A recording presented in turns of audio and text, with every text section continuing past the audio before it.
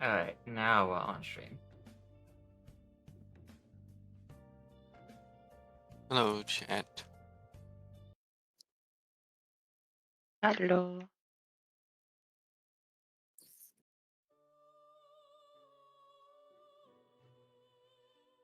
I'm curious if Tira has had something like to put together or something like that. Fancy. We're a little light Fair today, piece chat.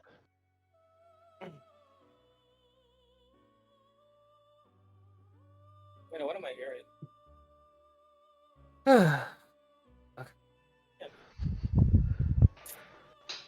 Howdy, Jack. So, today is a bit of an oddity, as a lot of things have come up here and there. So, some players are sick, some are recovering from sickness, and Avid just died. Oh wait, no, Avid's back. What? Oh, you were gone from my Discord for a bit. I was like, huh? Oh, Oh. okay. Cursed. Yeah, super. Apparently, I'm questionably entangled to the material plane. as this happens. But so the players can still rest for those that are too sick to play, and because there's 2 weeks of hiatus, because next session is on Christmas Eve and the session after that is on New Year's Eve. I have no idea what people will be doing during those times, so I assume they are preoccupied. Moving and then playing a gig. We will be having something that doesn't happen too often: a fellow session. Can we do the beach episode? No. Oh my god, no! What beach? I will say I'm I sorry. was looking forward to Gorkson talking with Victor at night What? on the recent matters that happened, which we might as well still do the recap as to what happened. Oh yeah, Yes. same. To we be gotta fair, talk with Clary. I was about to say, we did already pass a beach and her pet wolf. True.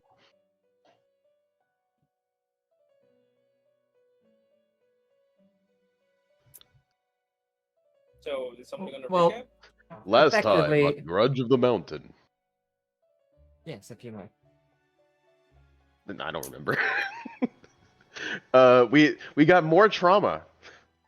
We learned Goddams is still alive and blind and apparently cool now? Question mark. Unclear. I don't know that. Yeah. Unclear. We met with a person that we were trying to avoid. Partially because Carl was trying to be too much of a bro, but also I'm pretty sure they might have tried to stop us anyway. But hey, hindsight's 2020, right? So we had to do a little bit of disguising, keep people safe. And then we had everyone that was able to make good deception checks or whatever, bluff and whatnot, was able to carry on a conversation with the I guess he's a bounty hunter. Correct. And Alchemy's. throughout all of that, we just had trauma dump after trauma dump. Learned a bunch of backstory information that none of us were expecting, including the person who wrote the backstory, I think.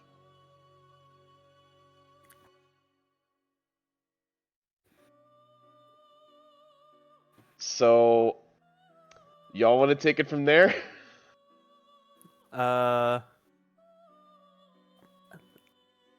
Insert item jingle as I hold a new trauma over my head. Yeah. Victor learns of his father's. Victor learns of his father's doom, or death, or supposed death. To be fair, we literally learned this from, frankly, a stranger. For all we know. Yes, but Yeah. also this stranger has no idea who I was until they name dropped a Zephyr.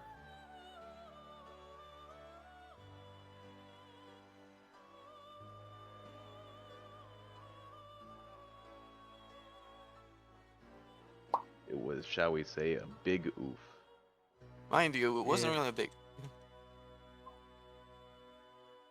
When should I expect to like be like, oh hey, did you know this dude died? Once we mention someone from Zephyr, Lamau? I mean, Isn't that the a expectation? Yeah, That's the it's a gist I got. Zephyr. Yeah, when a Zephyrian noble, it seems to be acting a way not usual when they learn that another Zephyrian noble was murdered. You know. Yeah. At least from what I understand, yeah. I don't know. Who knows? We'll learn later. Whatever the case, it was weirdly big news enough that it reached all the way to this continent somehow.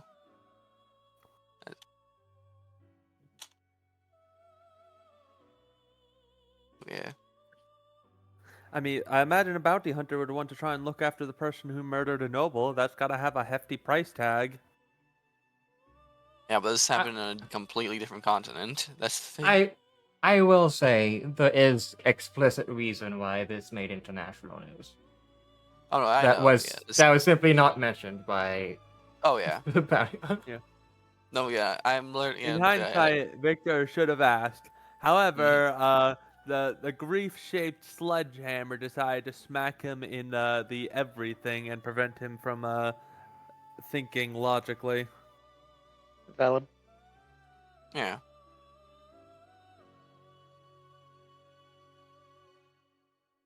I think "Oh fuck, my father's dead" definitely takes precedent over "Where did you hear this?"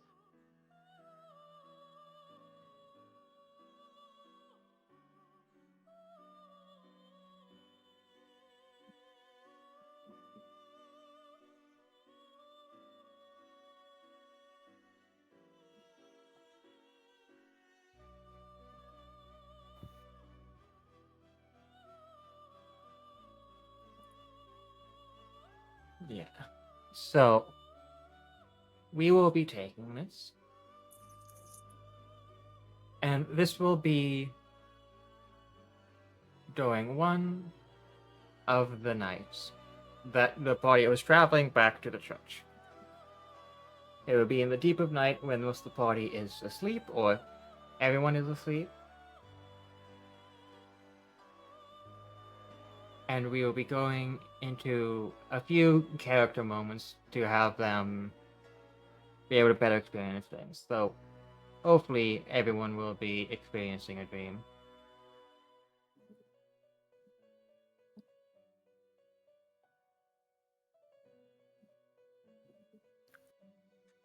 Okay. Now here's the question. Are we just gonna air all of it in here, or are we gonna go into separate chats? Good question. I guess we'll see. Oh boy. Find out in character. Or, I guess not in character. We will see what will happen. But it will be a bit hard for people to like follow along if we have it always occur in separate chats. Yeah, that's true.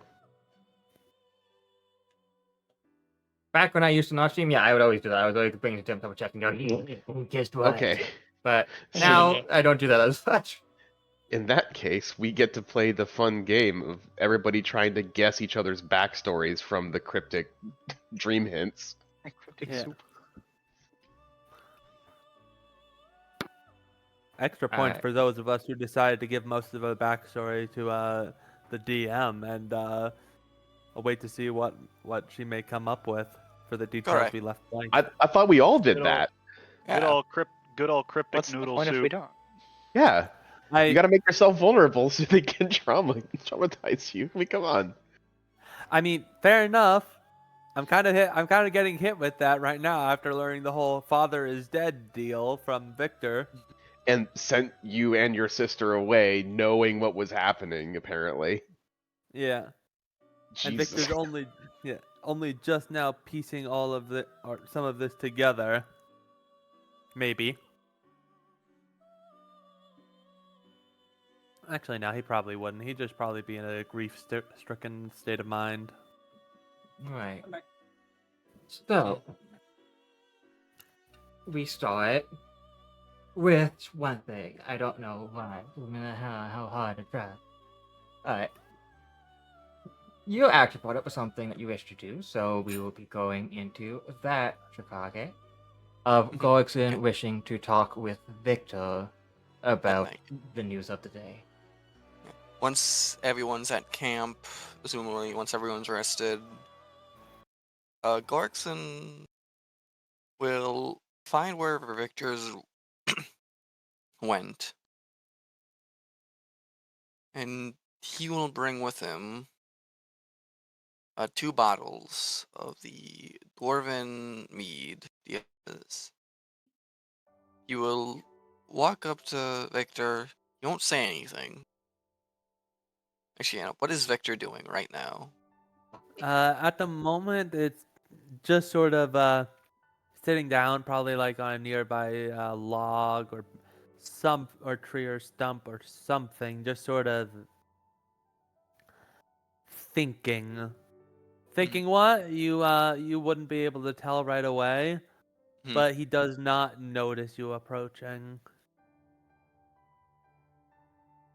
Gorkson will approach Victor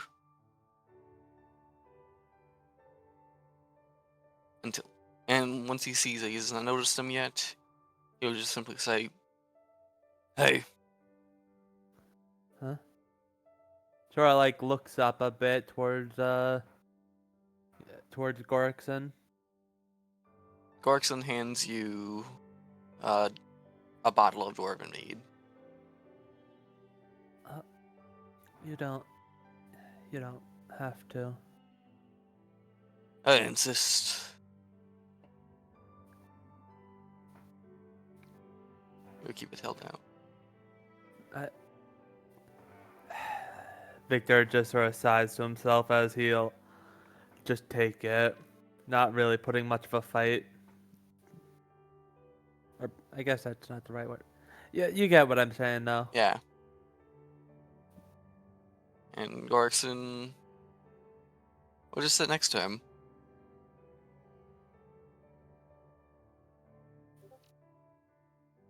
And he isn't not drinking either.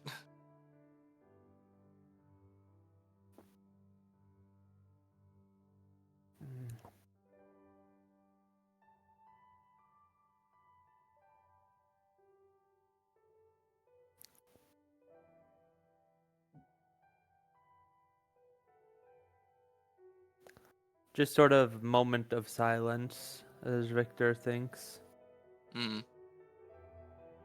Or not thinks, just you would see that Victor like is holding the bottle but not really drinking it much at the moment. Or like doing anything really with it at all.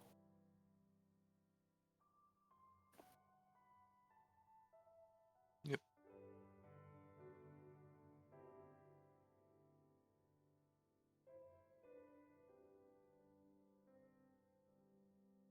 What are you thinking about? I currently a lot.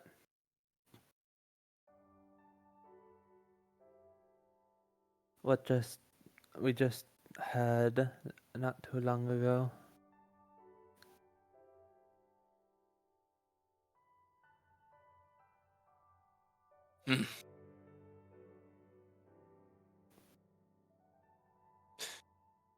Do you think it's true? I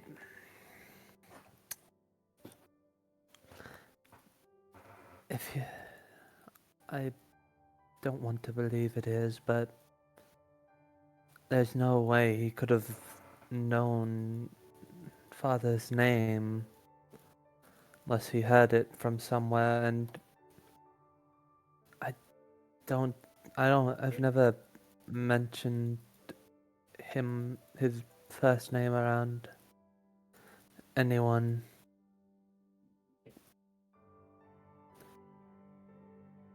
And I don't know. Doesn't seem like something he could lie about unless he knew.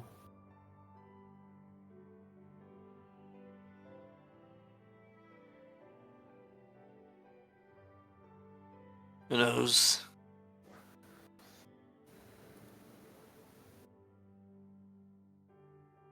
Up to you on how you want to think on it. Huh? I said up to One you on how you want to take this information. Do you believe it or not? I...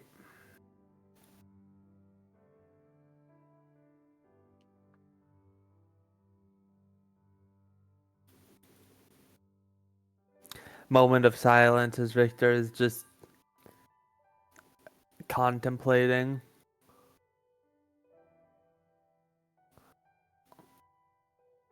Gorkson takes a sip from his mead.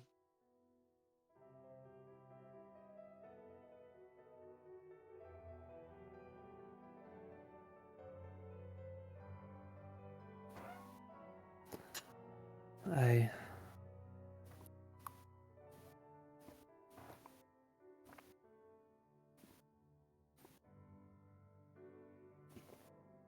Would you like my 2 cents on the matter? Sure. I would hold out hope your father's still alive. For all intents and purposes, this is coming from an individual we have no ties to. Just one man. Nothing solid, nothing one could frankly trust. A man... A man who honestly shouldn't even know my father's name unless something happened for him to be well known. Like his... Victor just sort of pauses, words on the tip of his tongue, but unable in order to force them out. Just not exactly wanting in order to say it out loud.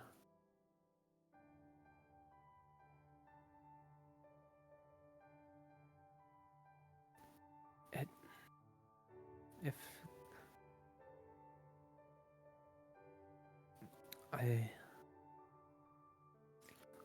if he knew this was going to happen, it would explain a lot why he sent Maya out to find me.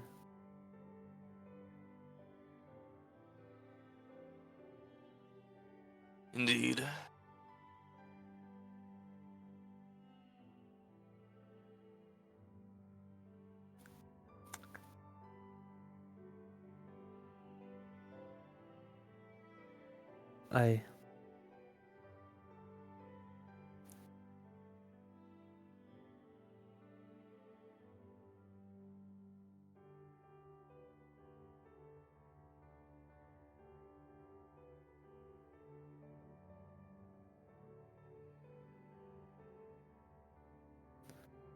I feel like there's still so much I don't know.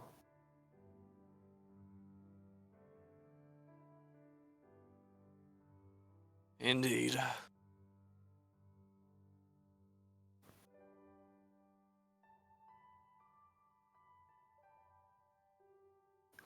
I'm not sure if Maya heard what was said.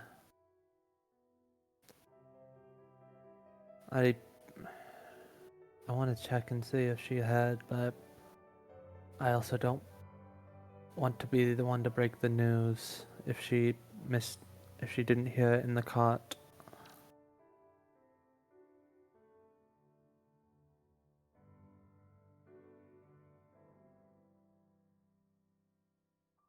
Again, I will say, until you confirm it for yourself, hold on to that little piece of hope you have in your heart, Victor. I know you have. Mm. Best anyone can do. Because even I'm holding out that hope for myself. I see. Because I learned about my mother's supposed death. Some man on a spectral, immortal knight on the horse. It doesn't always mean it's true.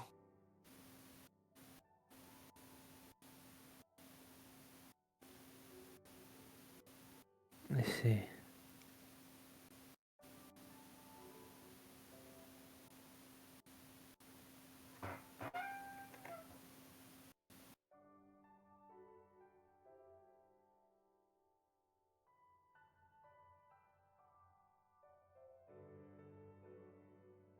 Orixon would just look up through the canopy of trees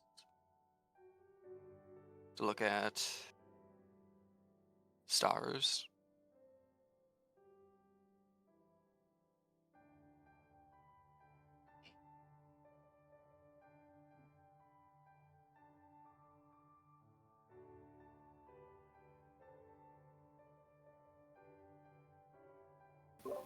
Hmm.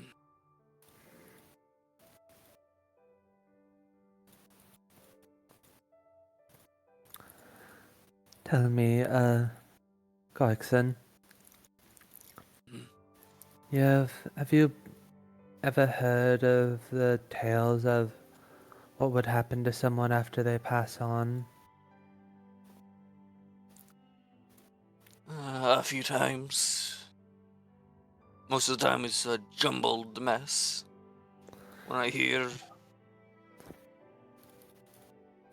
other half-remembered accounts, do simple falsities created by people who want to get a wee bit of attention. According to some studies I've read, apparently there's a place most souls go to when they pass on but will come back. It's supposedly a barren place with a whole nothing in there.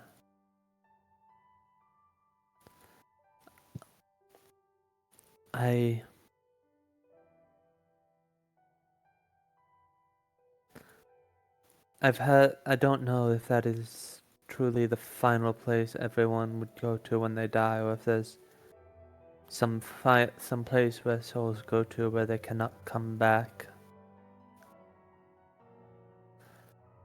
I don't know why I'm talking about this. It's been on my mind a bit after the news. Indeed.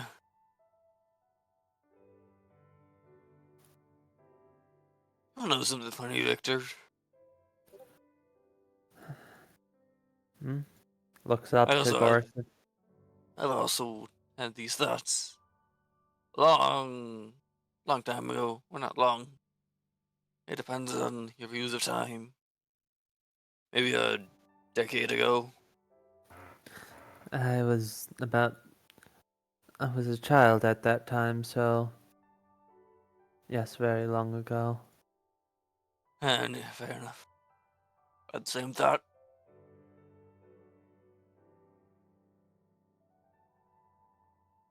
I remember, think, wanted to ask whoever was in that void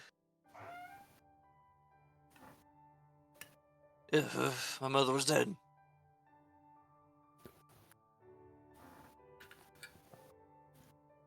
Of course, to ask something like that, you need to die.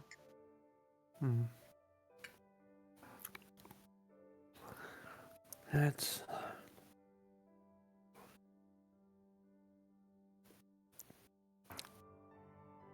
something many have. I've read there's so many stories of people who've died but come back, but I don't know if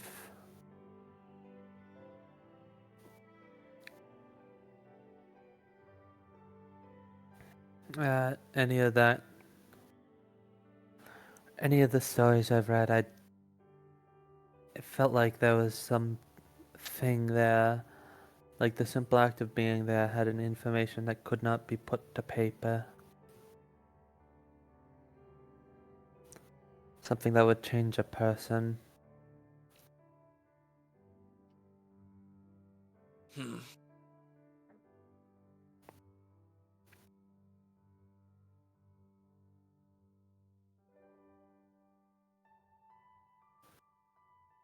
Who knows?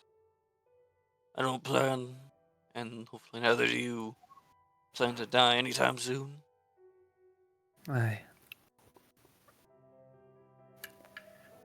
No plan to die.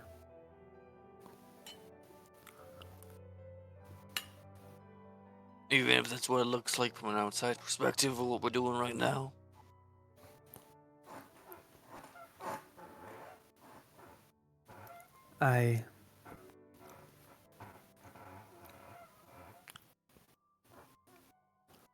Maybe. You know the stories as well as I do. This bloody mountain. Yes, but I also know that most people who come to these kinds of places don't come prepared. They come here thinking it. They come here fresh out of out of school or out of after finishing their teenage years, thinking they can take on the world, and then the story ends in some place deep in there, but nobody would even realize they're gone until many months or years later, when their body is found inside some horrible monstrosity. Indeed. Unfortunately, it's a bit of a misconception there. A good story to ward off youth from running into danger headlong. However, me and my people know full well that that's not the case here. They have been attempting to do expeditions long before I was even born. They were fully prepared. Well, not fully, but as prepared as they physically could be. A whole company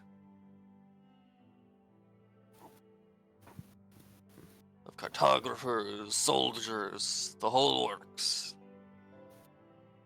Masters of the craft, one could say.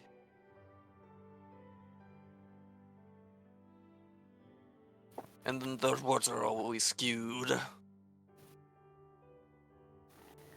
They some say they come back, sometimes they say they saw something on the mountain. Whatever happened, all we know is they came back. Both in odd head count, not less, but one more.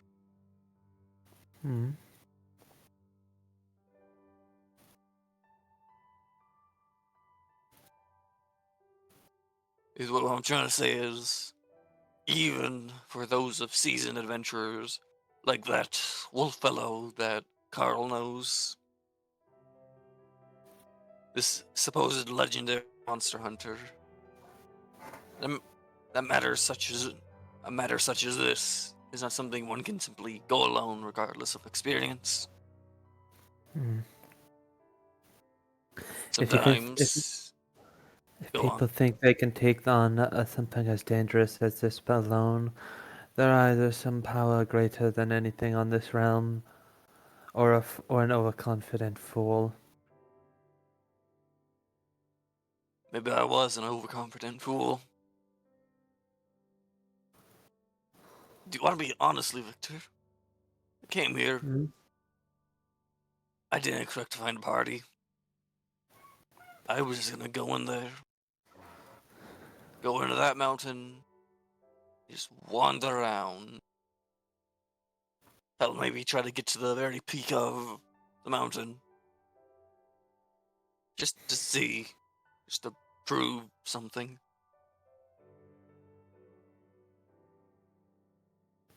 If only to myself. Not like I could prove I've been to the top of the mountain, even though I got there.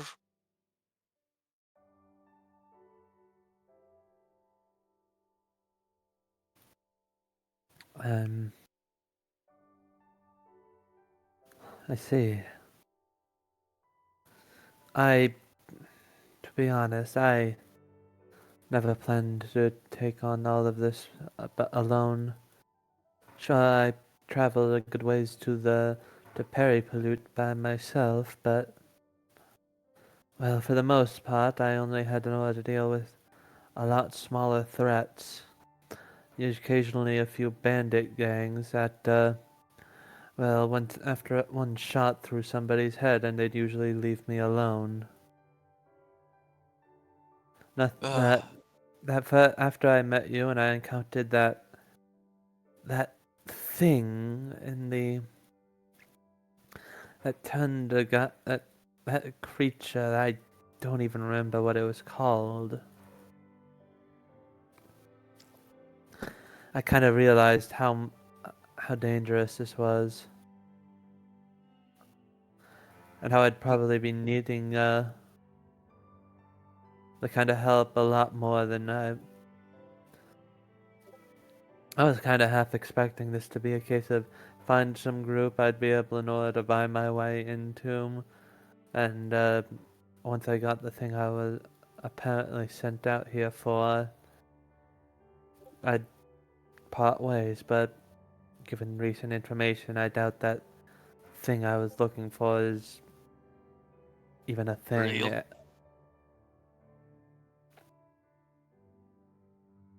Real? I think Sir. were you there when Maya first came? Not originally. I I was around the corner. I just turned the corner. I saw her sitting on you. I originally came out here because I thought she told me in order to get out, at the time, there was some fear in her voice that I needed to go, that something bad was going to happen, and at the time I didn't question it, I just left and before the morning came. But once she came, I learned that wasn't her that told me that. It was something else, pretending to be my sister.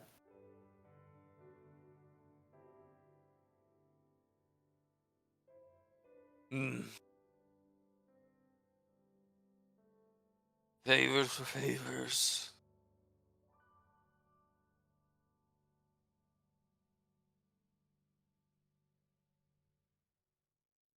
Uh,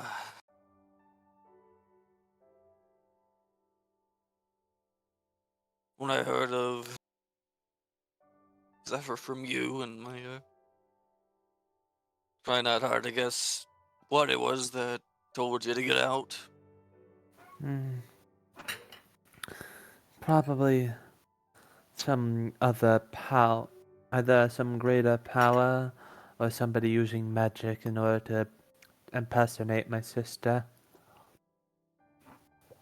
But the what, that's less important than the why.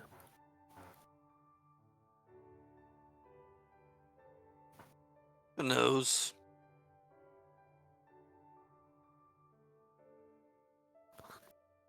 If I must be honest here, I already had thoughts of what could have been happening long before it was said by Alcides. Well, not long. Ever since Maya arrived, specifically.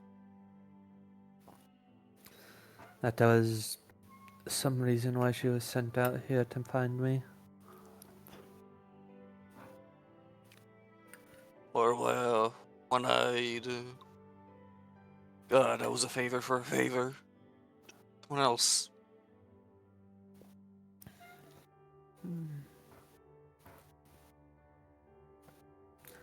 Just sort of a moment of silence from Victor.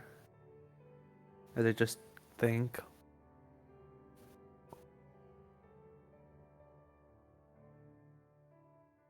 Walks in, yeah. Just takes a sip.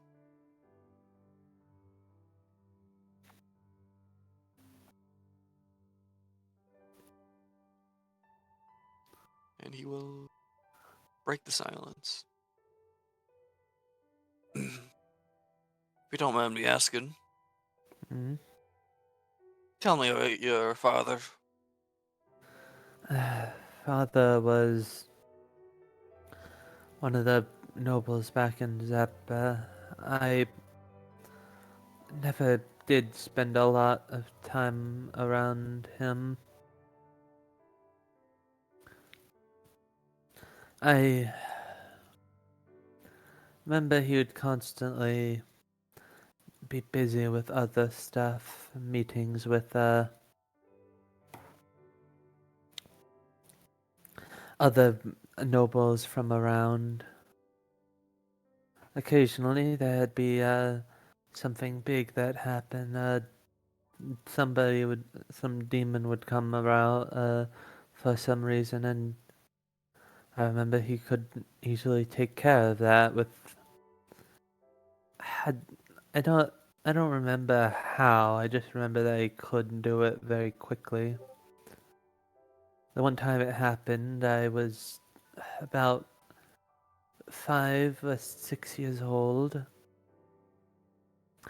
Came crashing through one of the walls. He told me and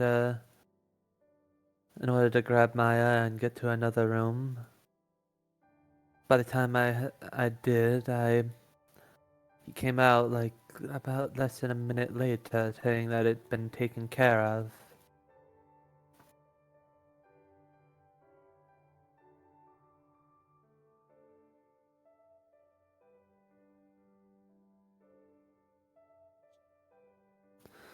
I outside of that, we weren't always the closest. I don't remember much when I was very young, aside from those big moments like that, but he always did have a preference for Maya.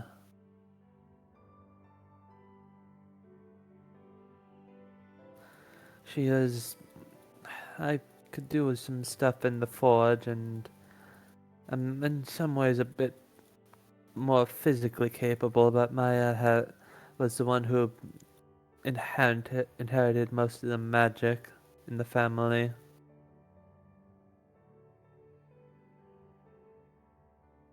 Or magical aptitude, I should say.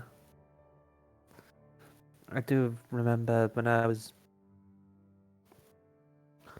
young, Father tried to get me into learning a bunch of different magics of so many kinds. He tried to see if I was had anything innate, if I could learn it from books, if I could get it through religion or some some oath or so many things. None of them I could get the grasp on. And once Maya showed her relative ease in being able to handle magic, I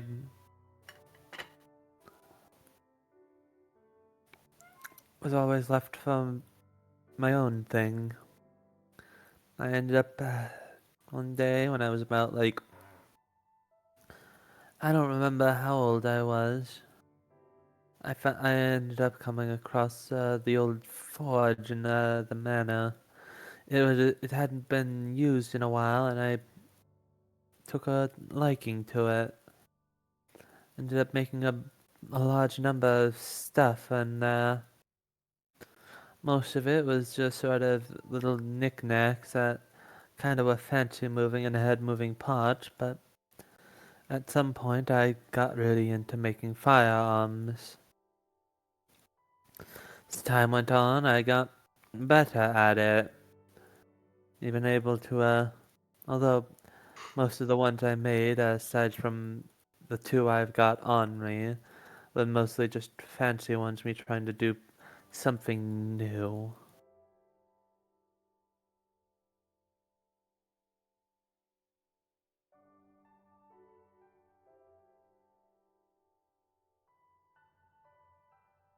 I've always wanted my father to take a good look at the stuff I could make, but he never seemed to have as much care about my firearms. At least not compared to Maya's magic.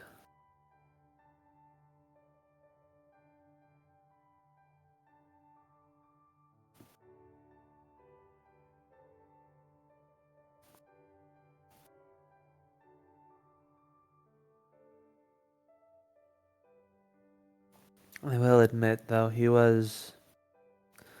Even when I was born, he was an older man. If you'd seen, not just because of the white hair me and most of my family have, but if you had seen him, you would probably think he could be like my grandfather or something.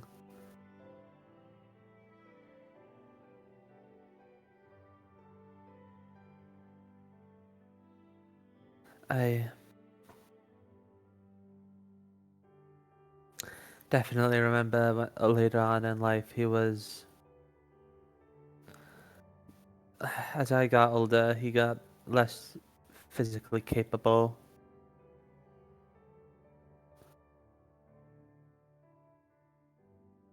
I will be honest, I was always slightly dreading the thought that he'd be gone, but just hearing it like this, the way it happened, it hurt still a lot more than I thought it would.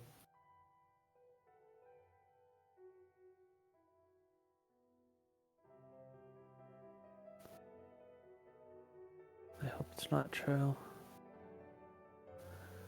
Going to just see him sort of clenching his fist a bit as he is talking.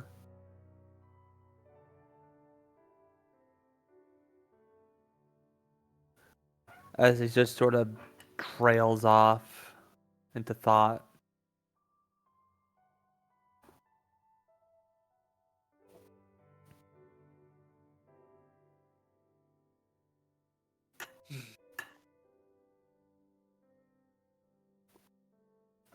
I hope he's not dead either.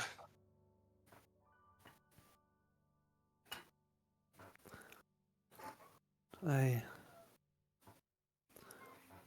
know there would be a lot of people back home who would try and capitalize on this. As much as it sucks to say, Zephyr was never a place that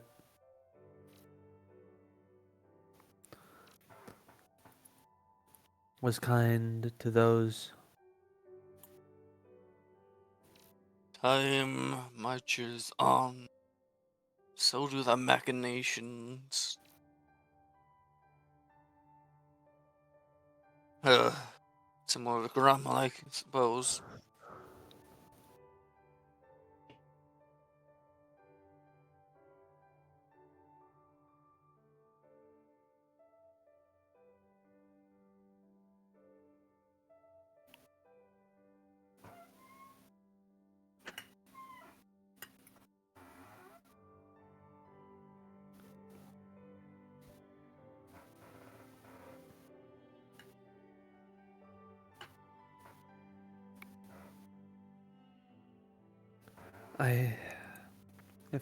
I wonder how the people back at home are handling this, how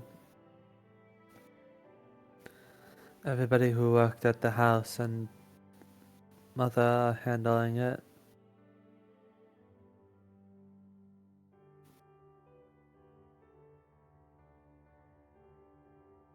I don't think I've ever heard you talk about your mother. Mother was... She was very much a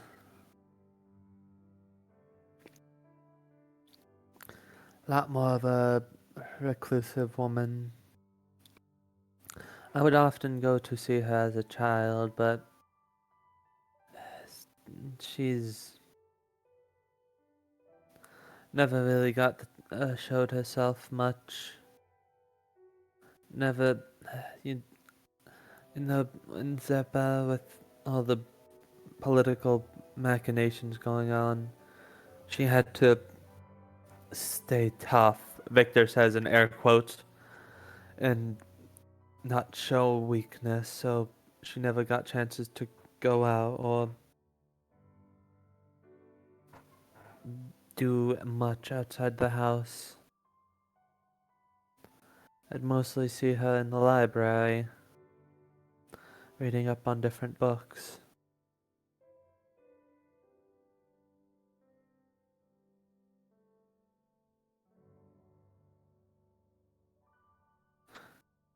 I'm not sure what, now that I think about it, I'm not entirely sure what Mother would do outside of the library.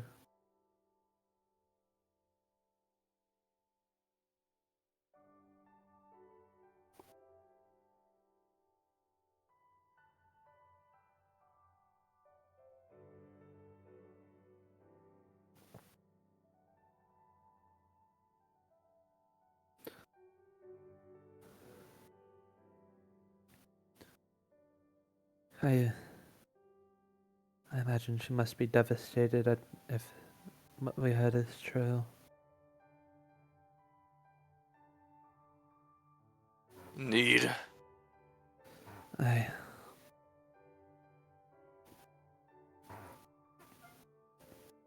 also imagining the staff back home is, it's probably in disarray, whether or not this is true.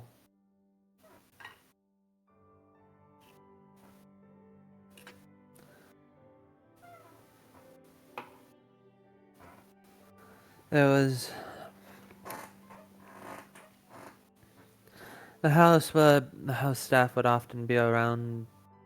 I remember I'd see them quite often.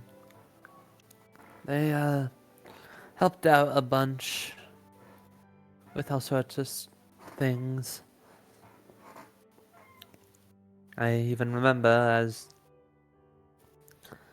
there was one hired on a lot younger than most of them. I think maybe a daughter of one of the head maids. I can't remember.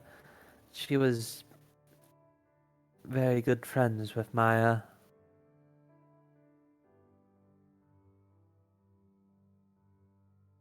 They'd Maya would often spend a lot of time around that one particular house staff as they both grew up, and they'd often spend a lot of time together in Maya's room doing, I could imagine, girl stuff. I'll be honest, I never inquired as to what that exactly meant. I imagine she's probably, if Father's not here, she's probably devastated.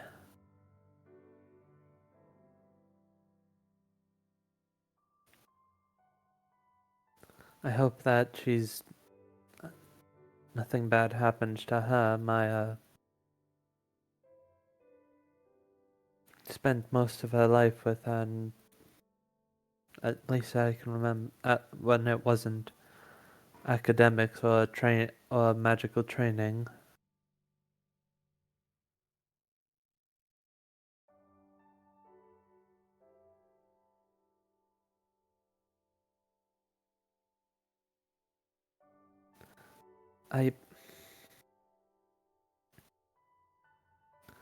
Now I wonder if Father is really gone, will they still have a place to stay at the house? Or will something happen to them?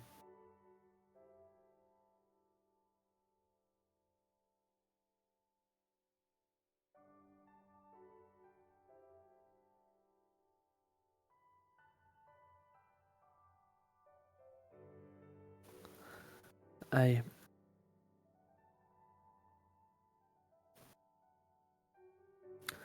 probably shouldn't be thinking about this. I don't think there's anything I could do about it. It'd take far too long in order for me to get to Zeppa.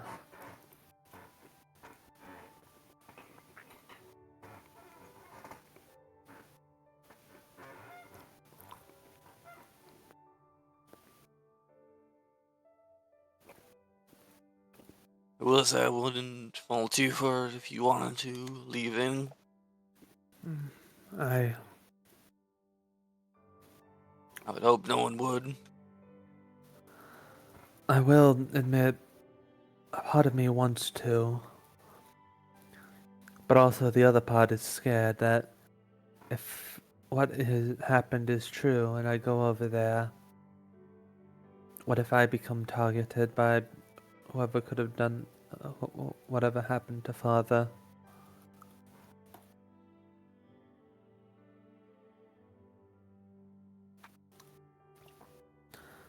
And at this moment, I can't exactly leave Maya alone. Here's a bit of a thought. Hmm. We could continue. We could complete this mad quest. Get some money from it. Whatnot. Maybe start your own a little house here.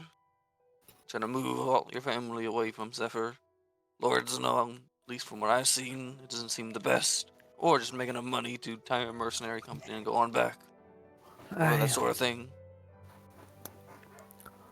That is easier said than done.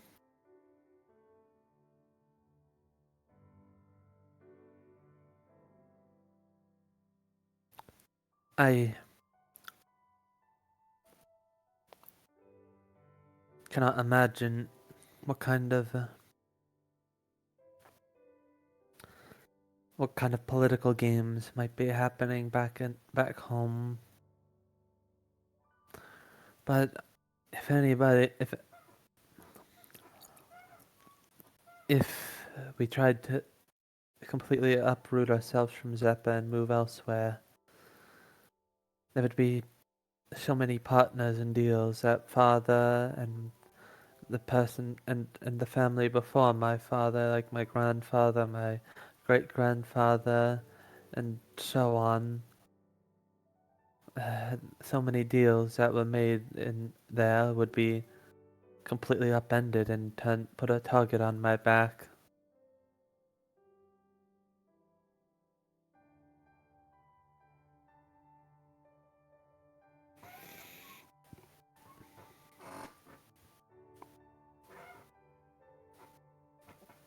Does it matter? You never made the deal yourself. What I understand. Unless your father decided to.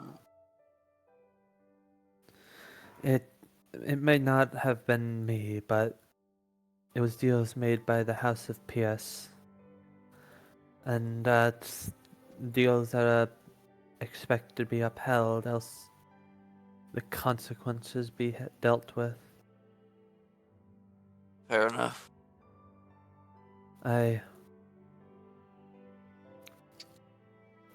There was many stories talking about how unwise it is to try and abandon those your family's made deals with.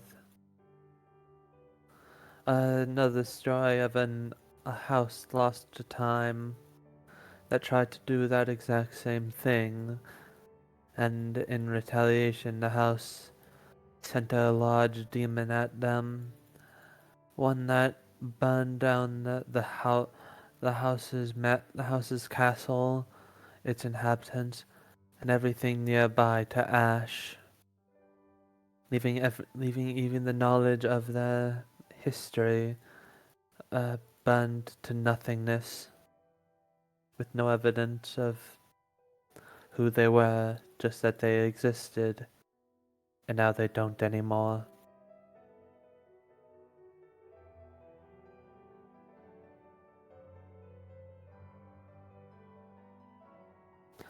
I'm sure there's probably a name for this house, but even I imagine if I tried to say it, I probably couldn't.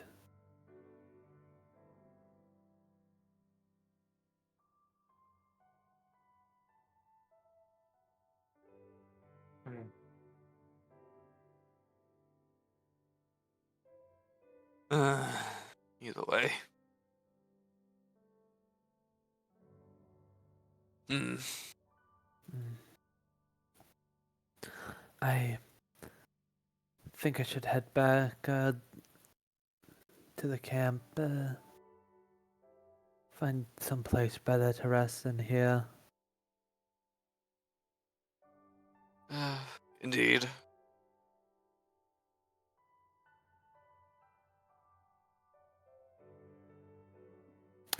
I'll see you in the morning, Goexon. Indeed. Victor says he'll stand up and walk back off. Orkson will sit there. And whether Victor hears what I'm about to say is up to you. But Orkson says, so you could spend time with your family.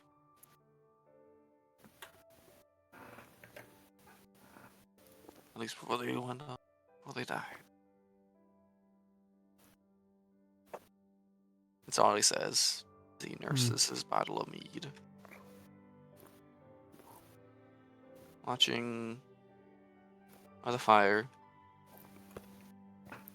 Going to be rolling something for only chat to see on whether or not Victor would have heard it.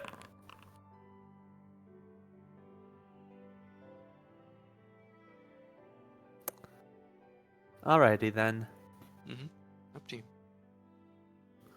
I mean, it's not particularly like Gorkson's far away that you wouldn't be able to hear him talking to himself.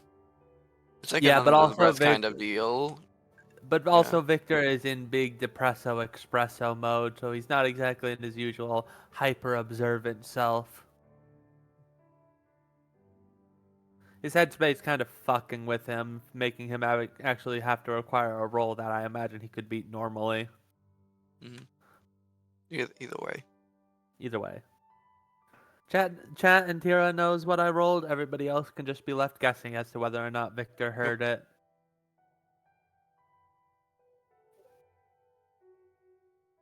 As he will just walk back on towards the camp and set up go into his tent, which he probably set up at some point to get some rest.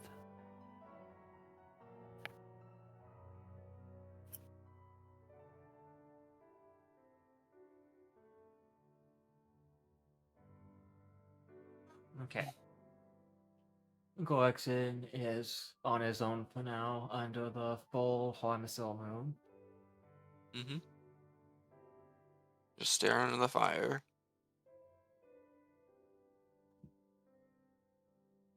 Maybe poking it with a stick.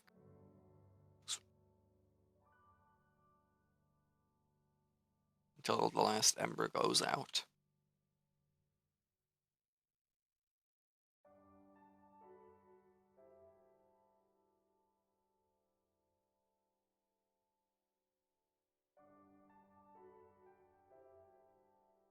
Alright. And does Gorkson head to bed? Yeah, he does. Alright. Presumably after whatever watch was set, which is not really important in this case. The watch is that Helianra doesn't count as unconscious. Fair. Helianra has fucking sentry rust. If shit happens, he'll know. Is it middle of the night right now? I think it is. Assumably, yes. Jeez. Yeah, it's 1 a.m. Oh god. It's gonna be too soon.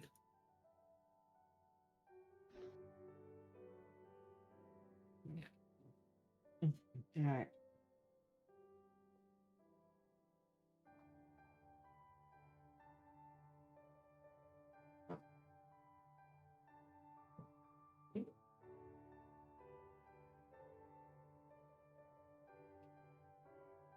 So, with that, the body sleeps under the full moon, readying to continue through the forest. Though the night seems peaceful, there is much on everyone's minds as time ticks away for everyone. First, and foremost being that of Ariane.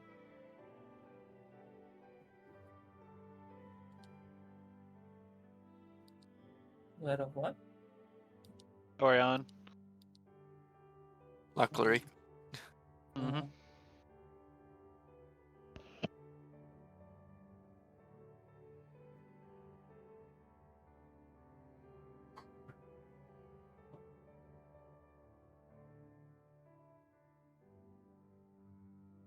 So, Ariane dwells and plunges through their dreams as they walk through a dimly lit meadow.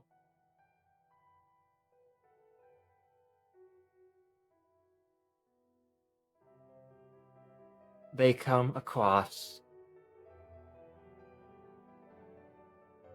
a absence of the flowers and grass as a circular dyad is on the floor.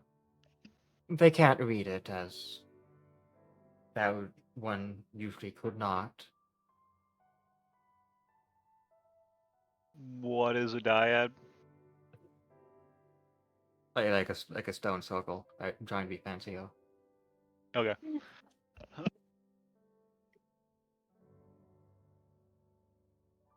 Yeah, be real quick. It's a bit silent, the wind being the only sound to be heard, blowing softly through the entire area. Also, wait, did fella just say they'll be right back? No, I think that was Danny? It's Danny.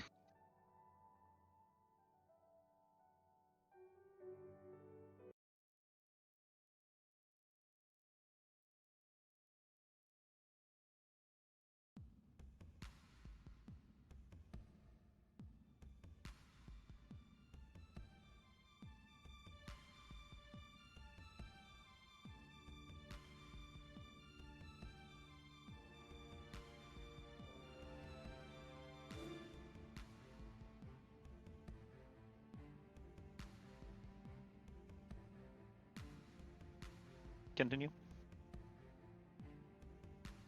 As she observes the ancient structure, she hears the clanking of a small metal chain as something seems to have fallen from above.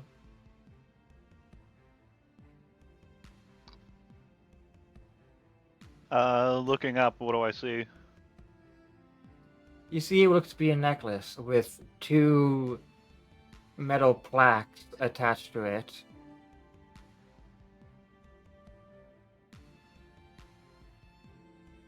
How high is it? It's on the floor. It seems to have fallen from above. Okay, I Effectively a look up to see necklace. where it's fallen from.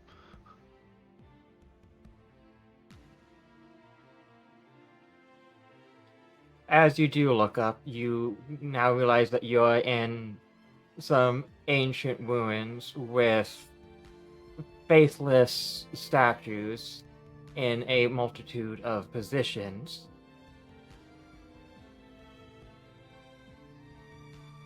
There's nice dim torchlight all around, and above you are large hanging chains with what appears to be statues, but the lack of any actual proper pedestal or craftsmanship in them makes you feel more like if you didn't know better, you'd be staring at people long since petrified.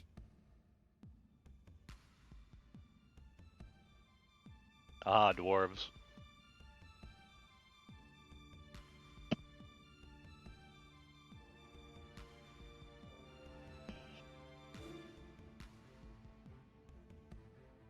And just to double check, you said some kind of like small chained necklace fell from up above? Yes.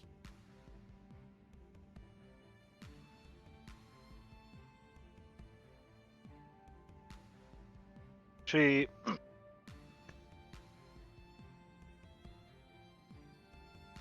after kind of taking in her general surroundings, she looks down at the necklace, and kneels down and reaches to pick it up and take a look at it.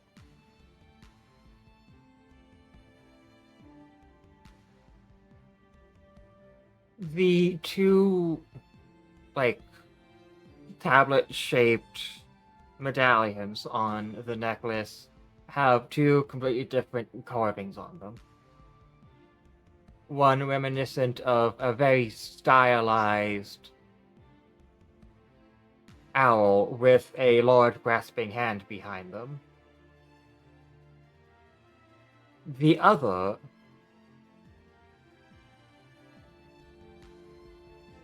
looks to be a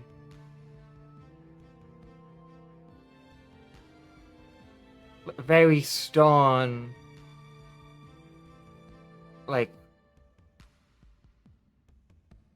focused woman with not really tears coming out of her eyes, more as it simply like something is draining out of her eyes as a floating island resides behind them. All that on a necklace. That is amazing. Again, they're like MTG card-sized medallions that are shaped like tablets. They're like basically just metal cards with those visuals engraved on them. Really big dog tags. Effectively.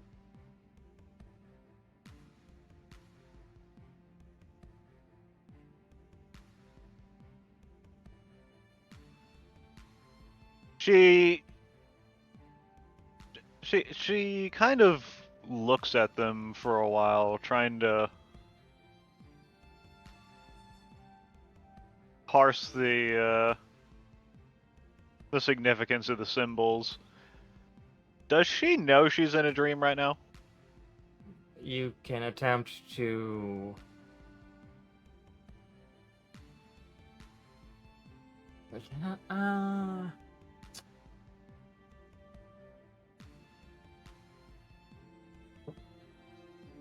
I don't have my coin flip going anymore. I like doing it physically, so I can bitch about the You need a result. coin flip? I can get you that. No. I'm doing it so that I can like be mad at myself or whatever the answer is. Alright. It would be a charisma check to know if you're in a dream. All right.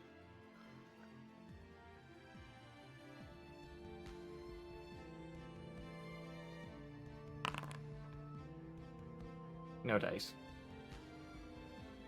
The dice say no dice.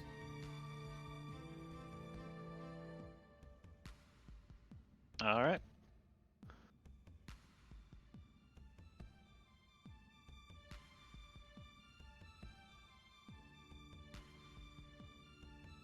Does this necklace look familiar to her in any way?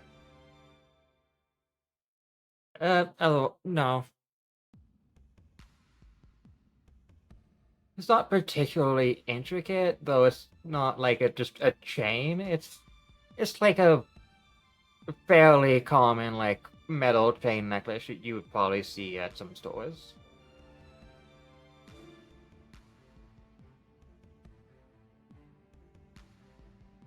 She kind of looks around the she stays in place, but just kind of like scans her surroundings, both around here and looking up as well,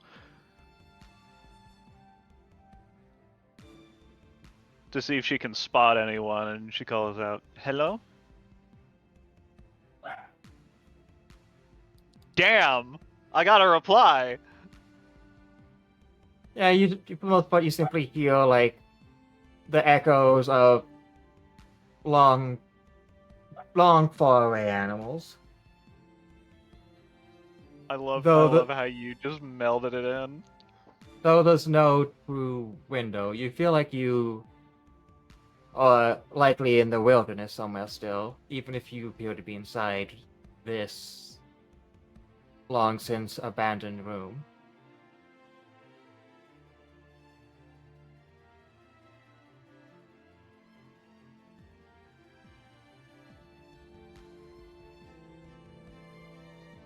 And is the floor hard? Like some kind of like tile or something, or stone? It's not tile. It is stone though. Just not like poured stone. Like, but it's not cobble. It's like halfway.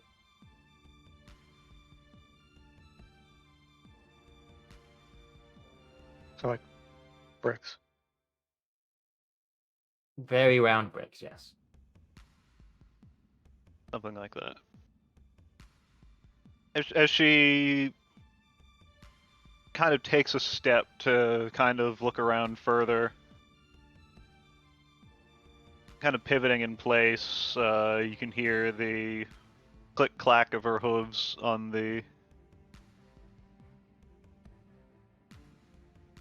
cobble as she tries to make sense of why this mysterious necklace has appeared before her.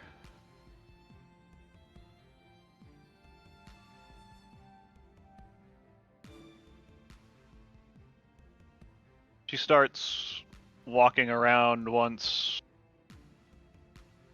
her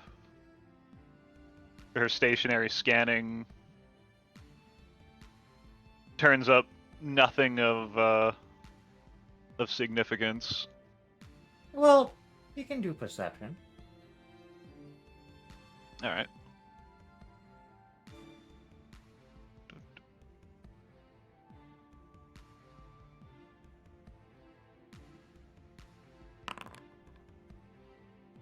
All right, do I hear anything? Actually, this is a dream sequence. How good is my vision? It would be as if you didn't have shitty eyes. Hey, you have glasses in your dream. All right. So, you do see. Not sure if it was there before, but it is certainly now a somewhat lit section of the wall having 3 doors on it, with something engraved above.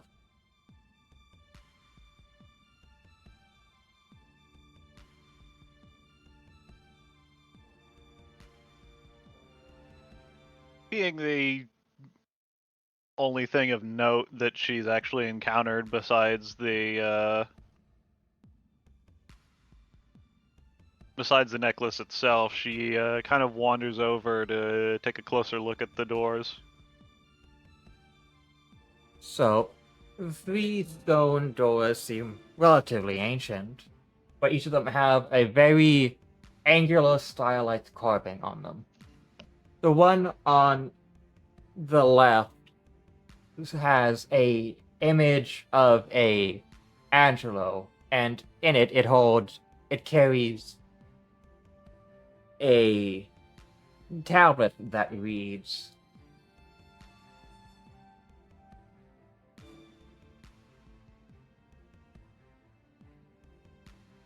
"A failed duty."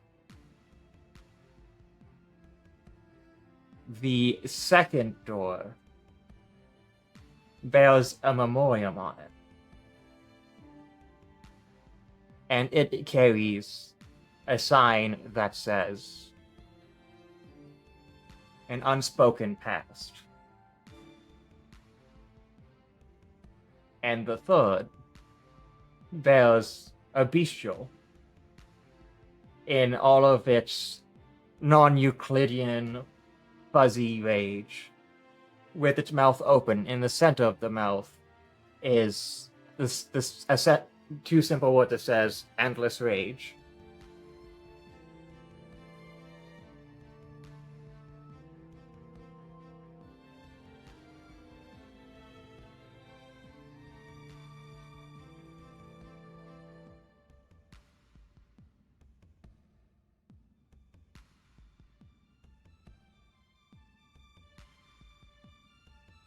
She stands there a moment, kind of processing the door, is looking between them and this necklace that she's discovered.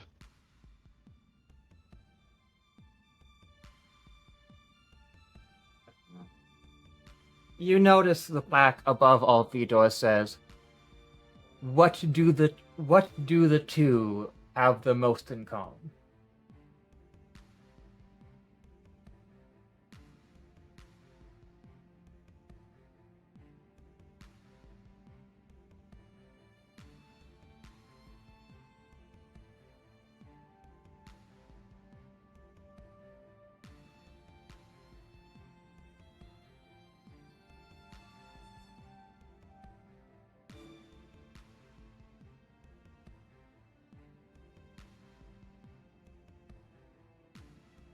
Again, she looks between the doors and to the necklace, kind of thinking that she understands what's being asked, but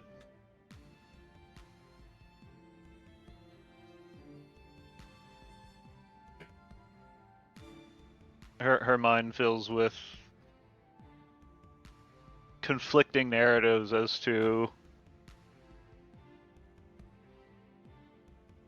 what these various symbols might represent, what the meanings behind each one might be.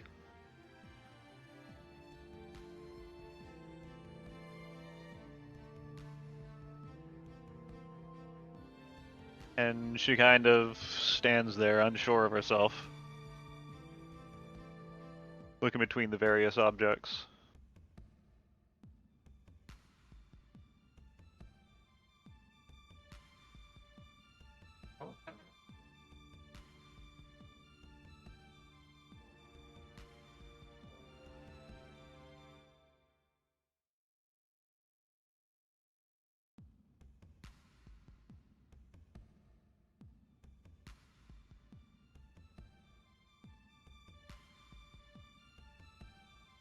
After a moment, she takes the necklace and flips the two medallions. Did you call them medallions?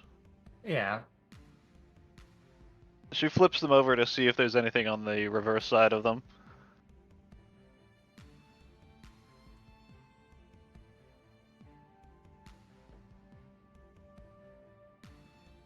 On the reverse side, the one that held the woman is now clearly a Allen,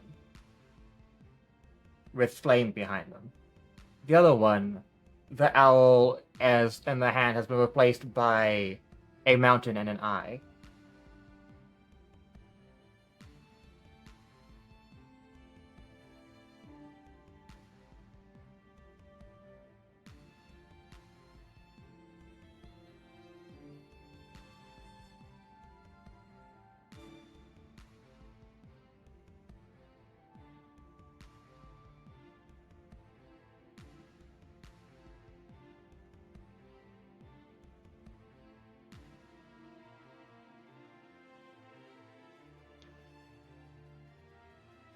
Looking at that, and back to the three doors.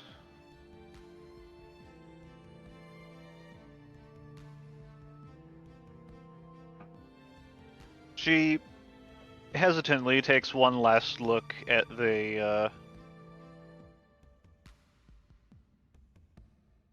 necklace.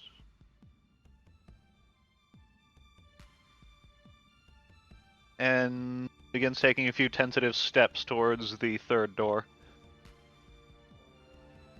The door of endless rage. Yes.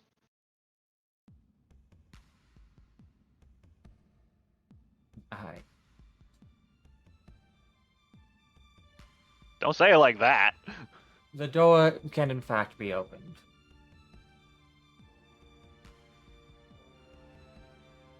For a moment, she is just standing there looking at it, wondering if she should actually go through it at all.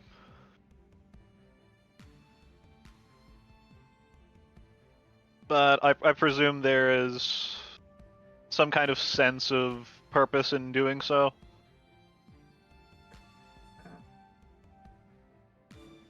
Yes, you feel like something wishes for you to enter through one of these 3 doors.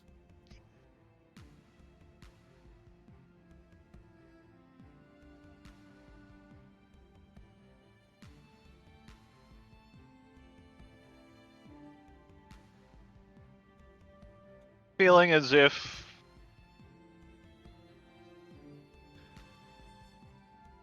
feeling a bit conflicted as the theme of the door is rather ominous, but at the same time she believes she may have believes herself to have adequately solved the question posed.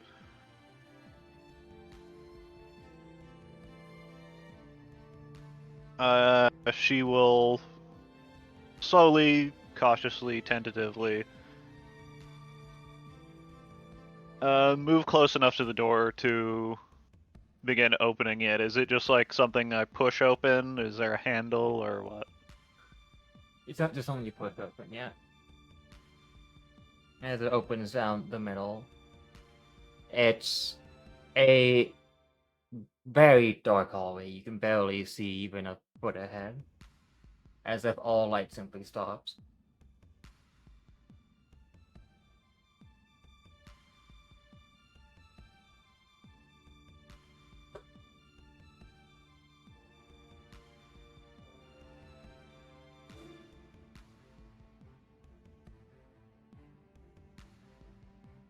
She pauses at this for a moment before steeling herself and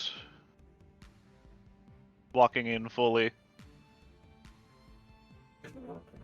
The steady hoof falls, driving her forwards.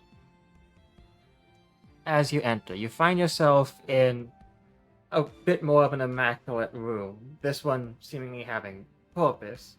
Not quite a laboratory, not quite a library, but a very ornate collection surrounding a large circular table with featureless beings made of energy sitting in each chair. They are yelling at each other, arguing.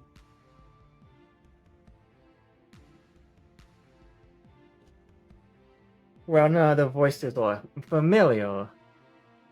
You can still make headway of what they're speaking.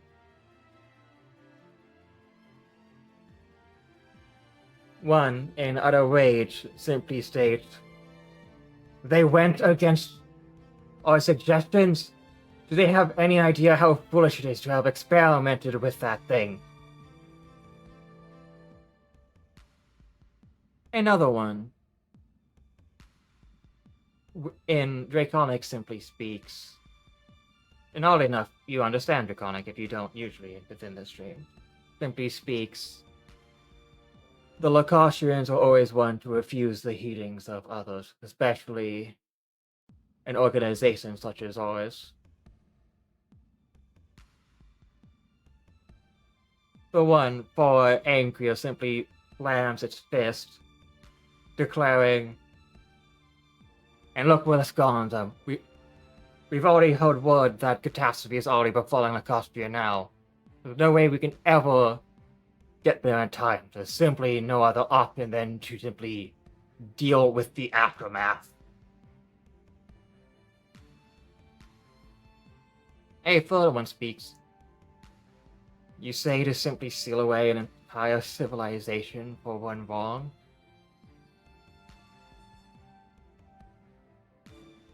I cannot say I understand what was in Lagos's mind when he decided to go against our warnings.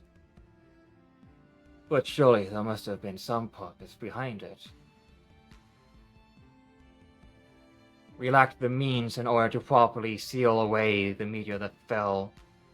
For them to have restarted and continued research simply shows that they likely found something of note." And yet what we hear is that all that it bore was the same madness that we have always since found beyond the barrier.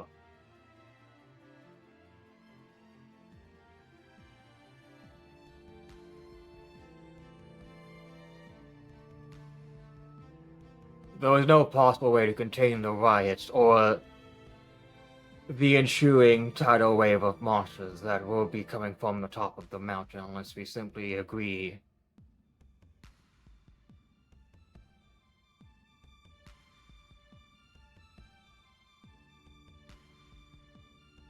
Should we inform Lady Darion, then?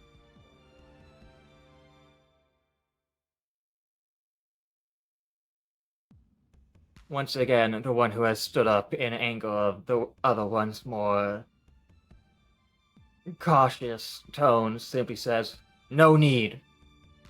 I shall ready the Altaveri and prepare the sealing of Lacastria.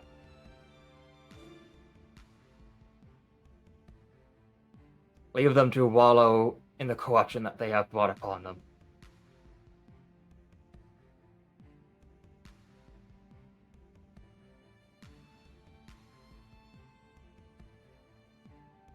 This individual proceeds to walk away, grabbing what appears to be a sword based off of the silhouette it bears, as they simply disappear from the room. Another one of them simply going, "They have been quite reliable, but their anger leaves much to be desired, though I hear many of the warriors from the sea states are like that."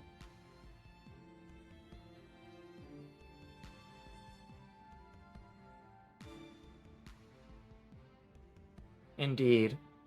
By the end of the day, I will not be contesting the readying of the suppressors.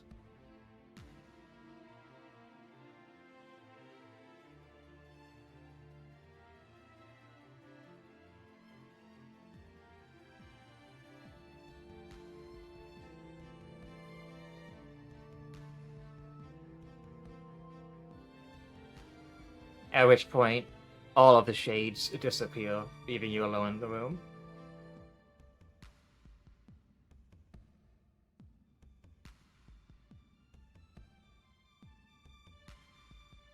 She's been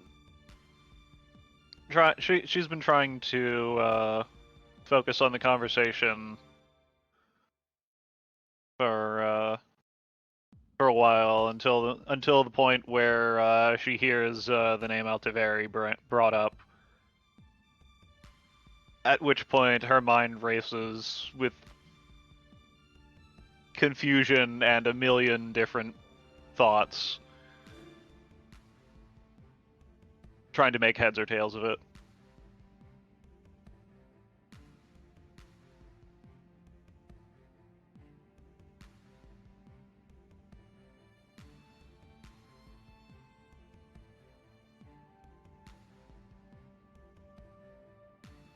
She has her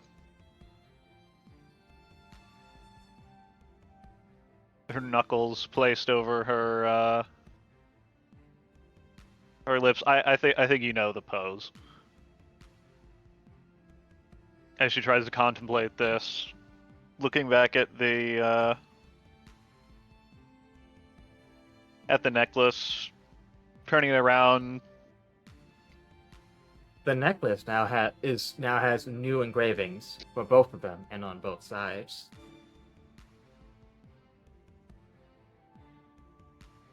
And she makes note of what they are. What on one,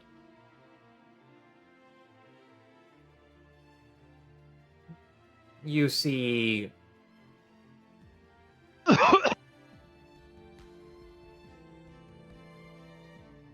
you see the oh, okay.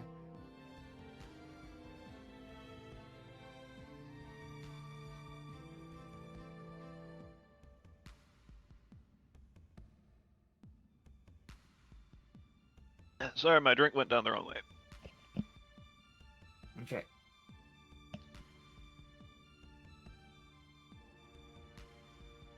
Continue, please. On one, you see the servant of Yashagab, the unwhite-born Alan, otherwise known as Sir Everseer.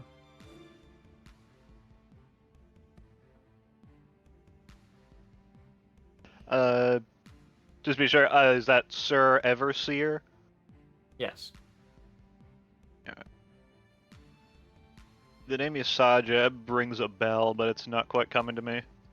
That's the god of the underworld. Okay. Behind him is an executioner's stage.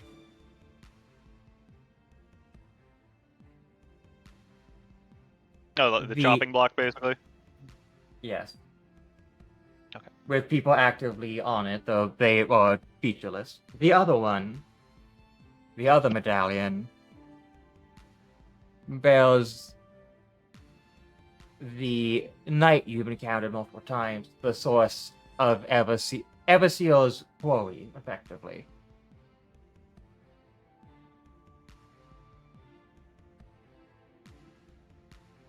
And behind we've him, encountered a few we've encountered a few knights a couple times. Which one are we referring to? referring to Sir Roland. The one who had what might have been the name taper.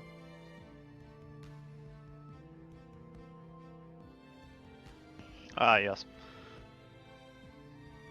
And behind him is a throne with a very lavishly dressed corpse on it, gouged and skewered,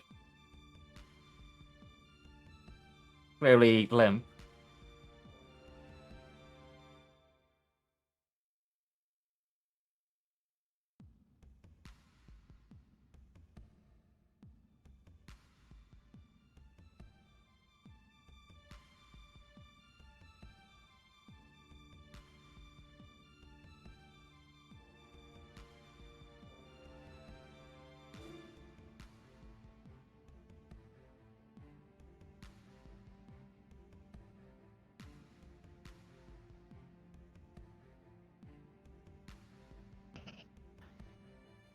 Is that all? Is that all?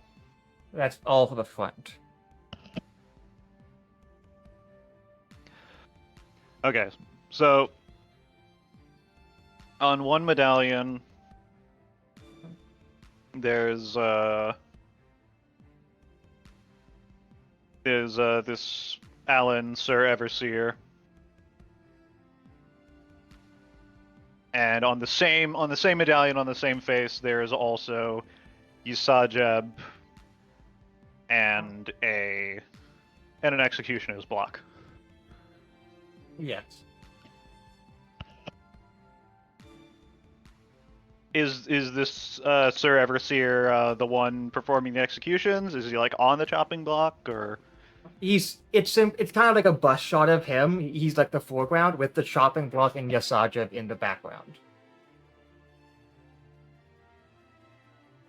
And then same with Sir Roland and the dead king sitting on the throne.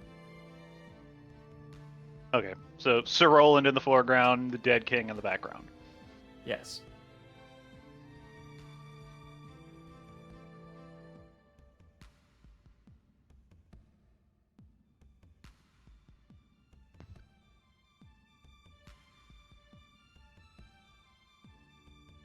All right. She'll take a look at the reverse side of the one with the Sir Everseer on it.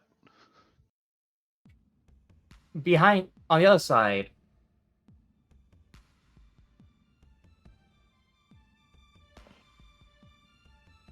is Maxine with a look of fear.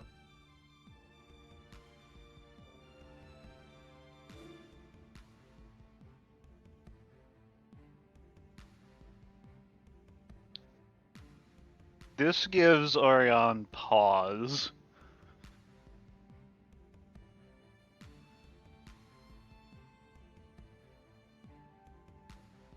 And she will take a look at the other one. The behind of so Roland, you see, and you can tell because they have his missing eye and the ornate jewelry he wears, but it's the wolf. Bloodied and like beaten, but with a face of rage.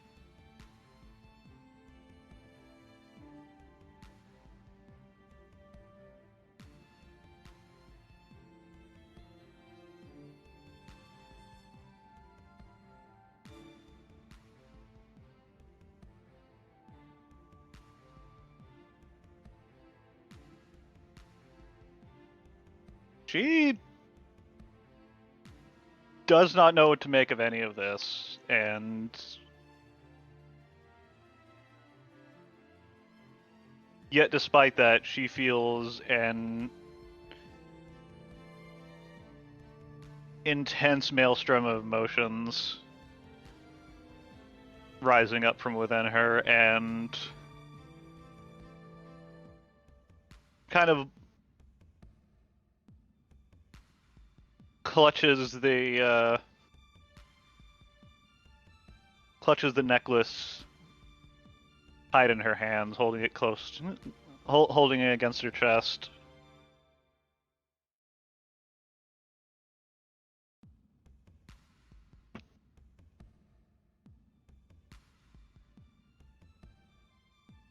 And she stays like that for I don't know how long.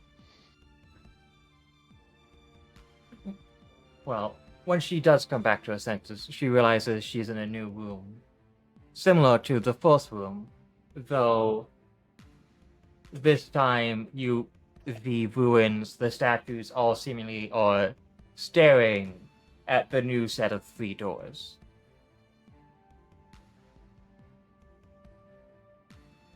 This time there are what appear to be long since withered, petrifacted corpses, like clawing at each specific door. The engravings on each one different. So there are new doors. Are they like the same style as the other ones? Yes. Okay, and now there are like actual like flesh and blood figures clawing at them. Formerly flesh and blood figures clawing at them.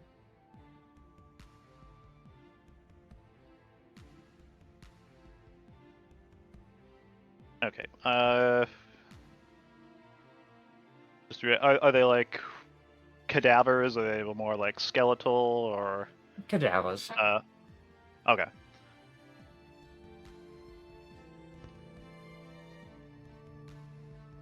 She becoming increasingly unnerved by all of this. Cautiously steps up to the doors that are receiving the attention of this gathering of cadavers. The first door bears the image of a guard devil. And on it, it has a commandment, a scroll. And it says, they're both murderers.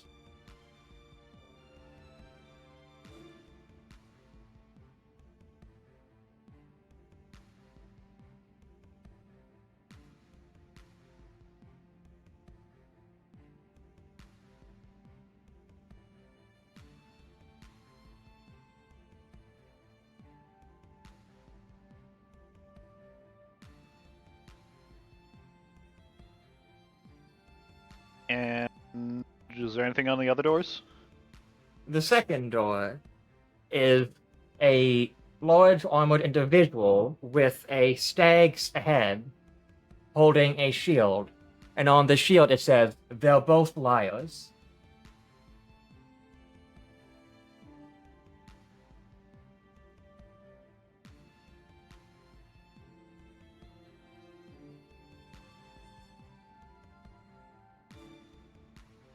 She almost afraid to turn to the third one, does so regardless.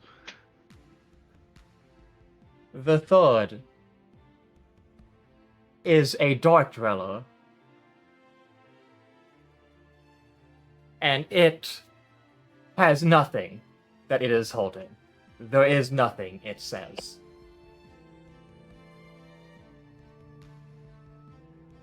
It is simply the image of a vile spawn.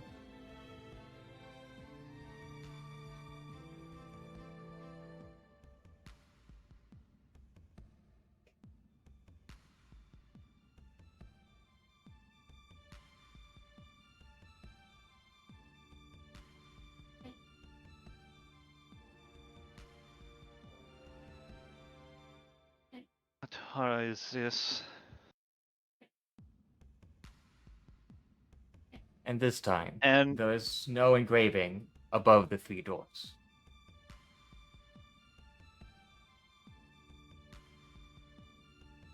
she double checks to see if the necklace medallions have changed again. They are still what they were before.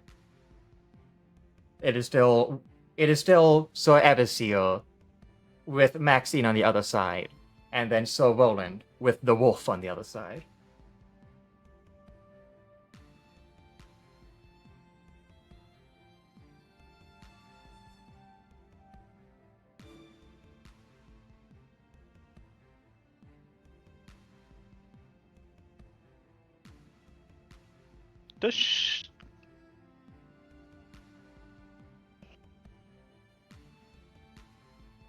Remind me, we know that Roland has killed people, right?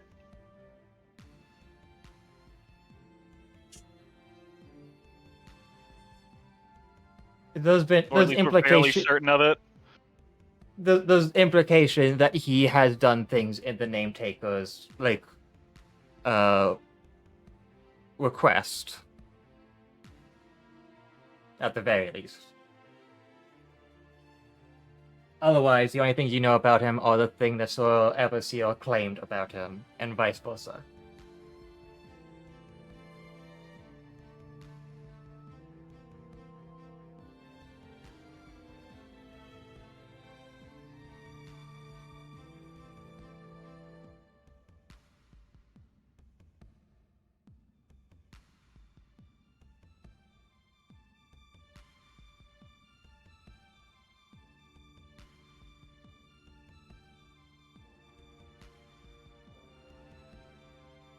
Before she takes any action, she takes a closer. She more closely observes the group of cadavers that are clawing at these doors. Are they? Is there anything notable about them?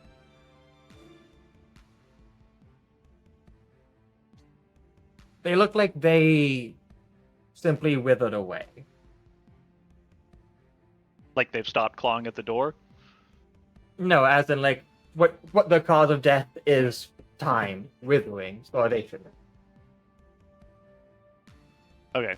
And they're just cadavers, there's nothing notable or special about them?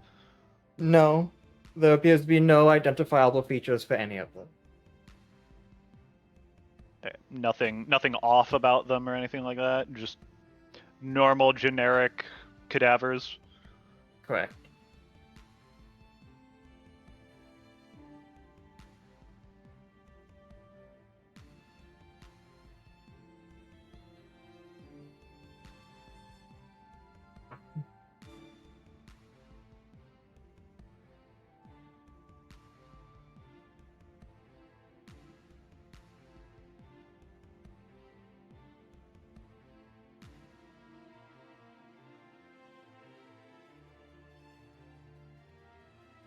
She kind of forces the doors out of her mind for the moment and kind of steps over to the nearest one.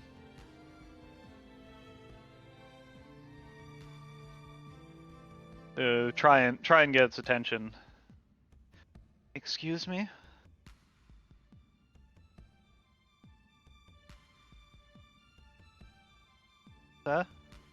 Or get the man. cadaver's attentions.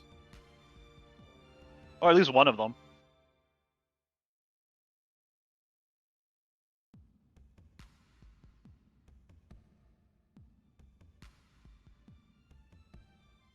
Do you And have the spell Speak with Dead?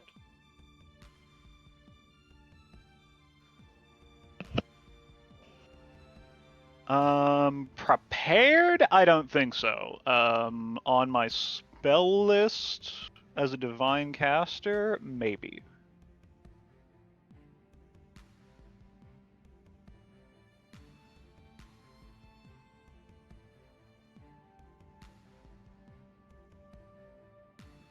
Go ahead and check that as my throat finally starts to become less irritated.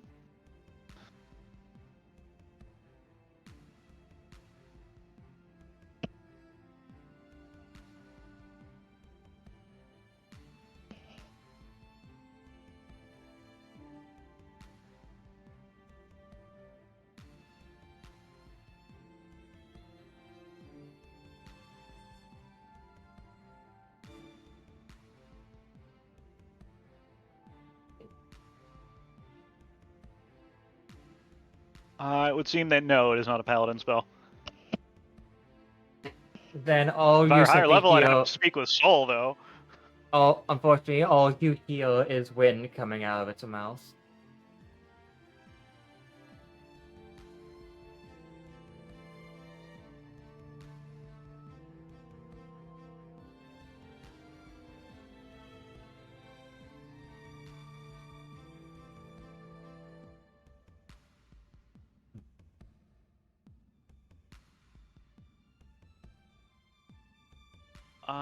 I'm not entirely sure how every one of my healing abilities translates for this setting. Do any of them also benefit undead? Usually, no.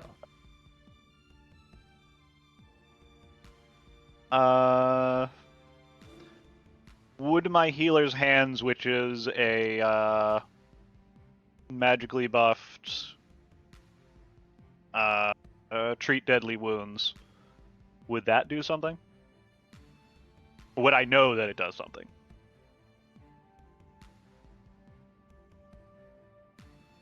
Would be a better question. They are dead.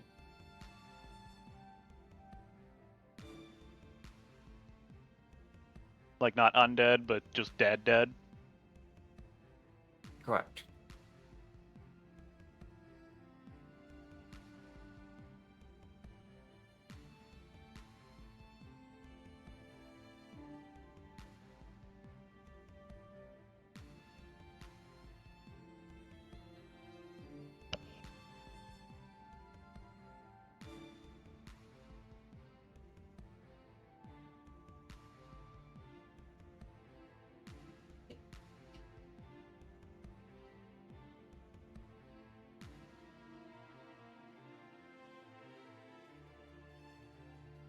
Seeing nothing else that she can do, she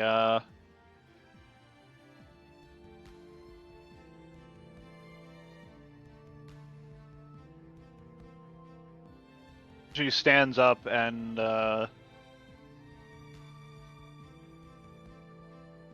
quietly murmurs a small prayer for them. As after she has done so, she takes another look at the medallions, focusing specifically on the sides with Sir Everseer and Sir Roland on them. Taking a look at the medallions. She's focusing on those specific sides of the medallions as she walks over to the first door. They're both Mordors? Yes.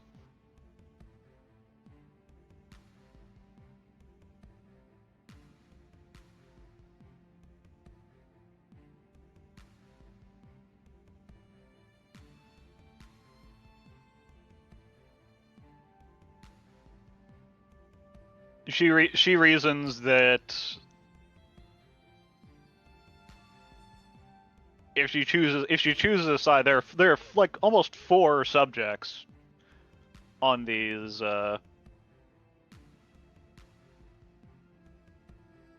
items, and both refers to 2. She reasons that if she focuses on a certain 2, then those would be the ones she's answering for.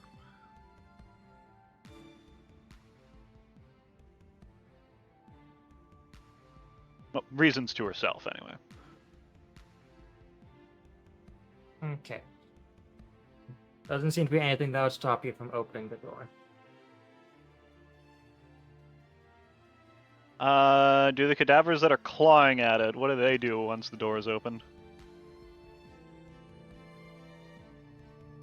She'll probably be like leaning over them as she pushes it open.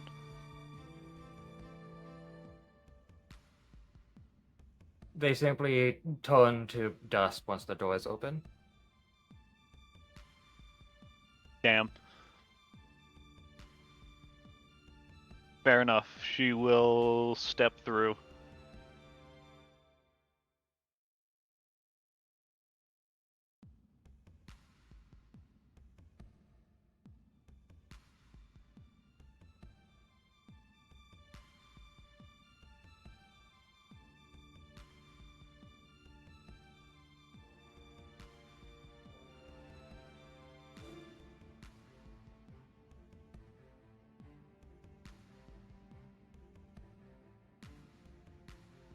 Once again, you appear to be in a vision, whether the past or something else, you're not sure.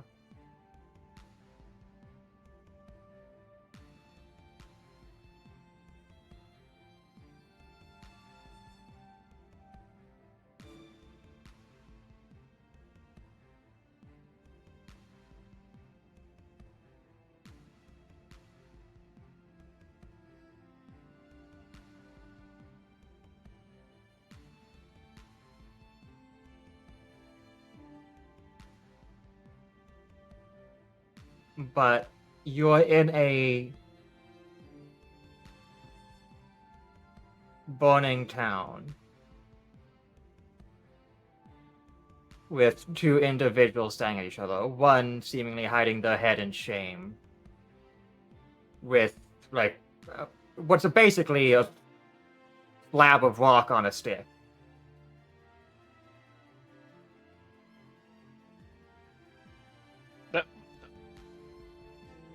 I'm not quite following. Okay, so there's 2 figures. One of them's hanging their head in shame. And where does this quote-unquote slab of rock on a stick come in? Basically, they're holding a sword that's basically just a stick with a giant slab of rock for the actual blade. And they're hanging their head in shame behind it, using the sword to hide their face. Mind you, they're still just... Okay, so like a buster sword? Yeah. They're still, like, featureless, like shades, so you're not really sure who this one is. The other one, who's standing a bit more confidently, has a sword through their chest, and is, like, clutching it despite the confidence, like, clearly still, like, in horrible pain.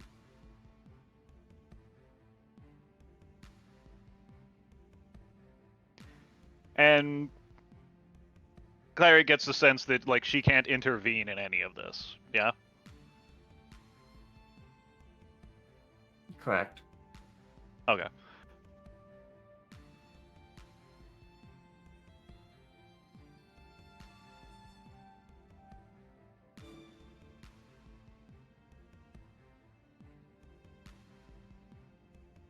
I'm taking wild guesses here that are just happening to be correct. The one standing says through the blood gurgling in their mouth, saying, "I always hated you. I always knew that there was something wrong.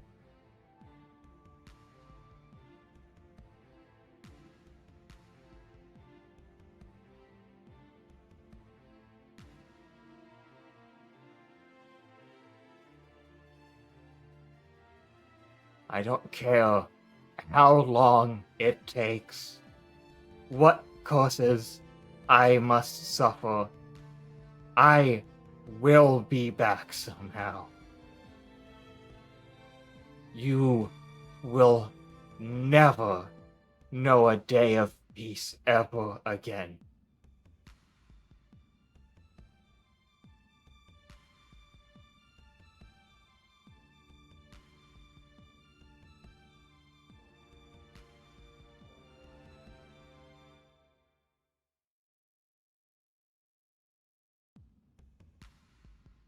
And the other one simply says, I always told you, I can't help myself. So if I ever do see you again, I look forward to it.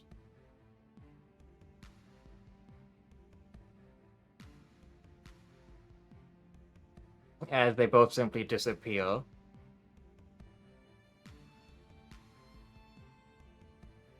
Village still burning? The village is not burning anymore. Now ancient ruins, grass growing over even the roofs.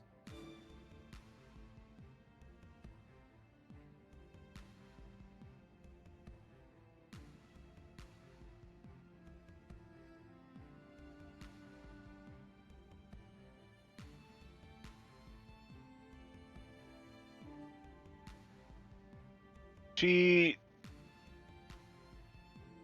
starts to try and parse what she just saw, but once she notices the surrounding dilapidation, partially reclaimed by nature,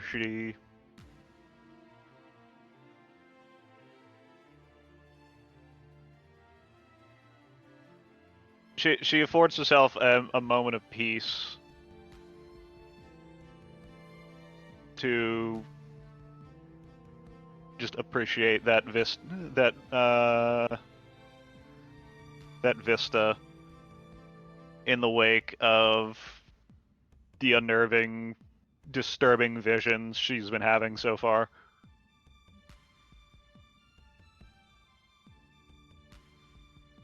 And just kind of just walks through it, taking the scenery in.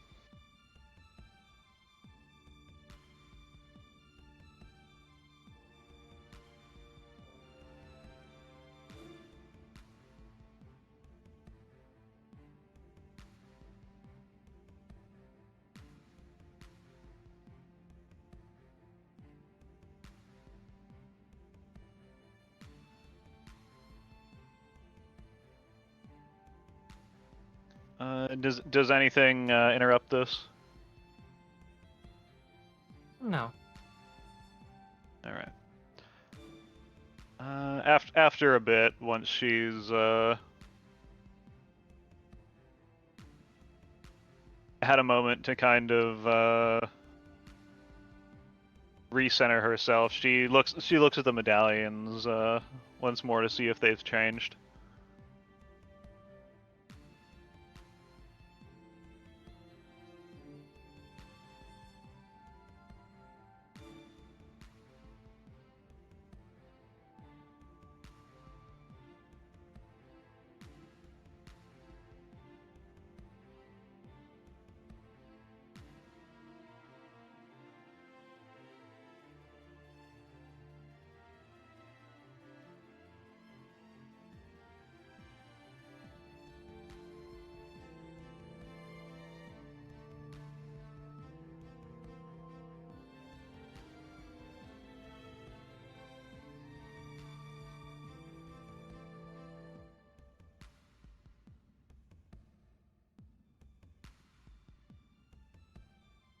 Have they changed?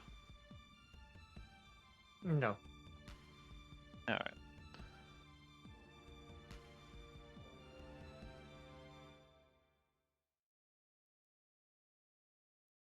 She thinks to herself how all of this seems incredibly cryptic and a bit beyond her right now, and feeling she lacks the context that she might be needing, and that she might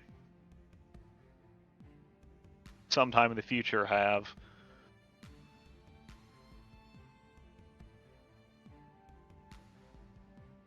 She finds herself a fountain or overgrown square centerpiece or a patch of moss on a wall to sit down and just rest against.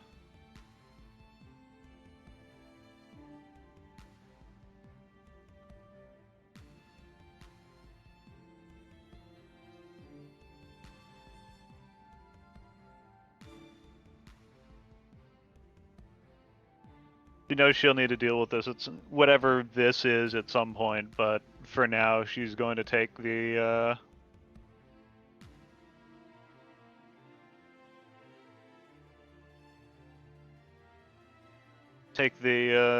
short peace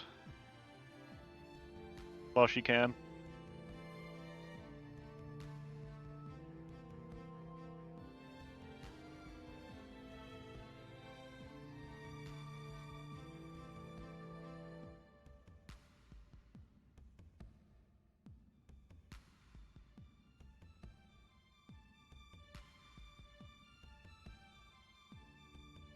The moment you close your eyes, you once again find yourself in the ruins.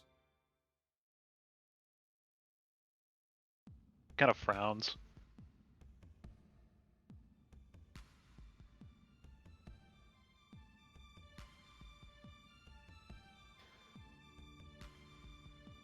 And then stands back up and takes a look around.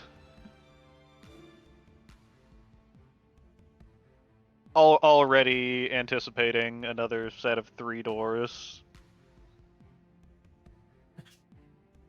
Interestingly, you're outside, though there's no sky, and the moment you look far from the ruins, it just becomes just vast shadows. Here, there's just a lot of deer everywhere, including some that aren't the correct proportions or sizes, or made correctly.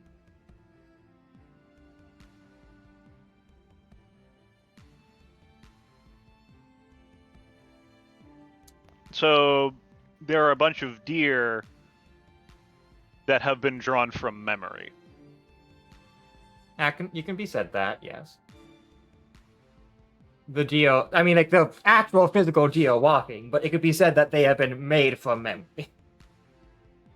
Yeah, it's like you tried to describe a deer to someone and they made it, not actually Yes. knowing what a deer is. Correct. You do see 3 doors that you feel like you should be able to see what's behind them, but it's simply just darkness from at the top and the sides. So it's like a landscape surrounded by shadow that basically looks like a patch of woodland with wrong deer in it. Yes. And I assume the doors are like are just like edifices sitting on the edge of said patch of environment, such that they're like flush against the shadow. Yes. Okay.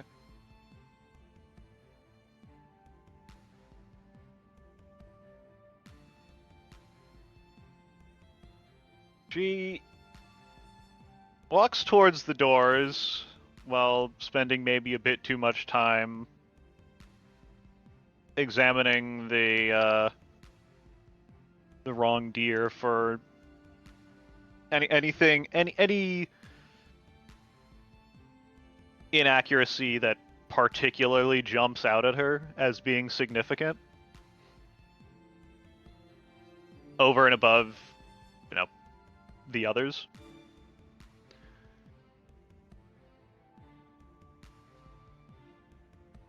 Could you repeat that? Okay, so she's walking towards the door, or the doors, plural. And while she is doing so, she's kind of looking around at the deer in the area. And she's noting like the imperfections that they have and the abnormalities. And she basically has her eye out for anything that seems particularly noteworthy amongst all of these like inaccuracies and inconsistencies. Any quote unquote drafting mistakes on these deer that pops out at her, whether it be like a singular common theme that she didn't notice at first, or perhaps one mutation or abnormality that's particularly maybe not striking, but one that seems to bear some kind of significance to it.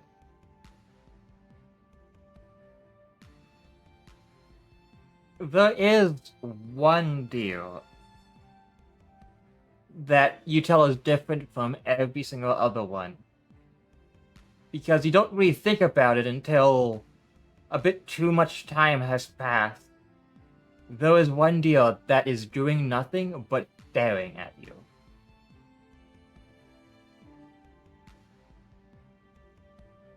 And this deal is odd in that it looks like something that's wearing a deal.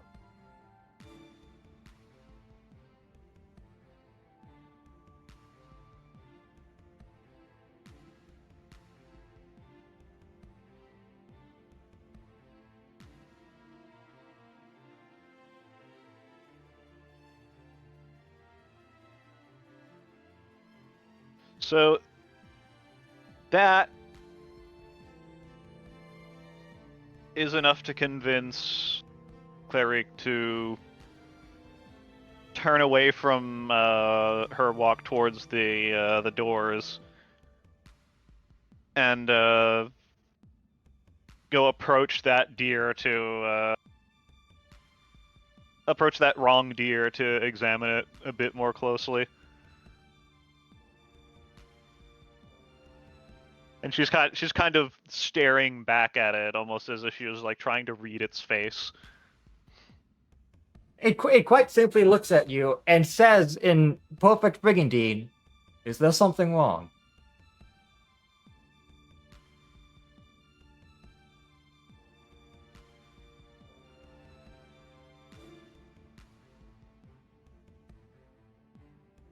I noticed you were staring at me quite intently.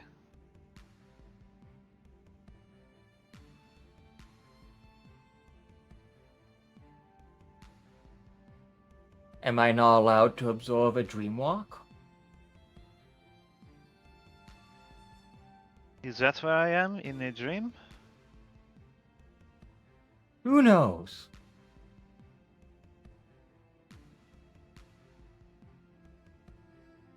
I've been wandering around in this space for I am not sure how long, trying to make heads or tails of anything in it.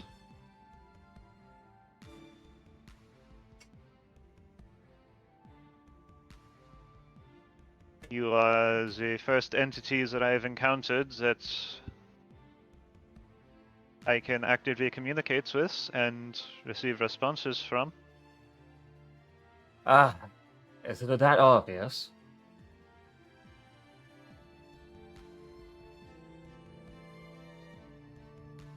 You are responding to what I say to you, so Well, you're rather deep into Morphest. As it cracks its neck and stands up bipedally, just taking off its front hoofs. As you realize it's a Morphestian. not that fucking gif. Sorry, what? Sorry, continue. You realize it's a Morphestian. All right.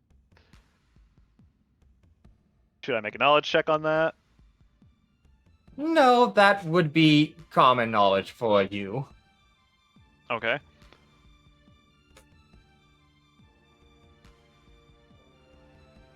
Elaborate.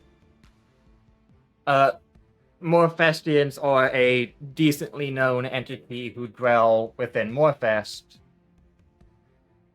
the realm of Morphesto, the god of dreams, part of the conglomerate church.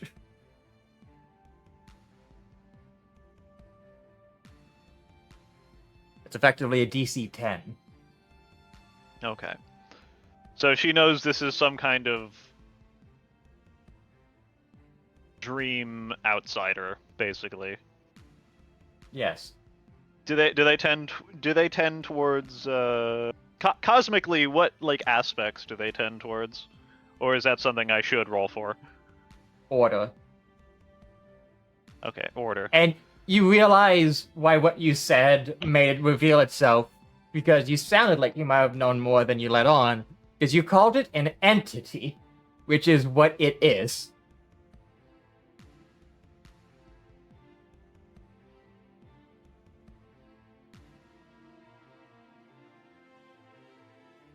Oh.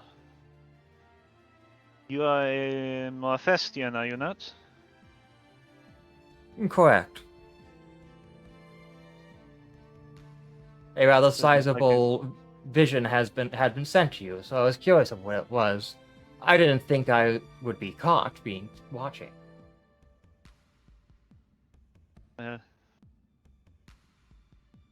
This is the best vision I have had in quite some time, so I suppose I've just been good at picking things out while I am in here.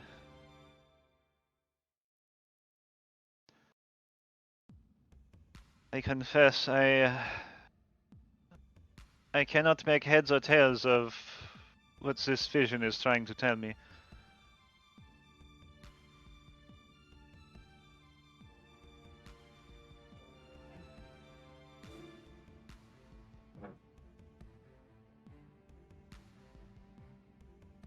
Are you here out of simple curiosity, or do you have a more official capacity?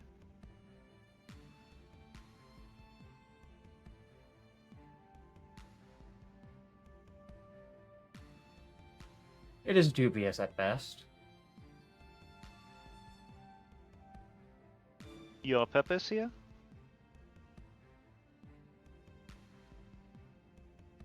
I often wonder that.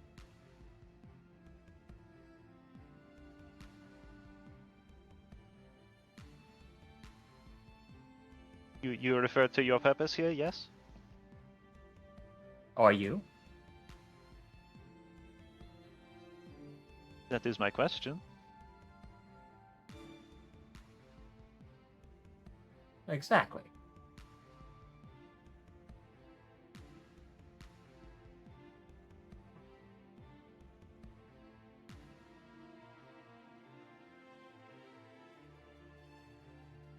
I suppose there is a reason to try and garner information from someone intentionally being evasive.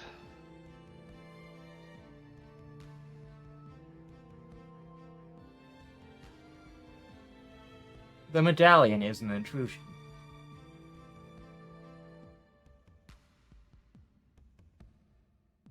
What do you mean by intrusion?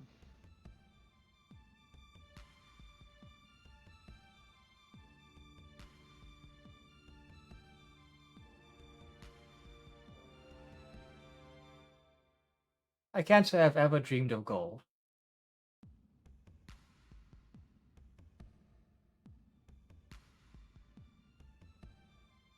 She takes a quick look at the medallion to see if it's made of gold. It is a gold medallion, yes. You also notice it has changed once again to new engravings.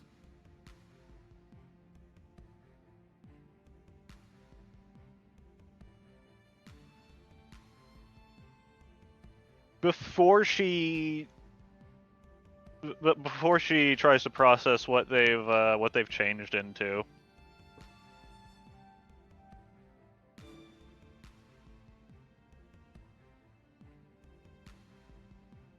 she kind of turns back to the Morphestian.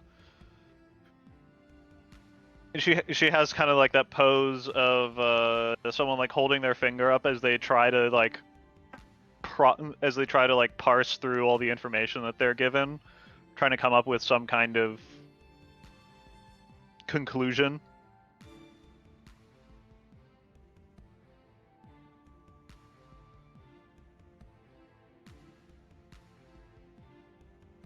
So,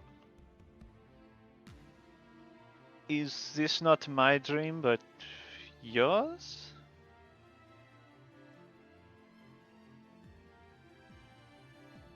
Can a dream dream? I do not know. I cannot find out.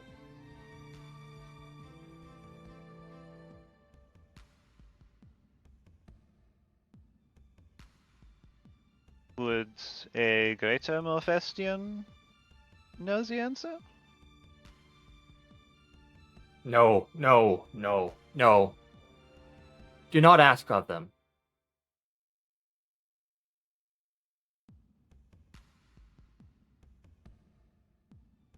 It just seems like something that someone would have the answer to.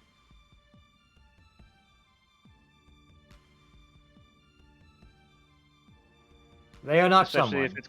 I am someone. They are something.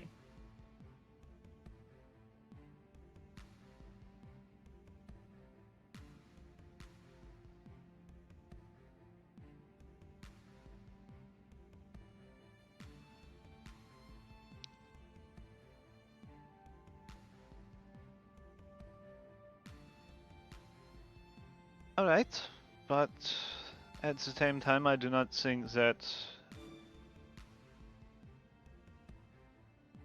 is particularly impactful to my question.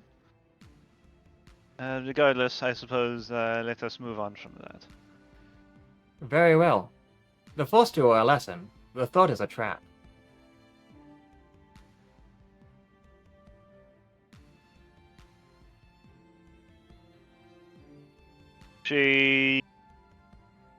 With that in mind, she takes the medallions and takes a look to see what they are. So, the first medallion is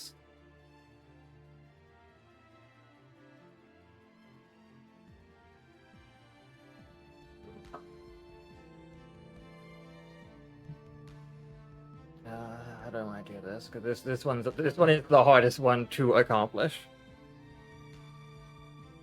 The first medallion is Zwen, the god of time.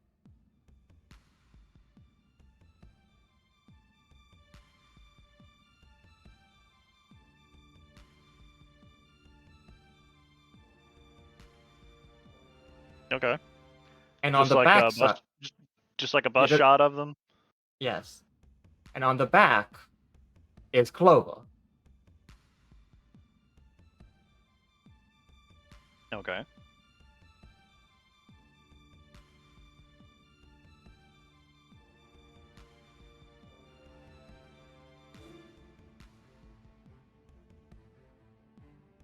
And the other one?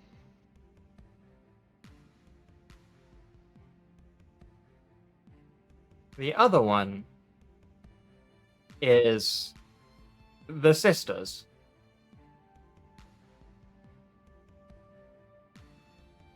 and on the back is Dromdratel.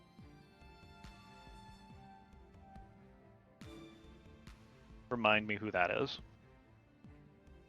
Giant tar eye thing in the cathedral you talk to. The false all right. black sun.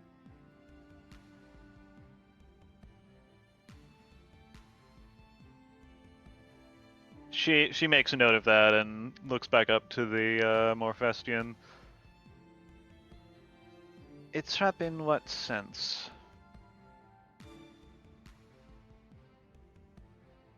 One for you.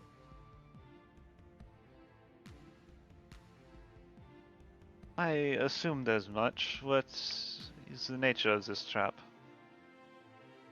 Do you know? Should I?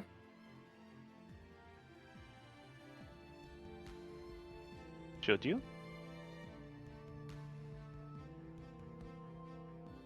Shouldn't you? Not to my knowledge.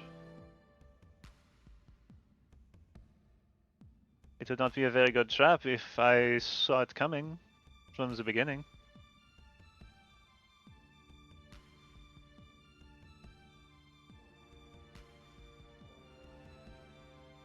And if I knew what kind of trap it was, I would not be asking.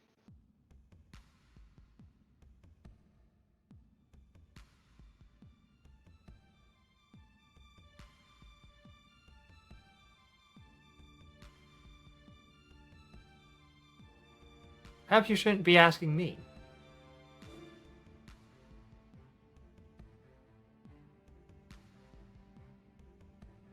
She takes a look around the environment for anything that sticks out in regards to that last statement.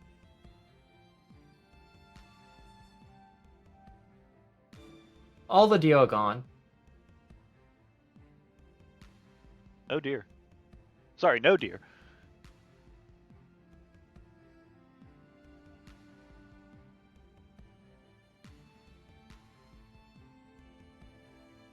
She scans around the forest, realizing this fact.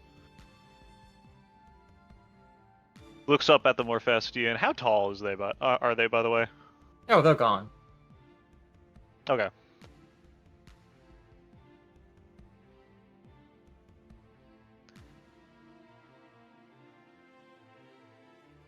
She takes another look around to see if there's like anything besides, you know, just the trees and the grass and etc.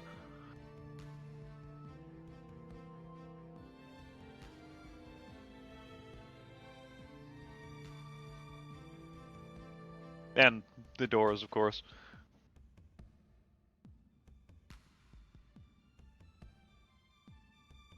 So, Actually, are the doors gone? the doors are still there. Okay.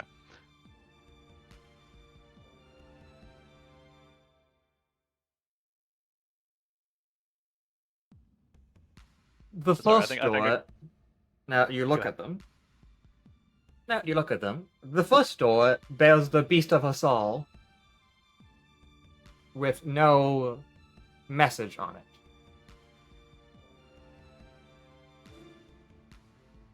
The second bears a demonic warrior you've never seen before,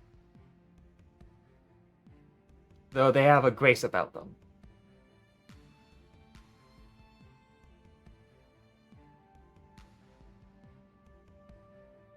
And the third bears a sky of eyes and two clawing hands clawing at the door from seemingly within the engraving.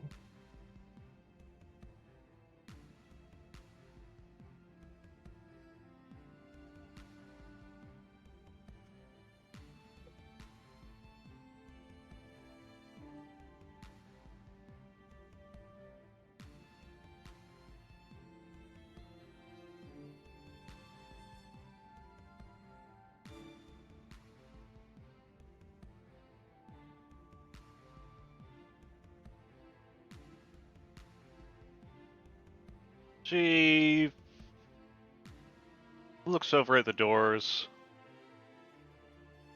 Looks the three of them over. Thinks back to the conversation she just had with the Morphestian.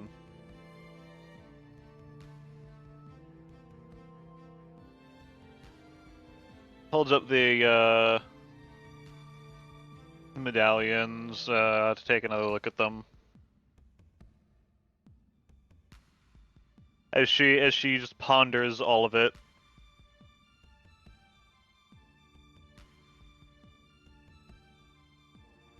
A trap for me.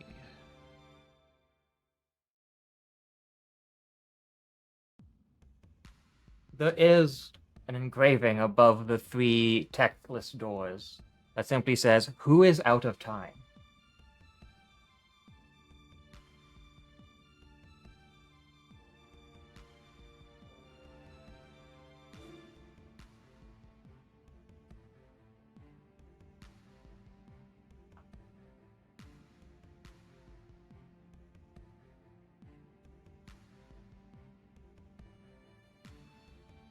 The god of time.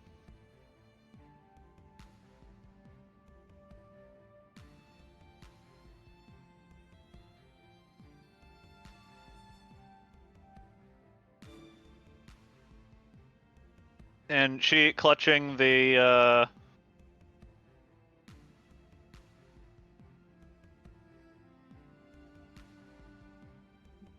clutching the medallion with I think you said it was Schwen or couldn't quite catch the pronunciation. This one. It's really hard to say. I am not able to pronounce it correctly myself. Zsren. Zsren. Zren.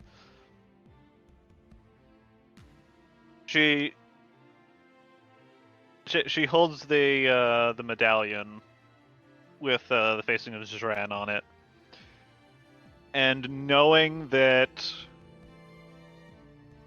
this is some kind of dream, or at least suspecting it.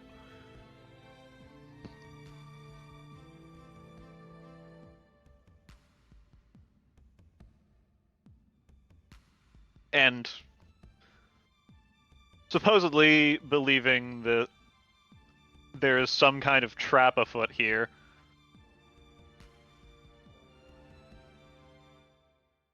She chooses to attempt something that she at least thinks whatever set this trap wouldn't expect her to do.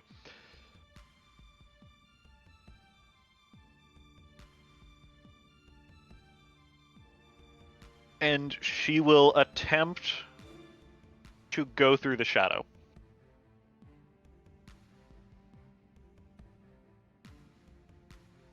You refuse ignoring to the go through doors any of the entirely. doors?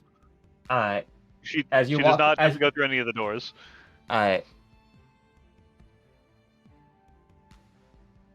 You feel like you've made the right decision after you make some distance, as you feel groaning from the 3 doors, as if something's trying to break out of all 3 of them.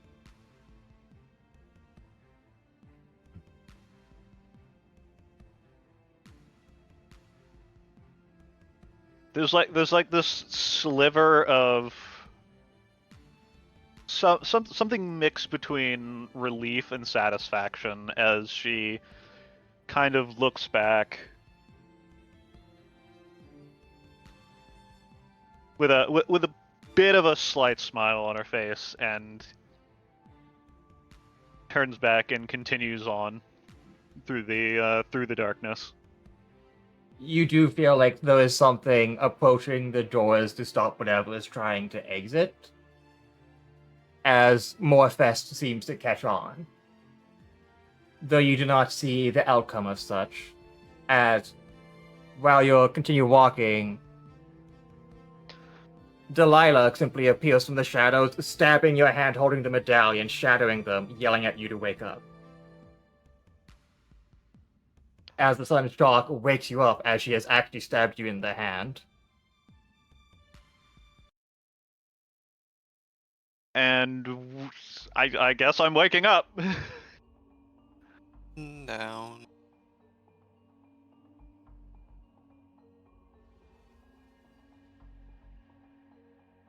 You feel physically awful, as if something was happening, as you see a shadow receding from the wagon now that Delilah's lit up a lamp as she pulls her dagger out of your hand. It feels like something was holding your hand until now.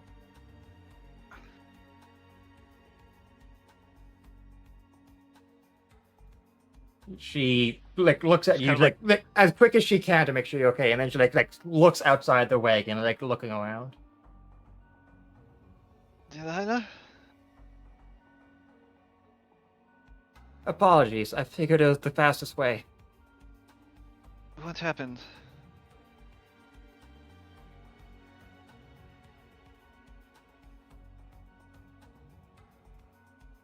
And she kind of looks over her hand to see what exactly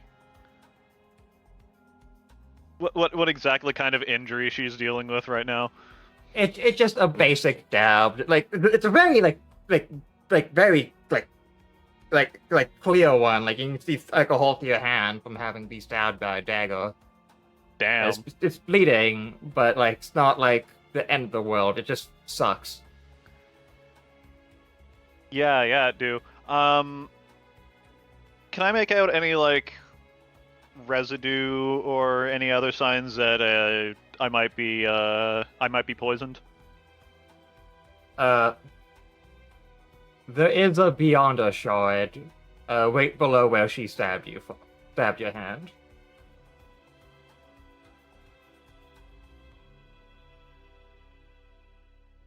She will very carefully extract it from her flesh. It feels warm, like it's freshly made. She simply says, something came from the mountain. What do you mean?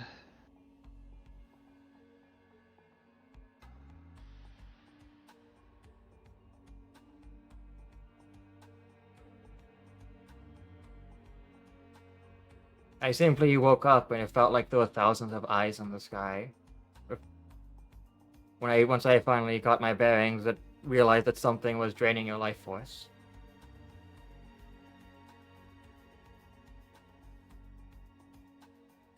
When I finally started seeing like you make movements as if you're about to wake up, I didn't want to take chances, so I decided to ensure that you woke up. Been trying to wake you up for the last few minutes. I see.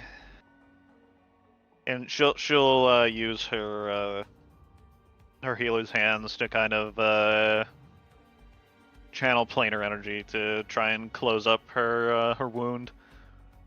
You'd have no real issue doing so.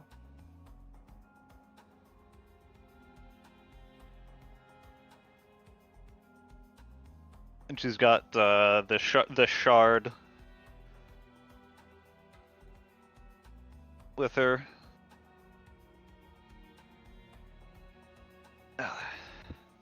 Where is everybody?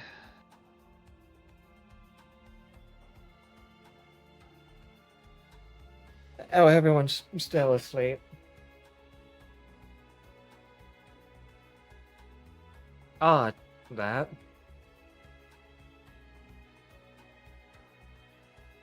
But I haven't seen any signs of anyone else being negatively affected by anything.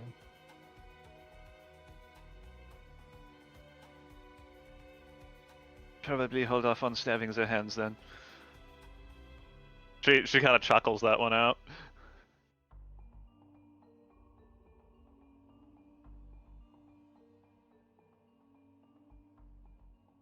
Do you see this? And she like holds up the shard of Beyonder glass.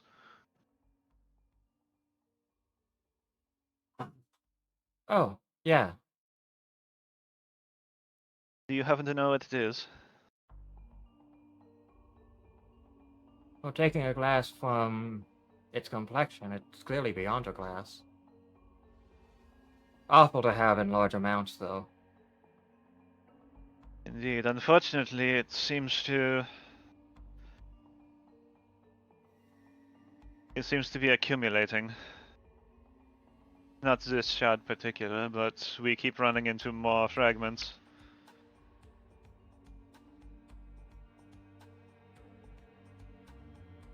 I was hoping Garkson would be awake, so we could decide what to do with it. You said it is bad to have in large amounts. Correct. Beyond a glass is said to invoke insanity.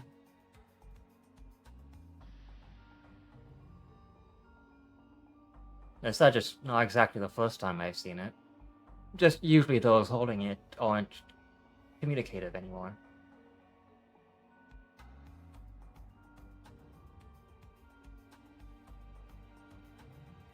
I don't know whether to count myself lucky or unlucky.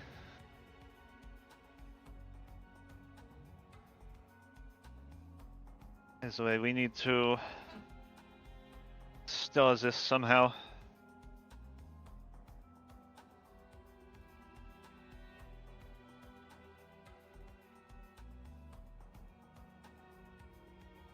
Would that I knew how to annihilate it permanently.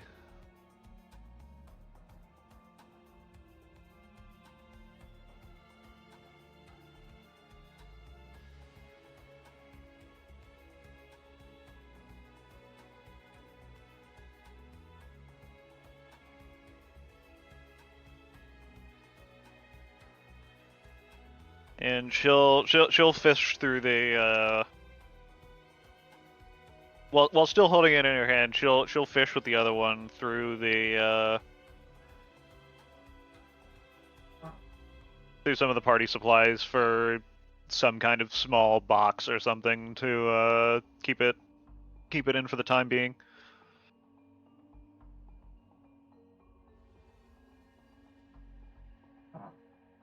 Alright.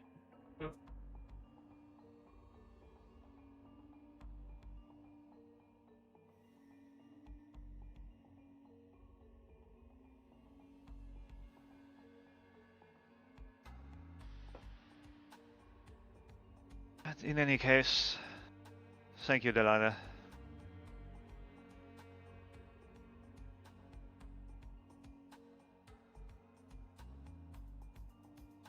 I mean, kinda need you to not die on me. That is true.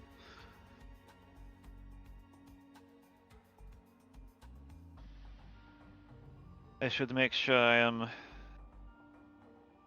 hale and hearty before attempting to go back to sleep. Actually, what time is it?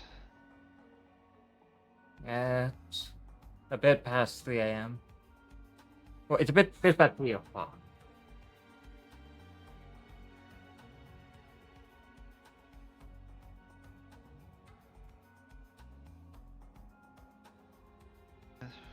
Perhaps a bit of time to finish sleeping. Yeah, I should make sure. You mentioned that I seemed to be being drained by something. I should check to make sure I am all well now.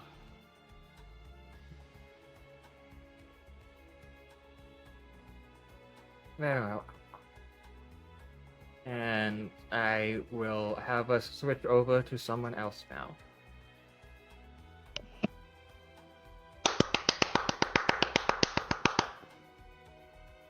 Bravo. Yeah, good. Thanks for offering. Oh, fuck. Oh, no.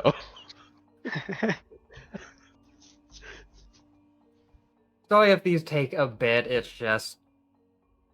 I some wasn't secret- being sarcastic. I was actually being kind of supportive.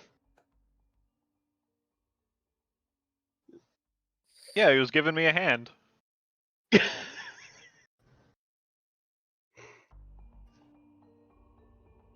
Ugh. Oh. That's not. Oh. Now they'll never know I was crucified. Oh. Huh? Alright. Hole through the hand at the palm. Jeez. You're about to like walk in the morning and be like, if you doubt me, touch my hands. They're right here. Alright. Doubting Carl. Oh no. Ha! You are your younger self. Probably no more than 10 years old. The snow is to your shoulders, and you're trying your best to shovel it out of the way, traversing. You feel like you're somewhere, but you're not sure how you're here or what happened or why.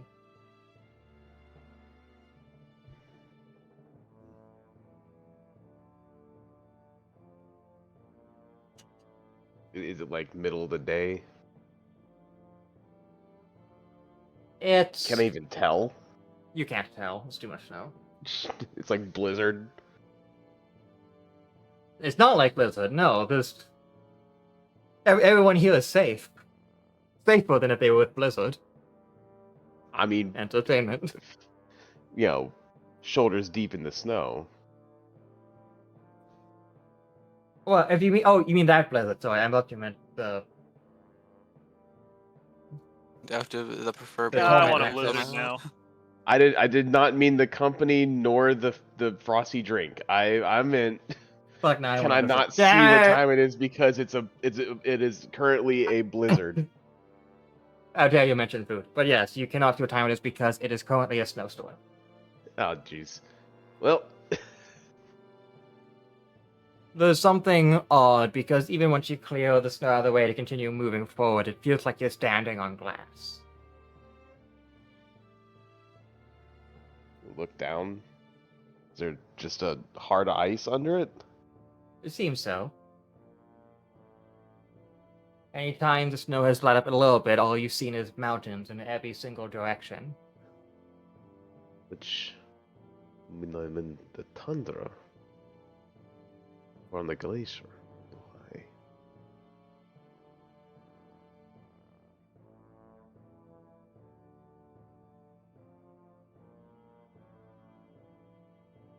He's just looking around, very confused.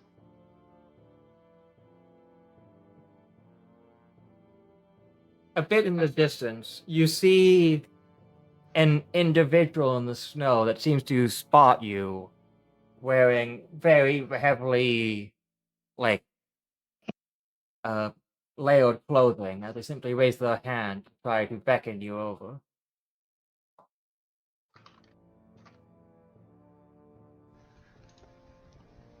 Alright. I'll try to push my way through the snow to get to them.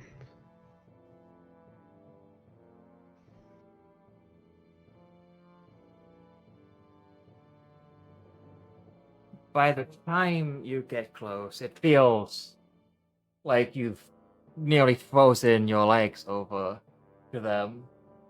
They are gone somehow, with no sign of them having ever moved. Though, you realize you're back back where you started as you once again see the starting of your own tracks and clearing of the snow. With one major difference. Alongside your small path you've made are two large stump-like feet on both sides that were not there previously, following the path. Wait. You mean like there's just like disembodied feet walking? The footprints in the snow that look Okay. like foot stumps. But they're bigger than mine. Correct. Okay.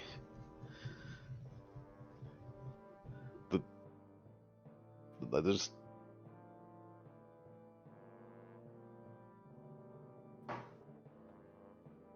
Okay, maybe I had too much to drink.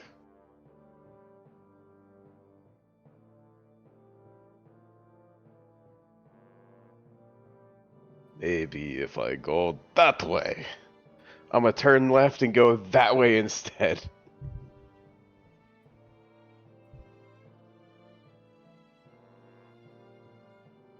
After some bit, you once again see the man raving you over.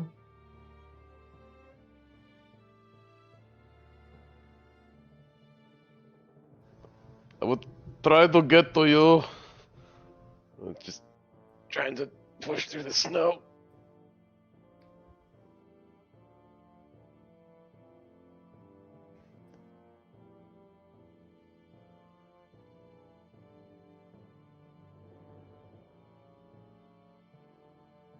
Do I see, like, anything about him? Like, No, they seem like a northerner. is he like a biped, quadruped? What are we talking about here? Well, yeah, he's a biped. It's not a particularly like long silhouette. Is it like obvious like what race he might be, or at least category No. of race? No. Wrong deer. Like he's not thick enough to be an Ursine, or is he? He's bipedal. He's not a centaur. There's simply too much layers of clothes for you to be able to tell. Oh, okay. All right. I'll just try to get there. And I will, yeah, I'm pushing the snow away, and I'm like not looking down, like I'm going to maintain eye contact.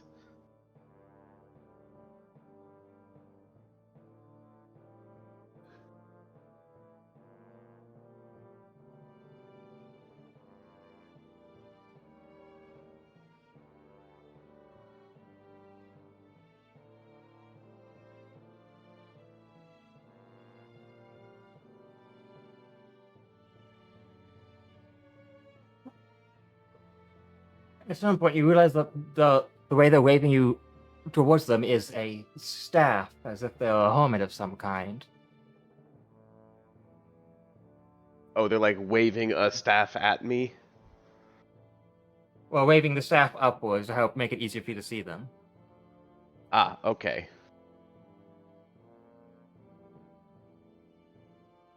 You think you're finally getting closer, only realize it's simply a shadow of them along a icy mountainous wall down a mountain path where the snow finally starts letting up a bit thanks to the rocks blocking a large portion of it. Okay, but I can actually reach that though. Yes. Okay, so now I'm on more solid-ish ground.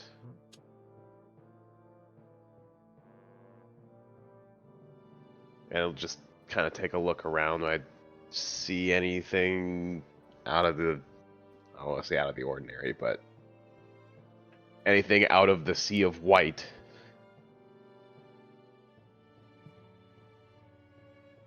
Despite everything, every once in a while you can hear the sound of chains, but not much else.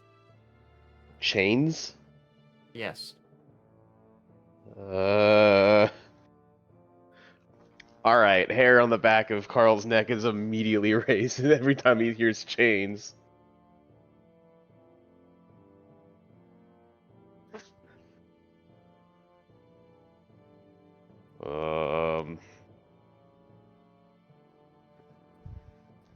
And I don't, can I like identify a source, like a direction? It just feels like it's always behind you. Oh, fuck. And you remember the footprints in the snow that was following your trail that you came across when you realized you went in a circle.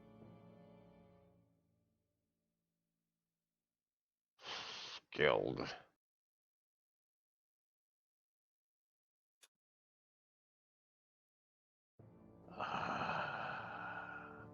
Do I remember the story? I'm the one who told it. Do I remember? what you're supposed to do. Oof. I don't think I do. Well, that's unfortunate for you in character. Yes, it is.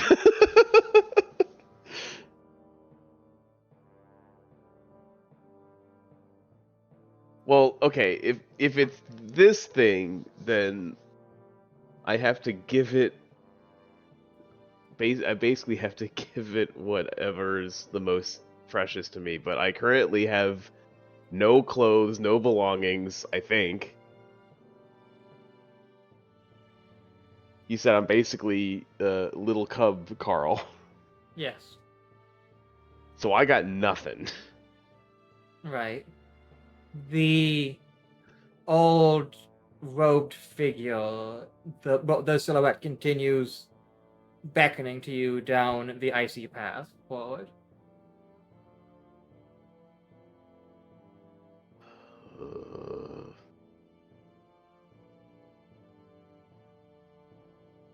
When my shadow looms, you will simply follow the light. Just go with whatever you can. So he's gonna just keep following that figure because that's the only lifeline he's got. Right. You continue going, hearing the occasional change, grinding against ice now. But it doesn't feel hurried. It feels like a very patient stalking.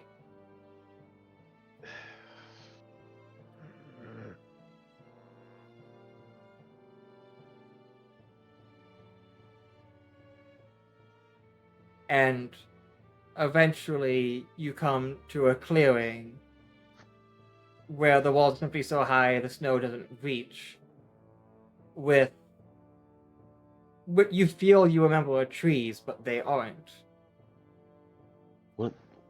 And I simply know in this front of place. you are a few numb, unmoving people on the Wait. ground. I know this place. Where are the trees? What? You know the people on the ground. No. No, no, no, no. No. It just runs over to them. Just kneels down, just try and check them. You know their faces. You know what happened to them. As the sound of the chains continue getting closer,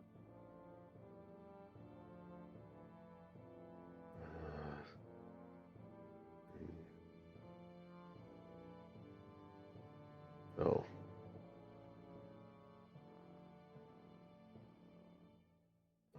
Oh no, what? Wait, what condition are they actually in? they are dead. As Yeah, if- but like, how? You know how. Oh fuck.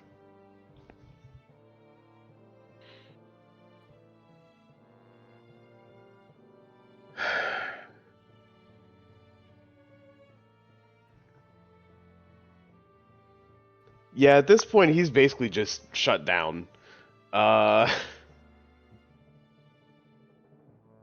You now hear more than chains coming from behind. There's just echoing.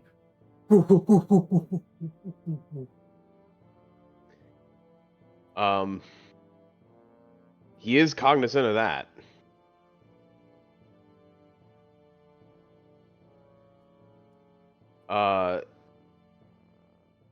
And it's gonna take him a minute to steel himself, but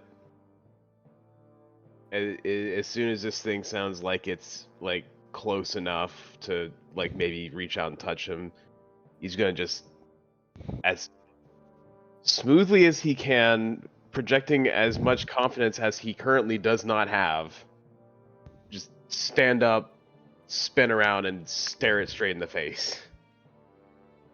There is no path behind you. What you see is simply a wall of reflective ice with yourself on one end, and through the ice you see the Vethold in the wall, a reflection. Why do you keep following me?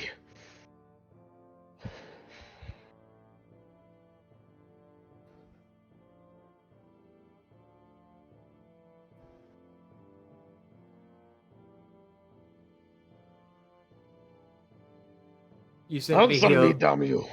the chains more as it continues moving to have a hand touch the ice that it is the reflection in.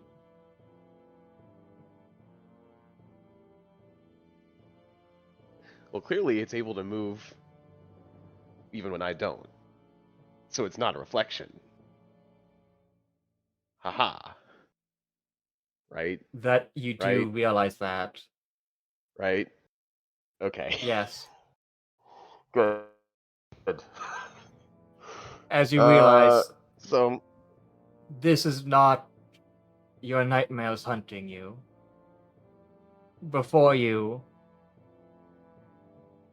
is a vision of the real Vethold approaching.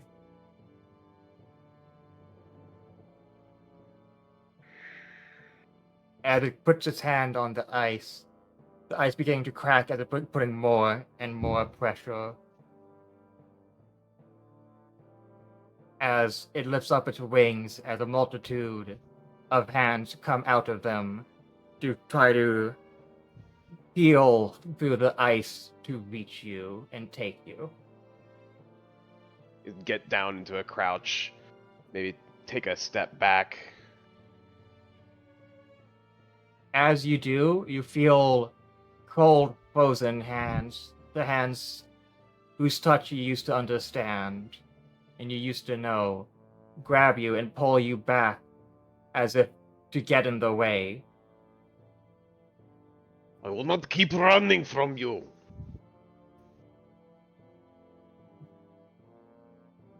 And you Why simply me? hear, Why do you keep following me?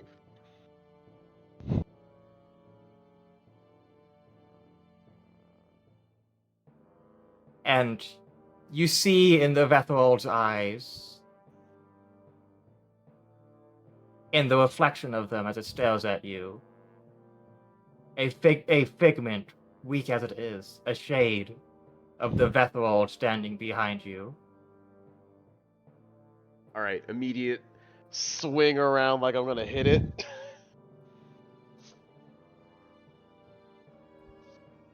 Just reflexive spin around, smack. You see a gladius made of ice simply be stabbed down to the ground in front of you by the robed individual who simply says, "Good," as they're simply gone, and you are now once again in an empty snowfield with the gladius in front of you. You still feel the cold touch of the hands of the people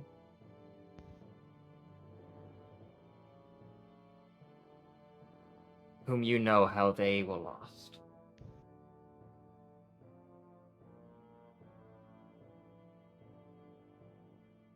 And then there's just a small sword made of ice. Yes. Does that have any meaning that I'm not remembering? Yes, that's what Enzavo uses. Oh, right. I It's didn't remember being- his favorite weapon. Okay. Which is a gladius. Well, no, it's not a gladius. He used the gladius himself, though. But Sure. the gladius is held up by the previous corpses. They simply look at you, holding it in place for it to be grabbed. Oh. That is the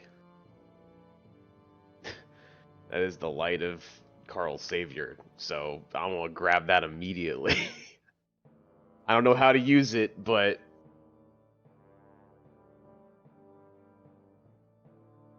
I will walk up to it and gently pick it up with both hands, like, cradling it like it's a, precious religious artifact, because it is.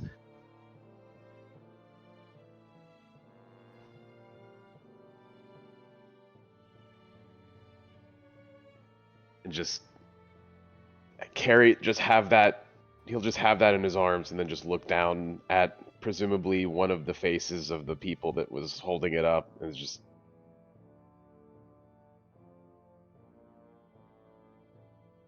absolute look of distraught terror, and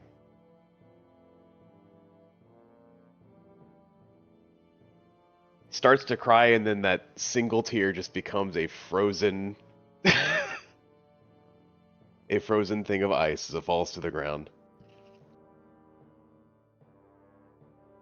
The only thing you feel as you hold this Gladius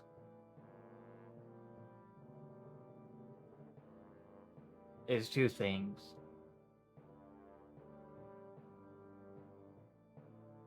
Forgiveness, but also that the man of the mountain is coming. And he has walked far. But there is something that he wants back that you never understood you took.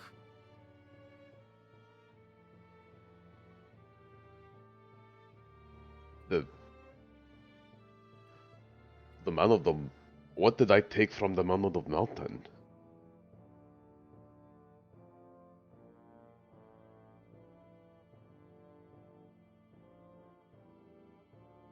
You think for some bit, and then you think of yourself and how you viewed yourself in your pain. And you realize that even if it was simply once, if only for one moment, you took his shape.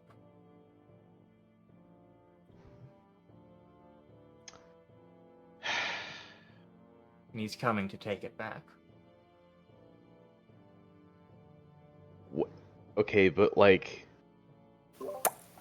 Oh. Why does the thing at the top of the mountain... Why is it, like, actually the Vethrold? No. So the Vethrold being called the Man of the Mountain is separate from this mountain having its own grudge. Oh, fuck. So it specifically has a grudge against me. Awesome! There's more than one mountain. Trauma unlocked. Okay. I still don't really get it, but...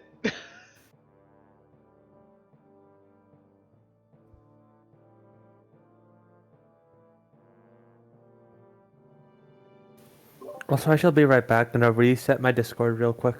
Fair enough. Okay.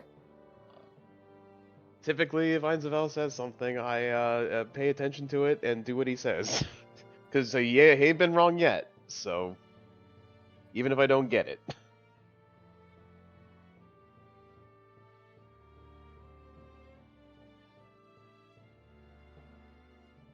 So, okay, but like... Something unrelated to the thing at the top of the mountain, but also related, is angry at me for doing something, I don't know. Okay. And it's not related to everything we just talked about. It's something else Right. entirely. Cool. What the hell did I do other than that?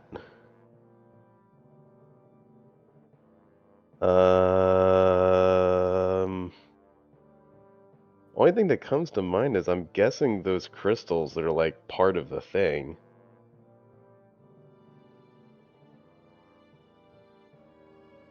Is that too obvious? I don't know.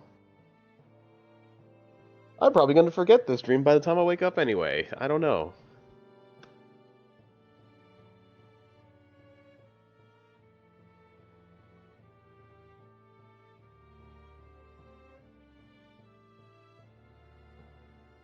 And if I were to think of anything more, I'm not sure that Carl would actually know it, because his intelligence is not that good.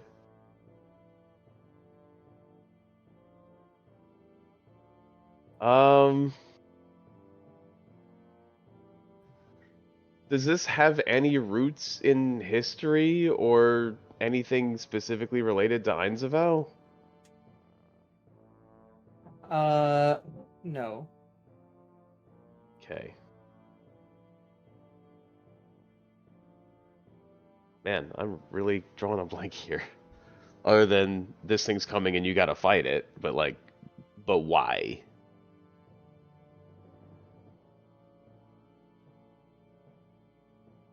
I mean, is it just the soul thing?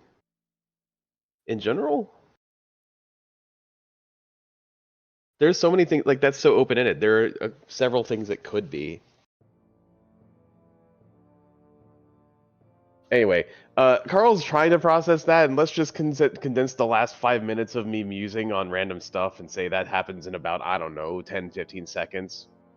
Say the Windows error noise plays. He's just looking up at the sky and mouths a prayer to the Winter Father, and it says, I don't know what to make of this, but I mean, I will try my best.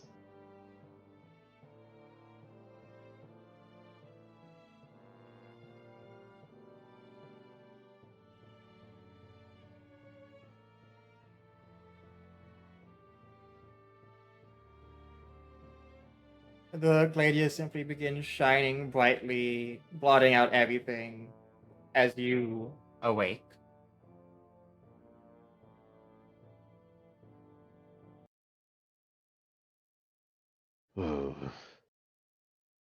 That was odd.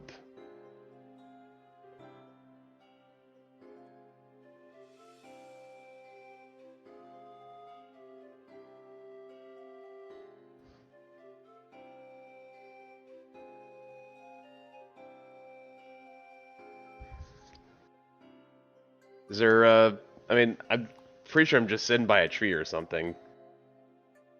Where are we? You're just in the forest. The fire went out a bit ago, it seems.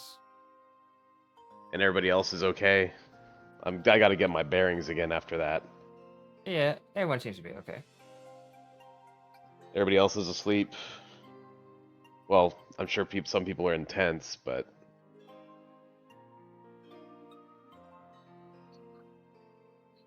just I'll just get up and walk around and make sure everyone's accounted for without, going into people's tents, but just trying to make sure. Alright.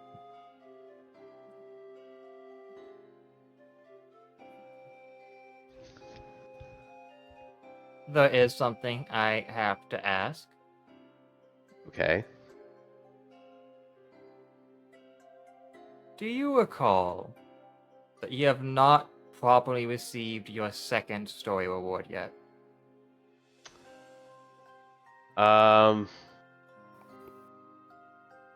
No, yes, maybe? I don't know. I Can you feel actually that way? don't remember.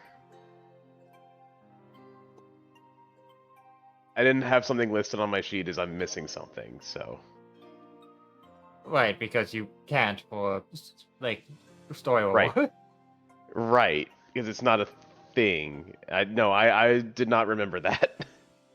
Right, a few of you that's the case. But Carl, Oh, okay. the hand that you used to grasp Enzavo's Gladius is now enchanted with ice and has transformed into an elemental's hand.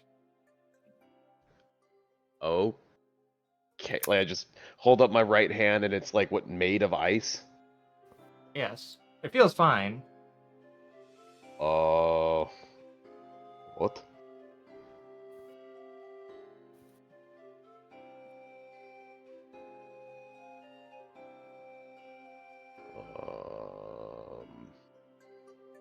Tech magic?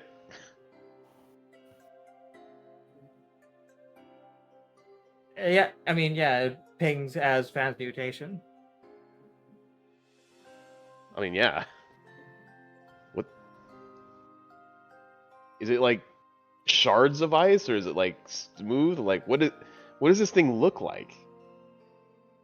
It's not smooth, but it's not short. It's like it's ice, but like jagged ice, but it's still one whole chunk.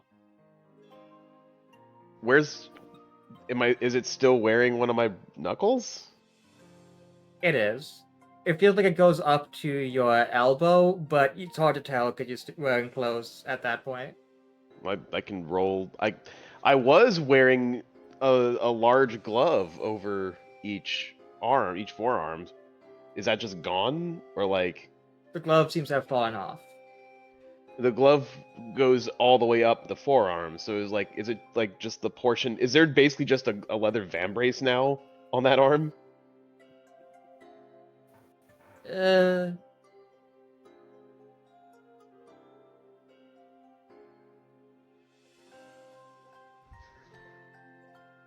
Shrug. Okay. I'm not gonna think of like the intricacies of that.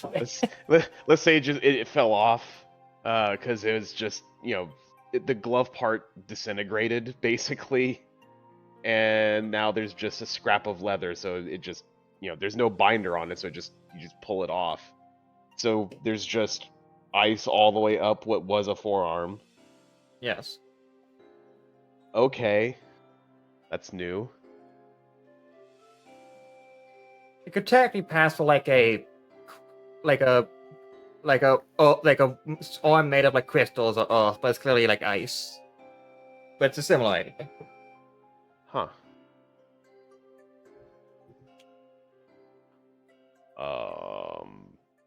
Okay, I don't know what to do with this.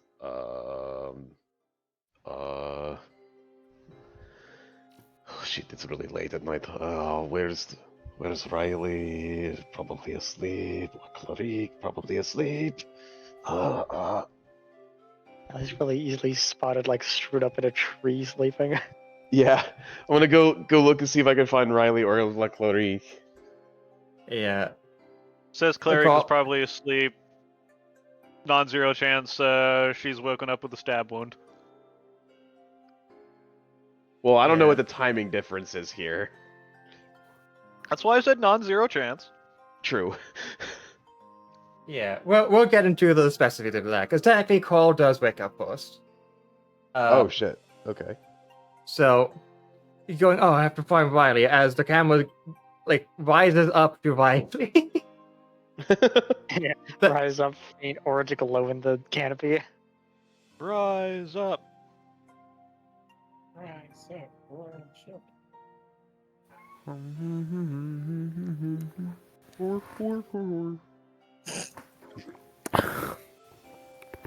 Sorry.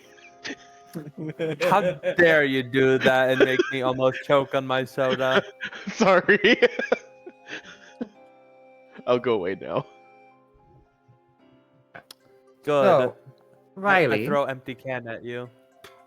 you are having a dream. You're in a circular, like, sort of a room, but the walls are all made out of trees and plant life of some kind.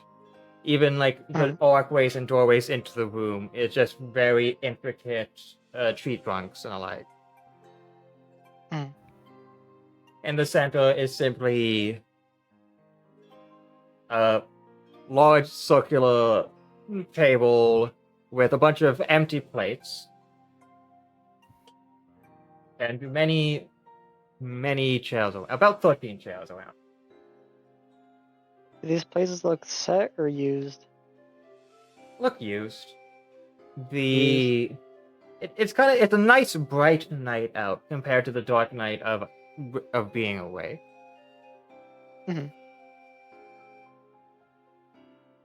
You see Consular simply sitting on one of the chairs, resting, seemingly missing whoever used to be there. Mhm. Each chair has a slight style to it, but not too much. It signifies an individual who is meant to sit there. No one else in the room at all? No. Okay. I'll probably gently pet Kansa a little bit before getting started on like stacking up all the plates and whatnot to be more easily taken care of.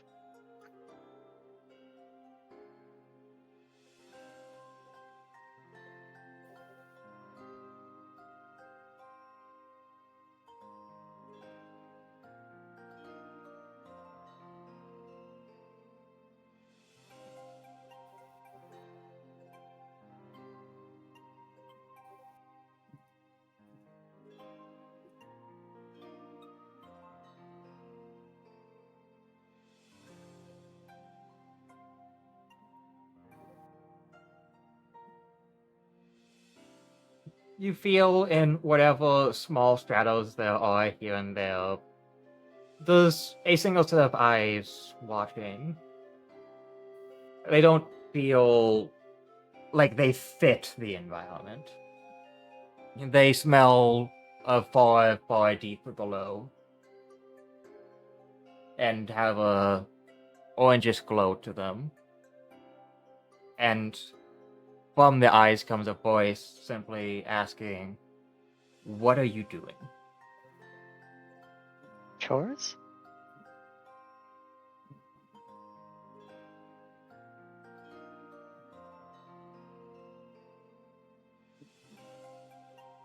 I have no idea how to respond to that.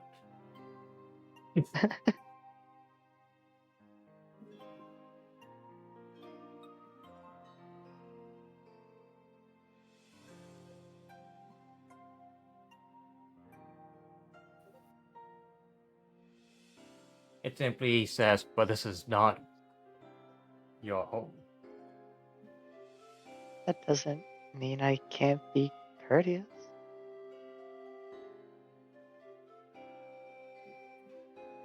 Does that not make you feel weak?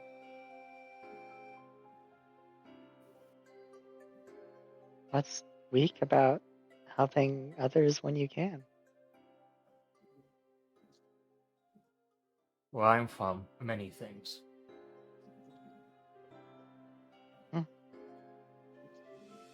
Sounds like an unfortunate place to be from.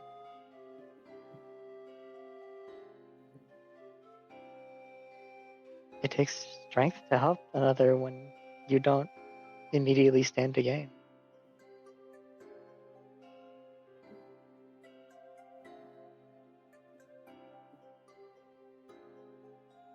It gives an honest response compared to its slight annoyed consternation and curiosity. And it simply says, "I cannot say I am strong enough to be kind." That's okay.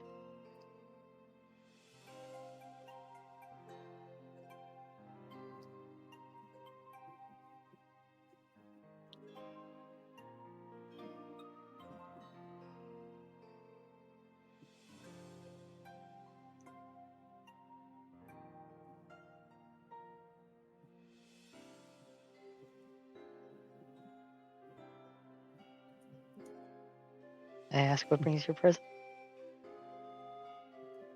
Curiosity. Time. Very well.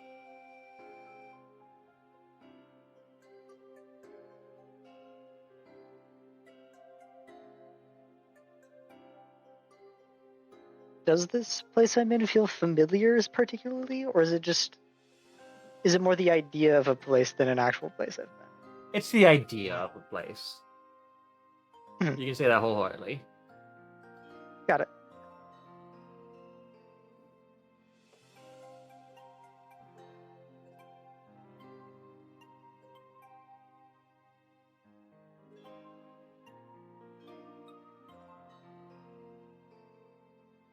Do these eyes watching me seem familiar?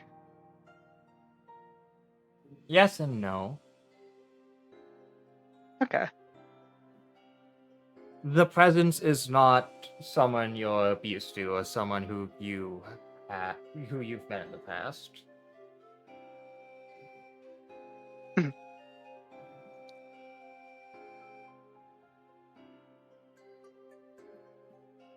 It says, "I am brought because my blood has filleth over and plunged about long ago.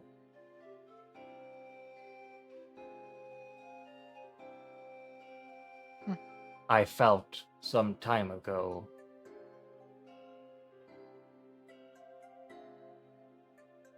something simply taking root in something I long since left behind. Perhaps you are related to something I have seen before." Maybe.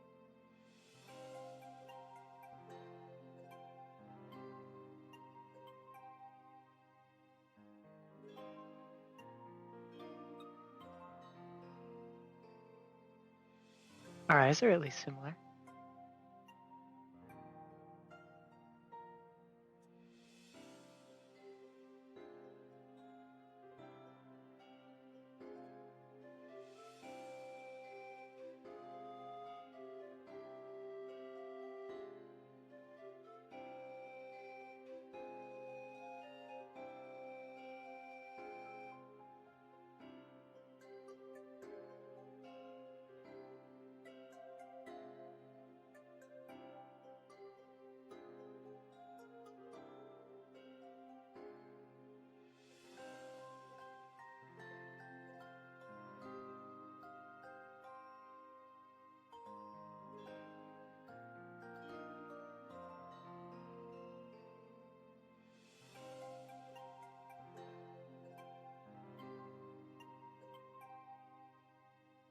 You feel the eyes look around.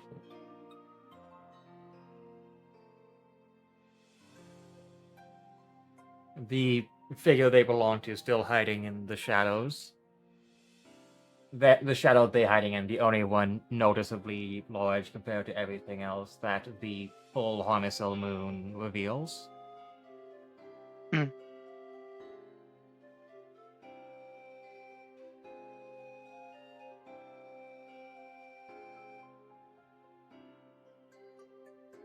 You don't have to remain hidden if you don't want to.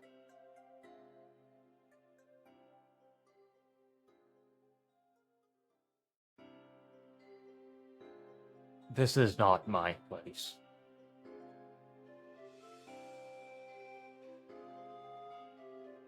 I suppose not. But clearly it isn't mine either.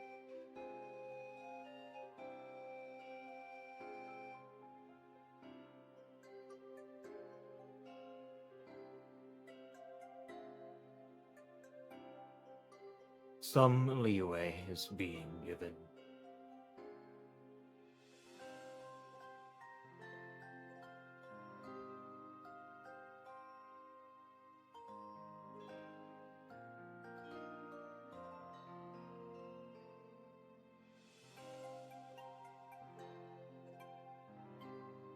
Suppose that makes sense.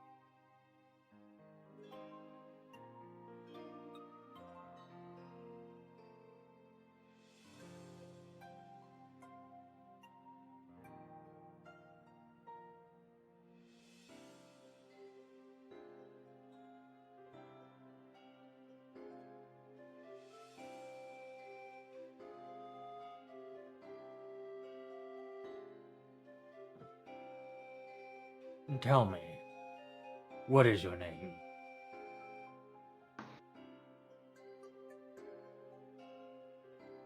Riley.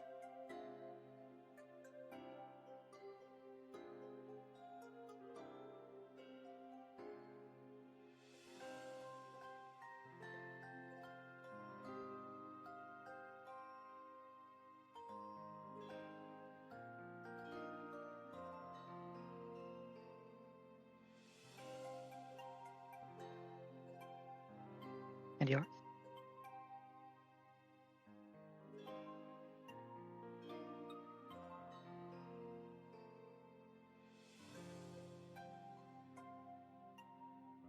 Well, Sure.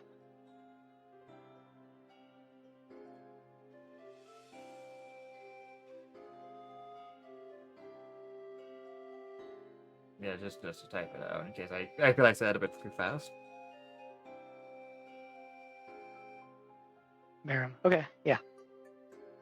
That is what I got out of that. Cool.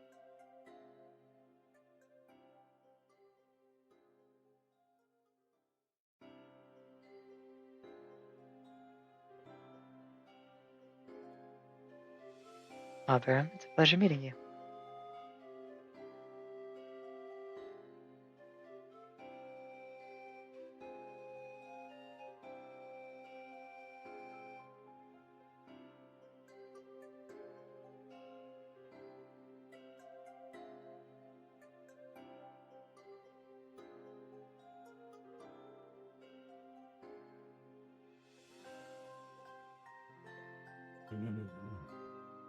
You do look similar.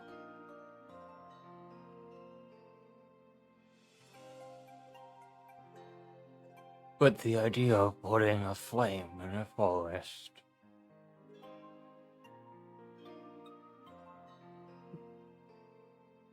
I wonder if that irony is meant to annoy me.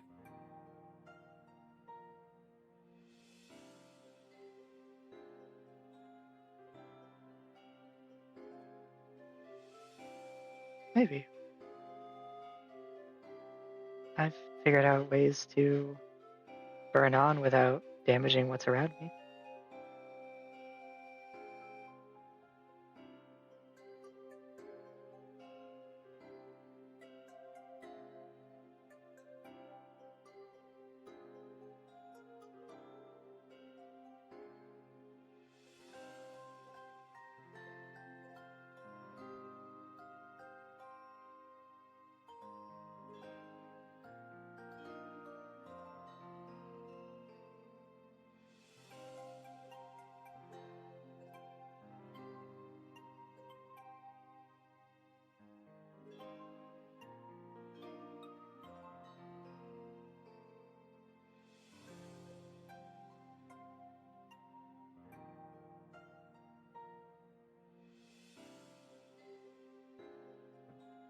You hear someone else enter through one of the doorways and see a individual whose entire body is hidden besides their hands, which look to be covered in carapace. They are wearing a maid's dress made out of all plants, flower petals, vines, leaves, and bark. Their face completely hidden. Hello.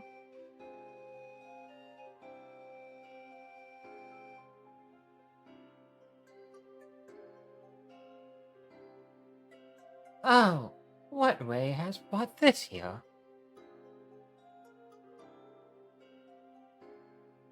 I don't know. I think I woke up here.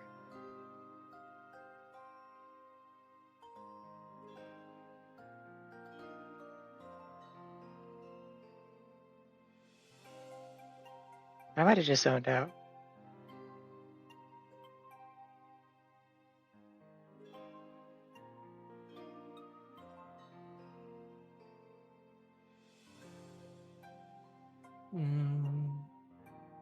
No one wakes up here. She does address the presence in hiding. Simply says, and you go back the way with you.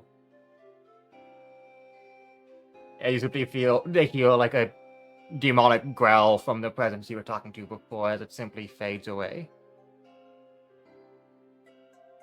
Shame. We were having an interesting conversation.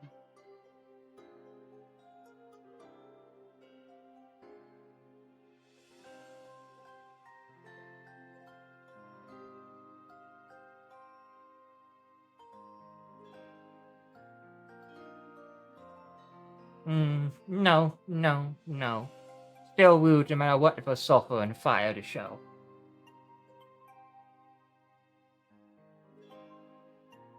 And is it rude for me to be here?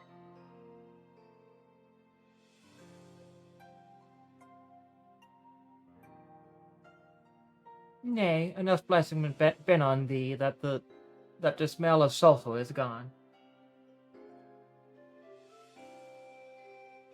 Like firewood now. My lord do Okay. enjoy some firewood.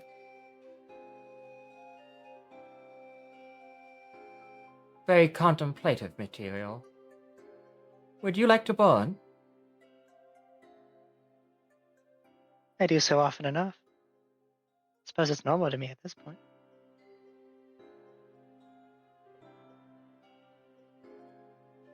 Neither desire nor fear.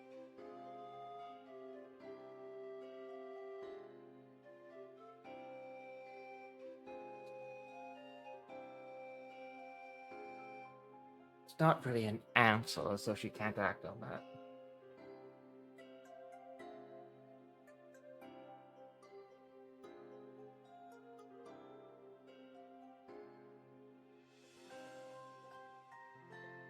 Oh, someone's already gathered the plates as she picks them up. I figured I may as well. Yeah, I can get the glasses. Now what am I to do? I'll be ahead of schedule. Is room to get a little more done? Or take a bit of a break?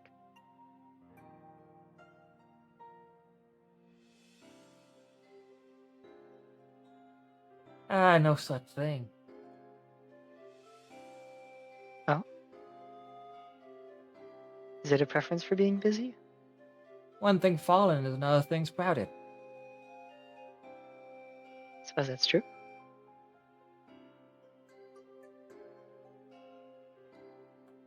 It's important to savor the fruit that have fallen from the tree that you enjoy picking up.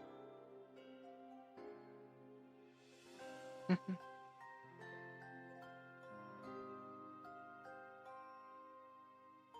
She has a bit of an odd walk to her as she circles around gathering the rest of the things. As she simply has all the plates in her hand and she simply throws them on the floor as they shatter and simply turn into autumn leaves and disappear.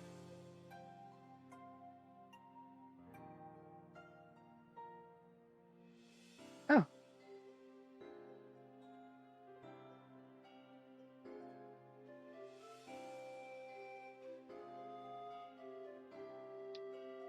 I expected we would be the ones reusing those.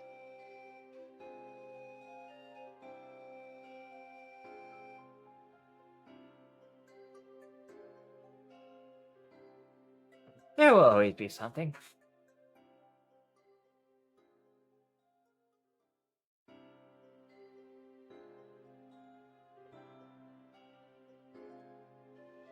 May I have your reason for visiting?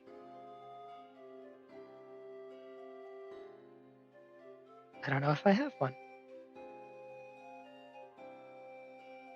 I suppose I'm wondering.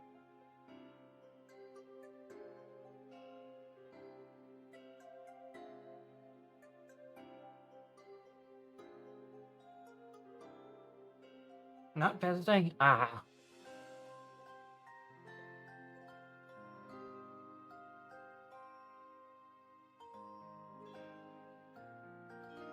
Maybe Kansa led me? She seems a little more aware than I am.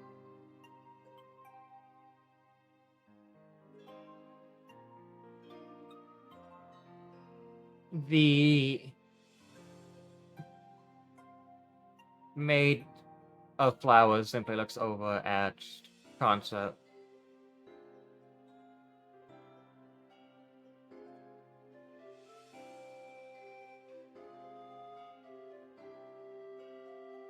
A skull? But you're on the wrong side.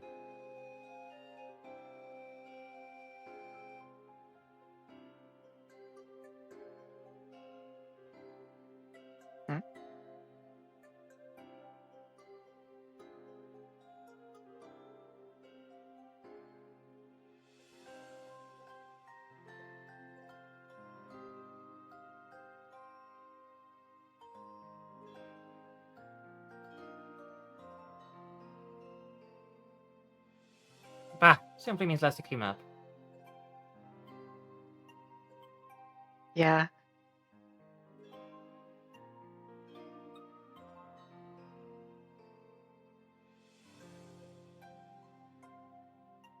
No, not significantly less.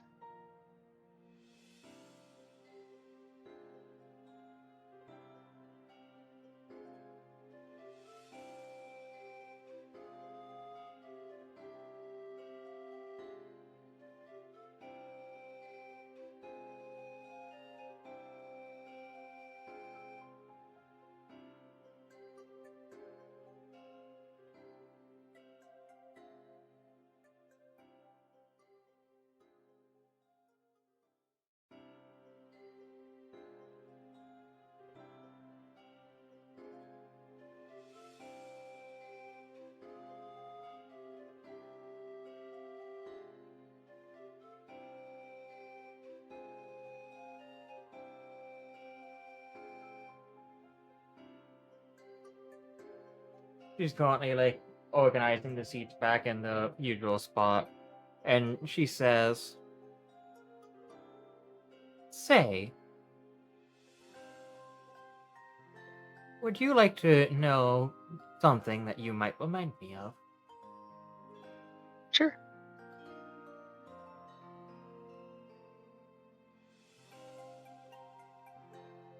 There was a magus of a kind.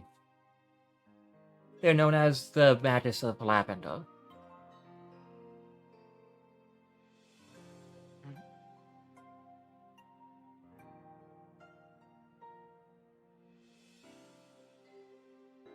They'd always be flying around on a sparrow, I hear.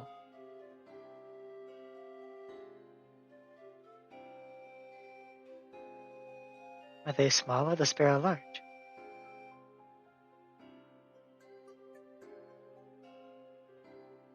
Is there a difference? Suppose not. It would depend on context. Could be an African sparrow.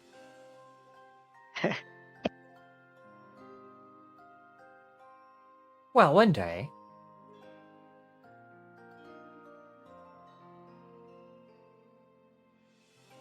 they come across a long stone bridge along a Mercury River.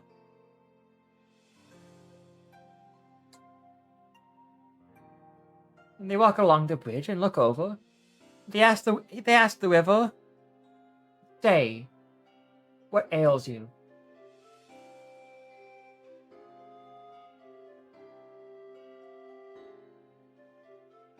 And the river says,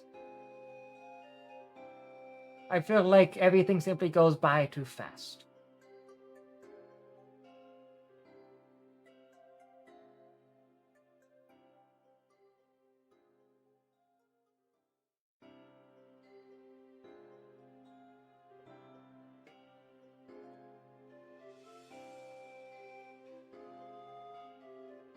And so, the plucky Magus of Lavender simply responds with,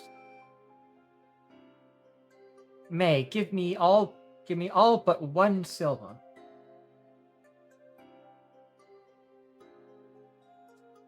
And make it a beautiful leaf.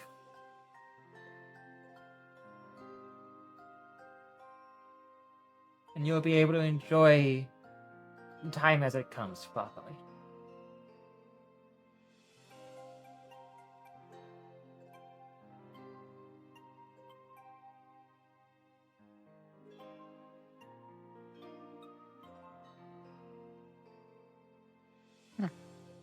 And so the river does.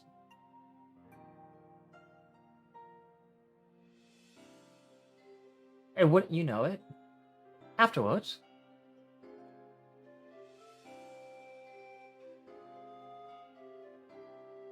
they said that place became a great forge. Forging with the river, isn't that quite silly? Maybe. You always forge the river. But perhaps it's So- only silly if unfamiliar. Perhaps. Though, I always hear that, despite it being a river, there was never any rain. There was always just something right above it.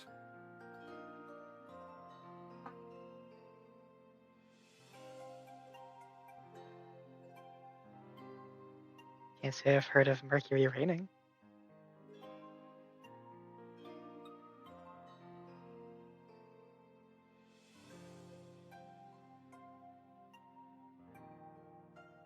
It would be too heavy to rain, wouldn't it? Oh, nothing's too heavy to rain. That's the secret of it all. Anything can go anywhere if you keep your eye out. She says that as she simply walks behind the last chair, moving it in place, and simply disappears from behind the chair.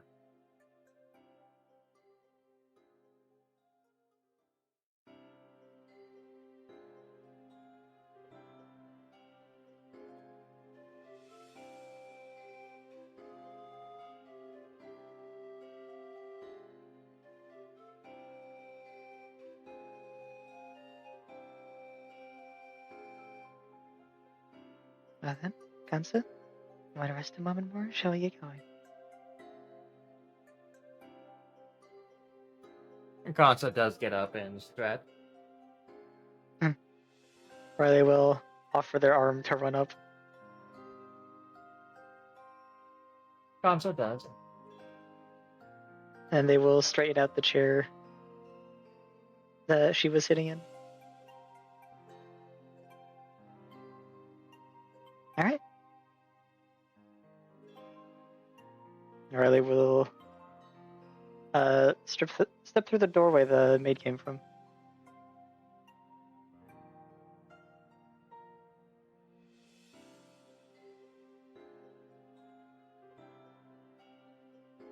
And you would awake with it about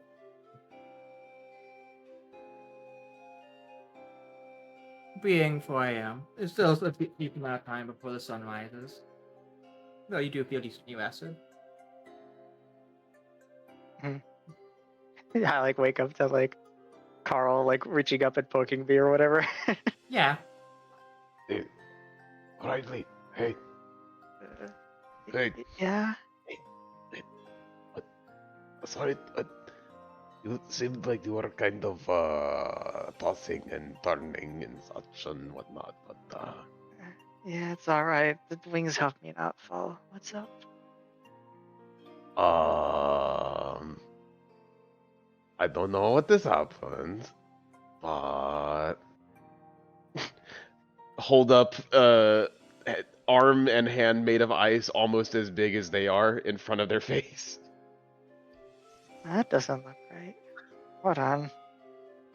I'll like correct their orientation a little bit to like actually sit on the branch and look properly instead of like gazing down from like their tangled mess.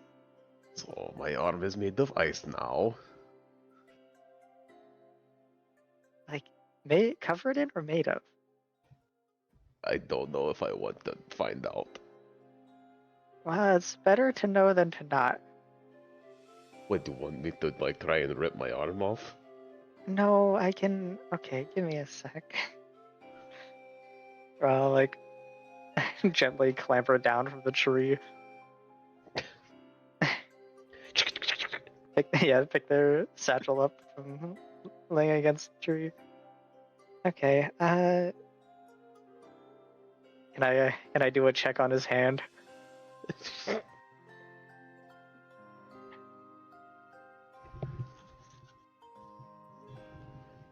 So it appears that all of the flesh except the bone has just been replaced with ice. Definitely made of ice. It doesn't feel any different. Weird. It definitely like at least should feel different weight-wise. Not really. That's the weird thing. And then when if I touch my other hand with it, it doesn't feel cold. May I then? Put giant ice hand on shoulder. Is it cold? Yeah. It's definitely cold. Oh, yeah, okay. I don't know what I had a really weird dream. Now this is this is what it is.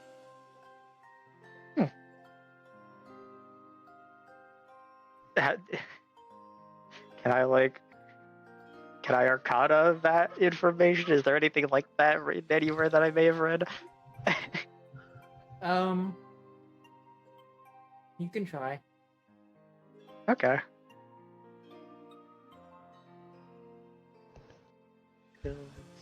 Knowledge arcana. Roll my dice. Oh my god. Huge. You love to see it. I have an idea of what might have happened, but I just wanted to see if you've had heard of anything like this before. So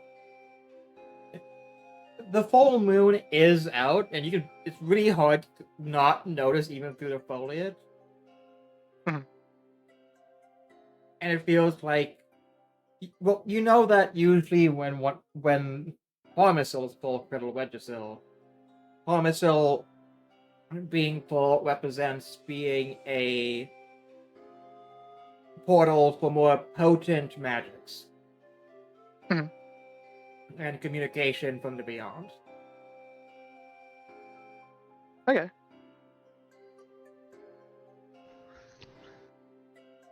I mean, a full Harmasil would probably allow for this to be done more easily. But not by what? Like, just kind of shrugs. Uh-uh. Hmm. Spirits from the past, mages from a distance, God, earthen spirits. gods from wherever they wish. I do not God. think the Wither Father requires the use of the moon to do his bidding. No, but the veil is thinner. But he seems to May have not given need me it, this but it would arm be now. thinner. And maybe I'll be able to make some good use of it. I don't know. I don't know what I could do. It's a magical ice arm. Maybe there's some spell or some fancy effect, or maybe it'll just make your knuckles cold. I mean, my knuckles are already cold, are they not? Cold air iron. Holding knuckles to their arm.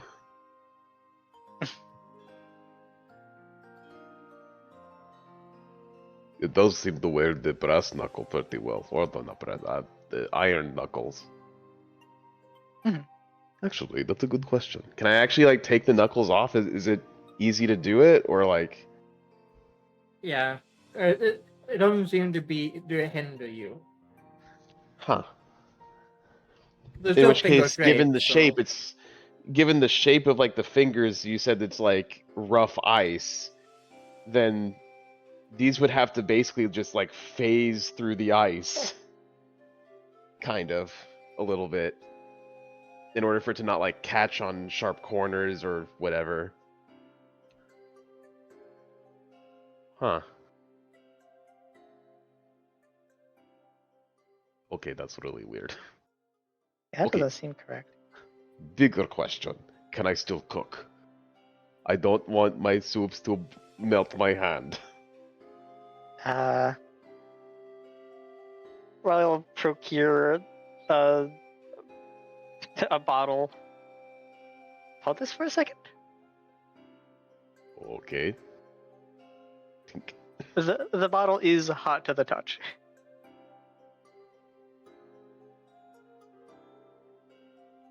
Your hand's fine. Okay. I mean, it doesn't look to be melting at all. If it was to melt, that would do it. I've I'll head out to receive the bottle back. This is ice that does not melt. This is the essence of Einzavau himself. Also ice that feels. That is cold to not your touch. Wait, would your other hand be cold then? Reach out other hand that is still fully like furred. Roll. Place hand in his. Yeah, that's fine. Weird. This appears to be the everlasting frost of Einzavau himself. This is god material. Huh.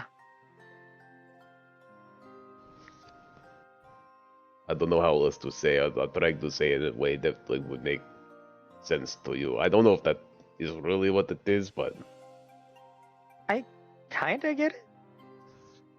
It's like some sort of holy blessing? it definitely. But I don't know what exactly it is. Hmm.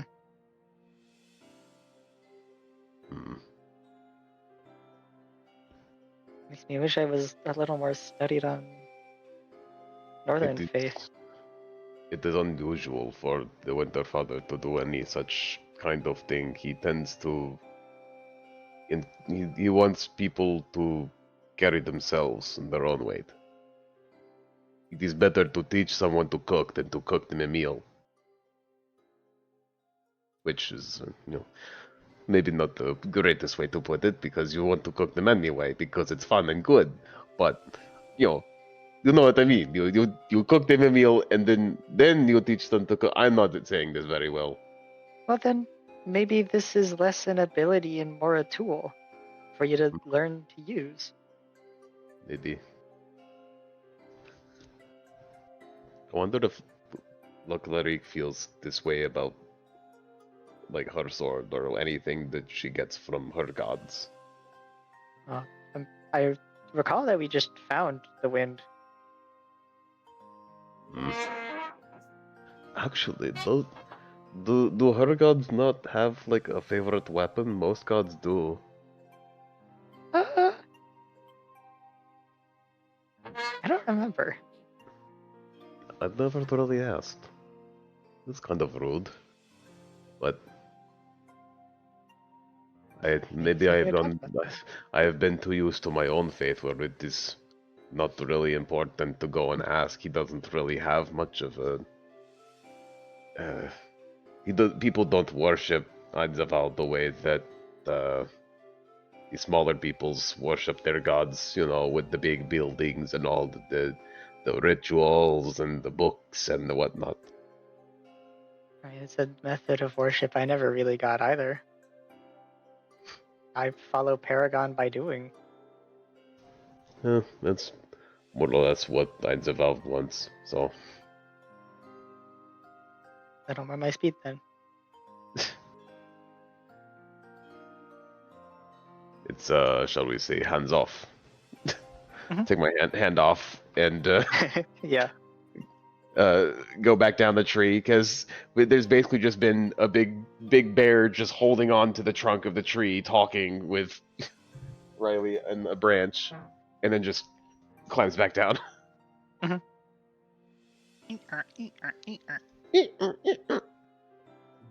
While that's Leaving- happening, Yeah. Yanma, in their standby mode, detects an SOS signal from a fellow Shockborn deep in the mountains. Oh, Welcome. fuck. You've got mail. The owner's being pinged. Someone at him.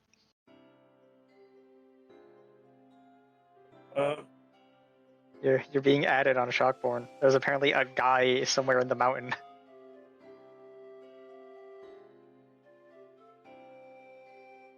Leander would stand up from wherever he was sitting down and stand by. What the? Yeah, you're getting a distress beacon from The a mountain. section of the Hasal Mountains. First, Leonard will look around to see if he can see the others. Like the others just come departing. down from a tree that Riley is sitting up in. Yeah, but we shall see if this is real or not.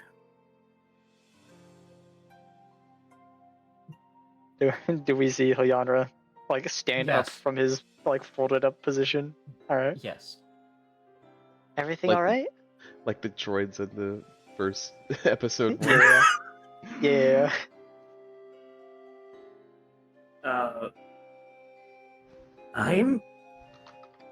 I'm getting the signal of another shockborn. Like a type of telepathy? Not like they're talking to me, but like I don't know how to explain this. But Okay, yeah. is it like you can just tell that they're there? General direction, yes.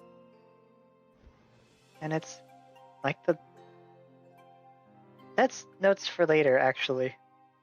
Your thing seems more immediately important. That's me being. Yeah, Alright, no, I calm down. get that. Okay. Huh. Are they like close enough we'd be able to do something about the signal? Shira, how close is it? I mean, let me.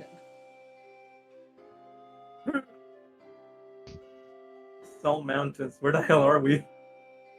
It's still like weeks away. Oh,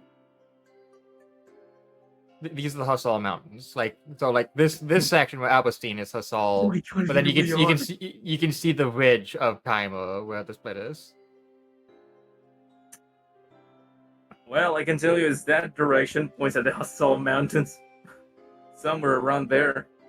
It's deep down, in fact. Deep down. Wait, hold on. Do I have like a precise location of the distress signal? Right now, yes, because it's going on. But as you're like locating and like calculating, the signal is very abruptly stopped. What? And as such, you only have a general vicinity because you couldn't fully pinpoint it. Signal just stopped. Oh, Oh, That that's probably not ideal. does kind of hurt your heart, as there's only one My reason that would heart? happen. Your metaphorical heart. oh. Because I There's know only- what would cause it. Yes. Oh.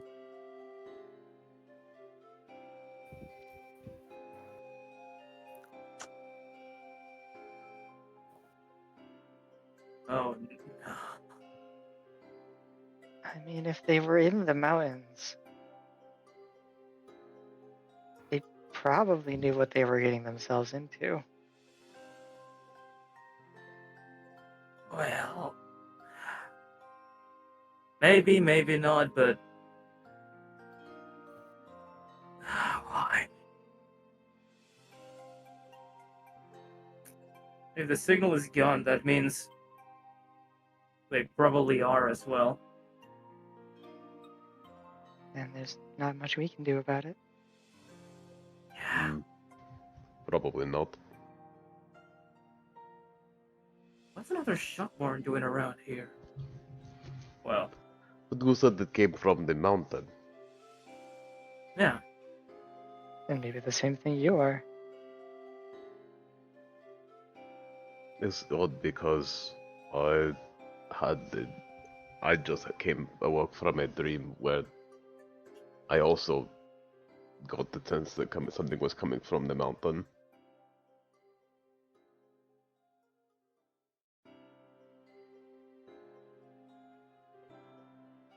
No. Huh.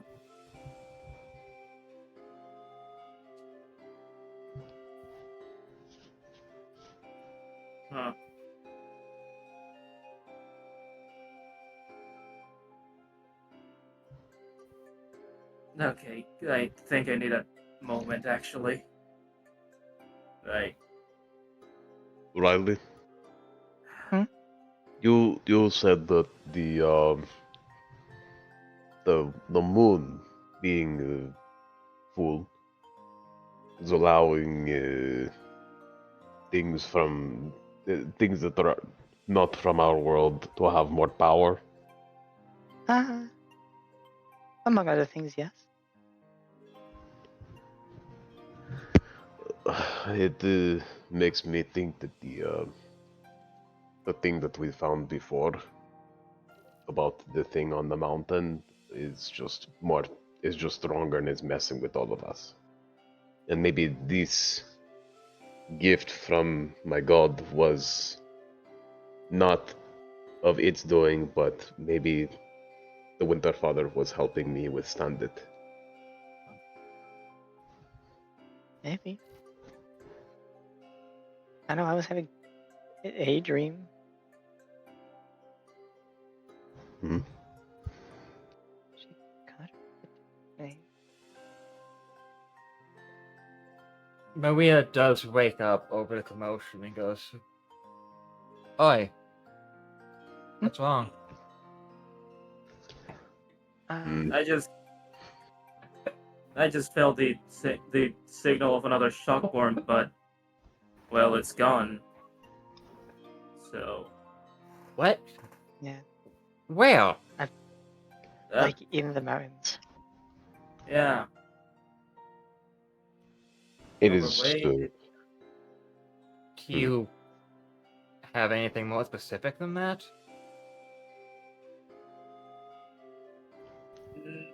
Not much. I was trying to get the precise location, but once the signal got cut, that means that they probably are not. Yeah.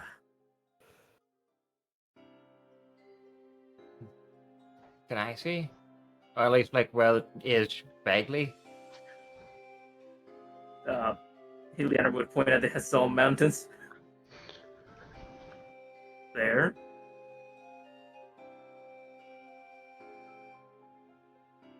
I see.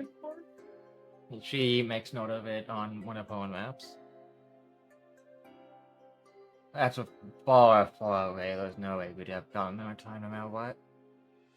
Yeah. Yeah.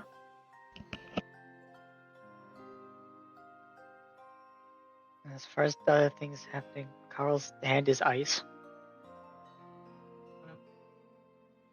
It seems that we are all having something of a dream, or like it is telling us that there is a danger from the mountain again. Lines between the realms are thinner. Hmm. It's one of those nights. Wait, Maria. You said you have encountered 3 other shockborns besides me, right? Yeah. Was it anywhere around this area? No. Can't really say that. From continent to Nowhere near continent. nowhere near the mountain then?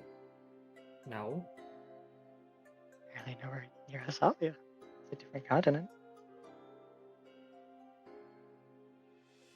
Huh. Who could have been?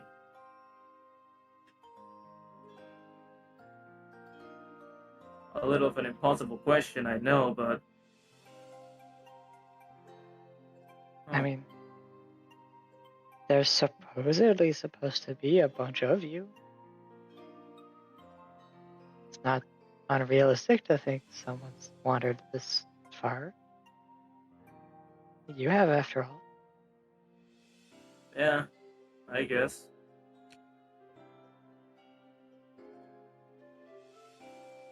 It's just that, it's been a while since I saw another Shockborn, so, seeing the signal and then suddenly just went away, kind of it kind of hurt.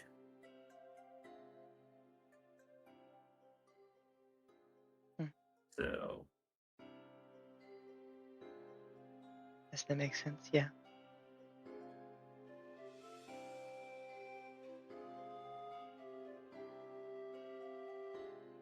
I don't get like, yeah, like the signal is gone, right, Tira? Yes. Got it.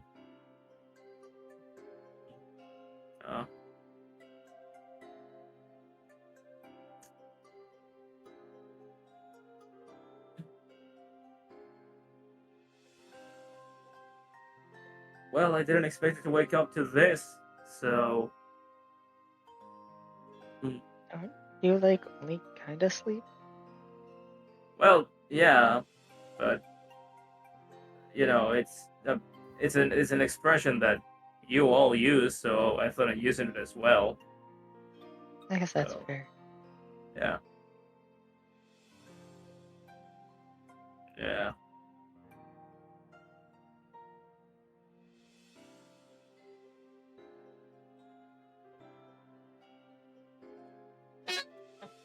But yeah, Maria kind of like bangs on the side of your thigh for a bit, like with like the bottom of her fist.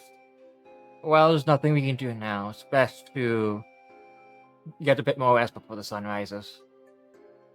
Yeah. Yeah.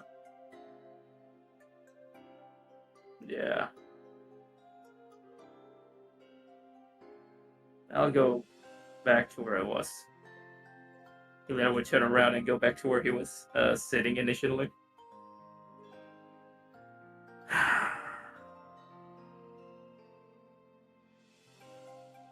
Yeah.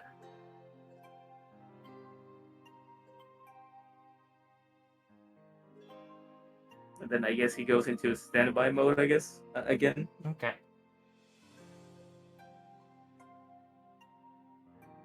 Do I get funny dream scene or not? This was your big hook. Chalkboard don't dream. Well, Yeah. damn. They don't Anyways, dream because they don't sleep. well, damn. That's Anyways, enough for symmetry. I get to be sad now. Yippee! I call dibs on his corpse. I'll be at That's your right, funeral, buddy. I'll be a I hero. Never call mind, that dibs. is me. That is me out of character. In character, Victor is too depresso to call dibs. Oh, yeah, you're sleeping. Still, I will be at your funeral. Fucked Anyways. up. No, he's Listen, morals are for pussies. Yeah, and pussies end up dead once they say something like that. no. Okay. It was lost upon you then. No, it's because Iliandra will live forever since he doesn't age. That's what I meant.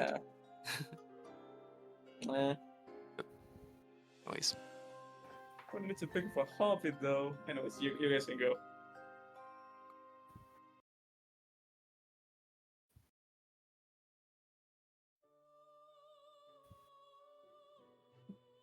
Meanwhile, in Victor's sleep, Oh boy. you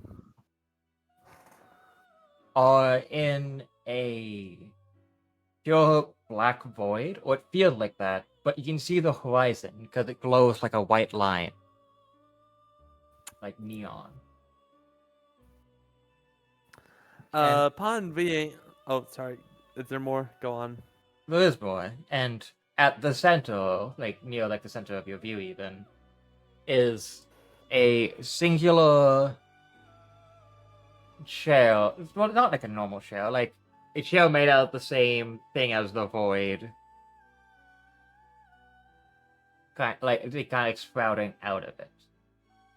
And in it sits a suited woman. Is it one I recognize? No. In fact, they have no facial features at all. They themselves look like they're made out of the same void, just pitch black with a white glowing neon outline. In fact, their suit is also seemingly made of, like, just simply the features of the outlines. And around them is something that is breaking through the void, like a figment or a shade, but it's one of the largest things you have ever seen.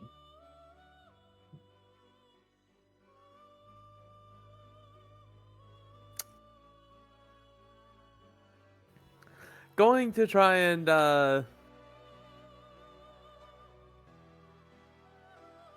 look around a bit more real quick, try and get a gauge on where the fuck I am. You still don't know. All you know is that the shade is giving you the only like uniqueness to the environment of the dark void shattered open as if it is made of concrete, baby. And the creature itself has a menacing evil sphere behind its head. And from its shoulder appears to be that of a head of a dragon. Just growling and snarling in rage with beady, like glowing eyes. The entire body of the dragon simply growing outwards from there as if it's just like a tumor of the actual creature. They have just the biggest fucking claws you've ever seen. Also fairly wide, as if like the claws can barely fit on their hand, and their hand seems so small compared to how fucking wide its arms are. With a cloak of mist forming at its wrists.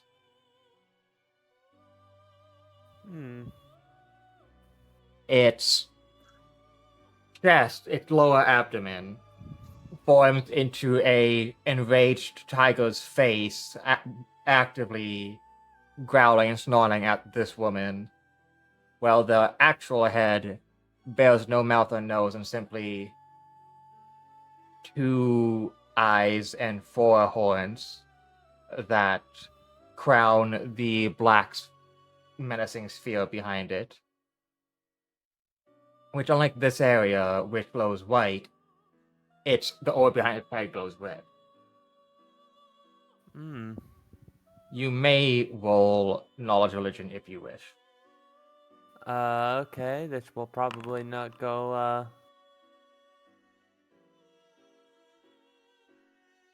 Do I get anything with a 9?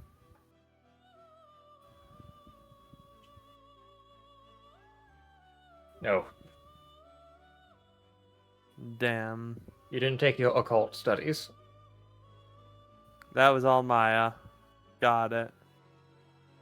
You don't know what it's saying. It's simply speaking in some ancient gibberish you've never heard before. Seemingly, like, in a rage, just chewing out the woman, like, for something. You're not sure what. What the hell am I looking at? You feel noticed as the giant figure looks over to you, looming at you, as it feels like it's just getting larger, as if it's becoming the horizon itself, until you simply feel you have no claim anymore, simply be heard in your head as the creature is dragged back into the glowing crater it's formed in the floor. And it simply just growls, like quaking the entire earth around everywhere, as it simply fades into the ground beneath you, disappearing. Audibly blinking in confusion as he just lets out a simple, huh?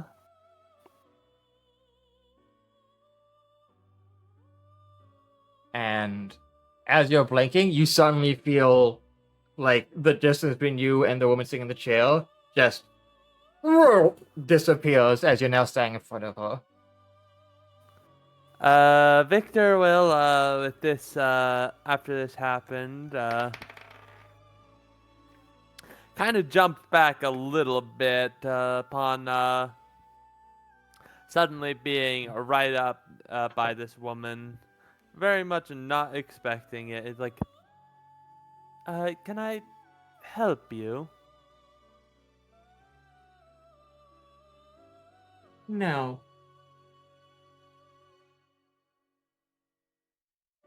Okay. Then can I ask you something? Where am I? Nowhere in particular. Nowhere with a name.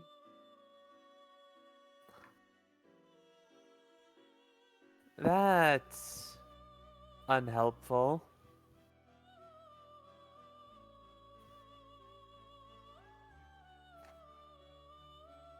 Hmm.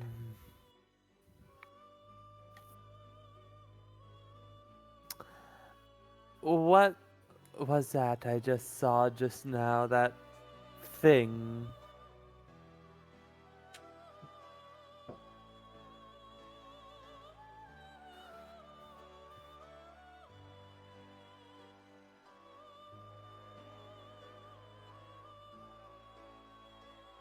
A lord of a place far, far out of reach now.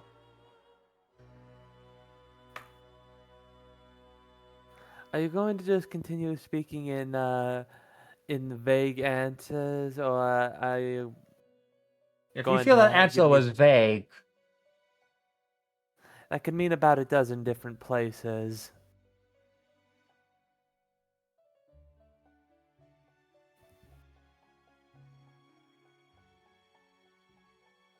it's simply best for you to not worry about the matters at hand. Oh, It's been resolved. I'm gonna roll a sense motive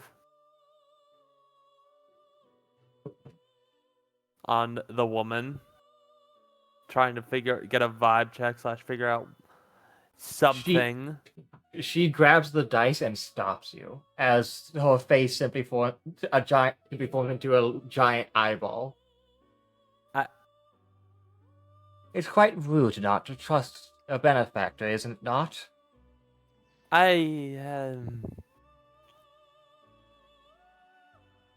Benefactor? Mind elaborating on that? No, I promised I would not. That was part of the deal. Deal? What deal? She simply grabbed grabbed you, like the side of your face with both hands, cupping you.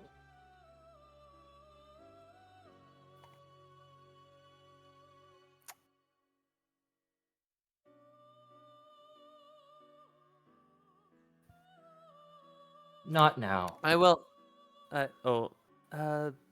So, are we going to just ignore she grabs the dice? I I am was just going with trying. Okay.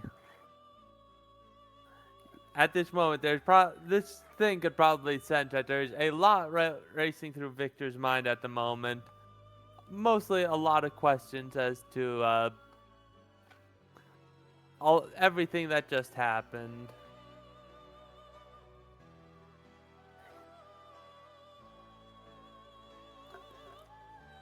All that once belonged to you is no more. You are free and safe from it. All that will belong to you will be yours. That is all that is necessary. Consider it an investment. An investment.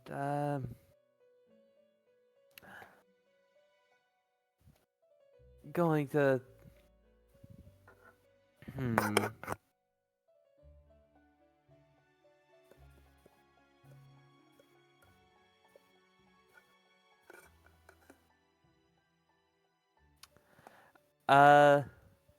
I'm going to.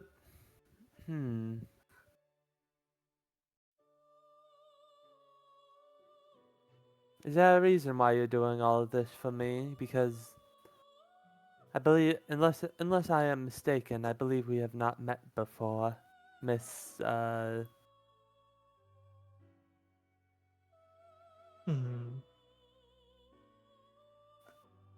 we or have we not? Who's to say? Perhaps your belief that we have not is simply better for yourself.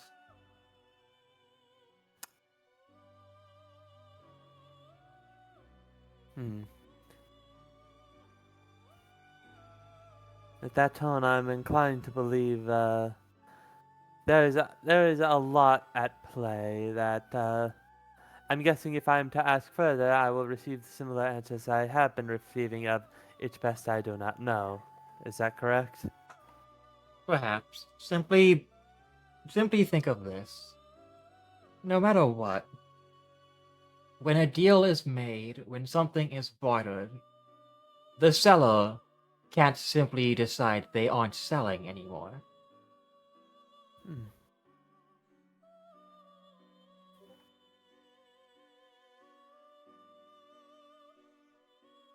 Out of And personal interest, I decided I would take the recoil of someone deciding to do so.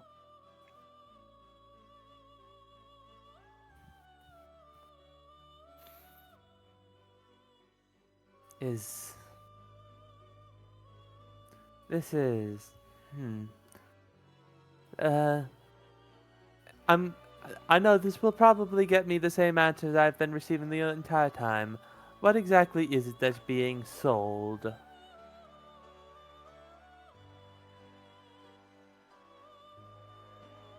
Something I promised I will never tell you.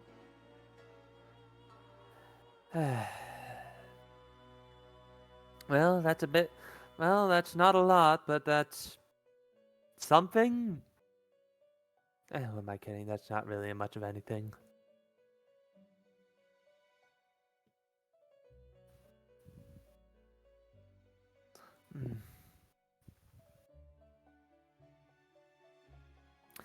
So then, I one question. Why are you doing all of this now? Because by the sounds of it, this has been something that has existed for a while, but something has caused you to change your time schedule on when this sale of yours or whatever you are selling. It was not my Or- sale. I have directly intervened with a different one. But you aren't incorrect. A time schedule has changed, and I have been directly put in a position where my own goals are able to be fulfilled by accepting this change in schedule.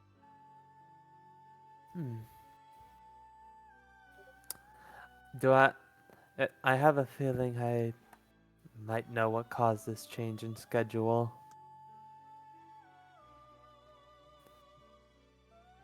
I feel I need not say it out loud, but am I correct in my assumption of what caused this change in schedule?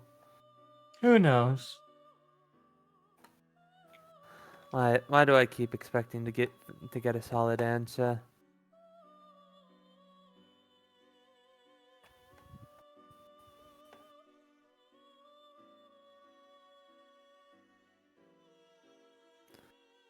But from what I am piecing together, you are being sold something, and you're coming to me for it.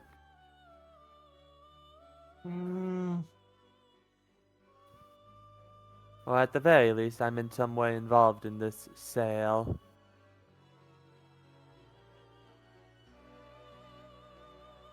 There's a myriad of possibilities.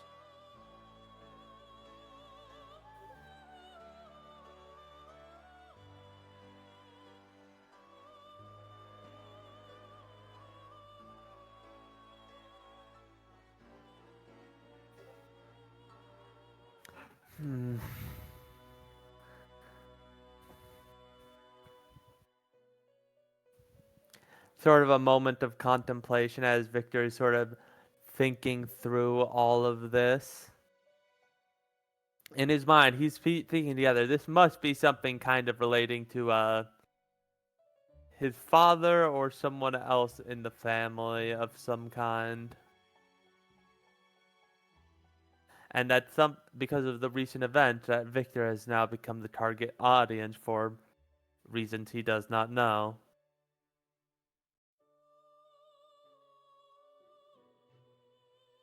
So then he's after the moment of thinking, like,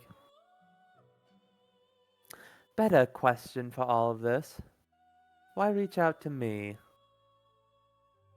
What do I possibly have to offer you that will help you out in your endeavor?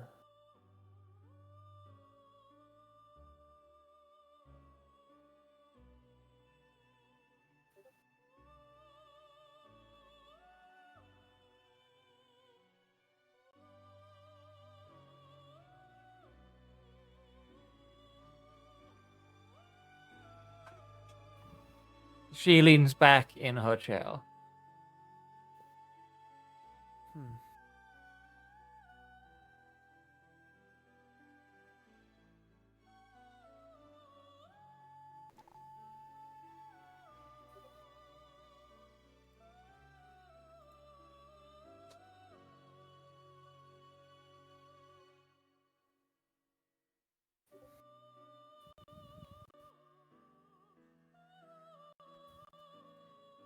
Perhaps I simply feel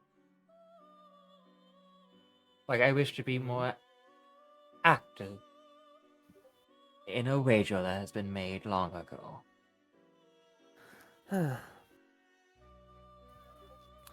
Well, this is starting to sound a bit more familiar. How are you going? And I'm guessing I'm going to help you become more active in some way.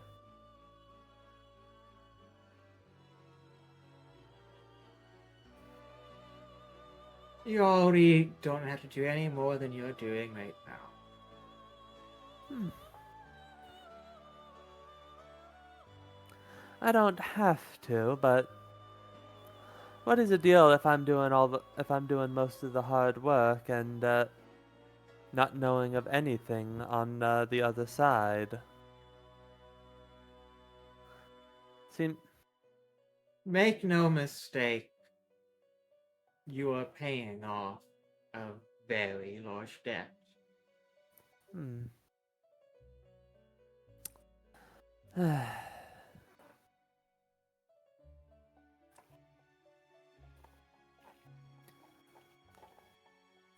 I think I'm starting to piece together the pieces.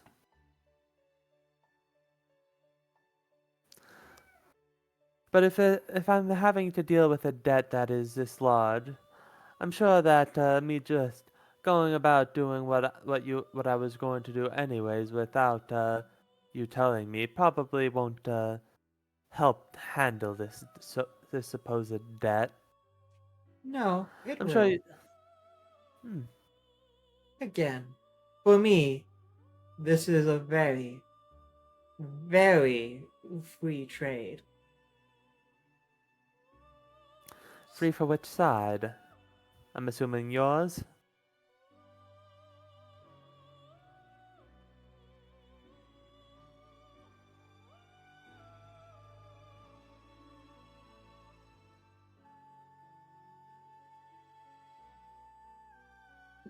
Would I really tell you everything in full? Hmm. I don't expect to learn everything off the bat. But well, I mean, Well within then, any don't trade. worry. Look- I won't have to say a thing. You'll Hmm. figure it I out mean- just fine. Hmm. I see.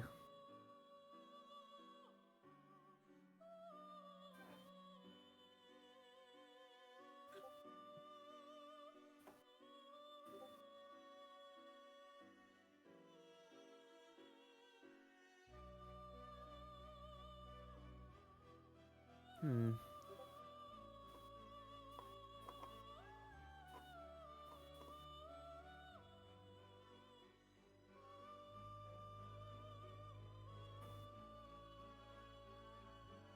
Now that being said, the sun's rising. As much as I hate its light so much, it's quite important for you. Sadly, that it is a necessity I need. I can't aim my I can't strike true without the ability to see the way. metaphorically or literally. Well said, Mr. Pierce. As she snaps her fingers and you wake up to the morning sun. And fuck, what's the other time? It's I was able to do all the ideas except for one. I'm sorry. Okay. Damn.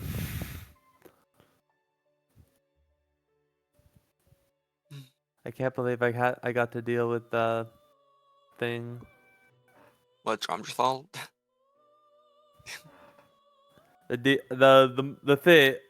thing I just saw. I'll be honest, I didn't see it coming, but I'm also not surprised.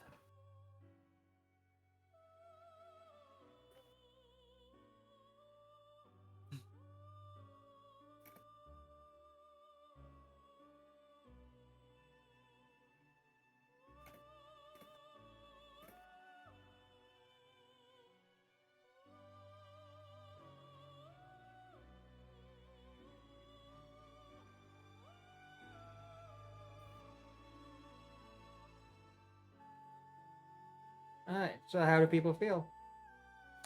I feel like I'm probably going to get fucked over by powers beyond my comprehension in the semi-near future. I had to start practicing how to be the present Skeletor because, hey, basically family just died as well for me. Feel like someone stabbed me in the hand. Probably because that happened. Yeah, I'll that, believe you. Riley gets to do seems to have religion happened. research and have a conversation with Kansa. As conversative as the fucking creature is.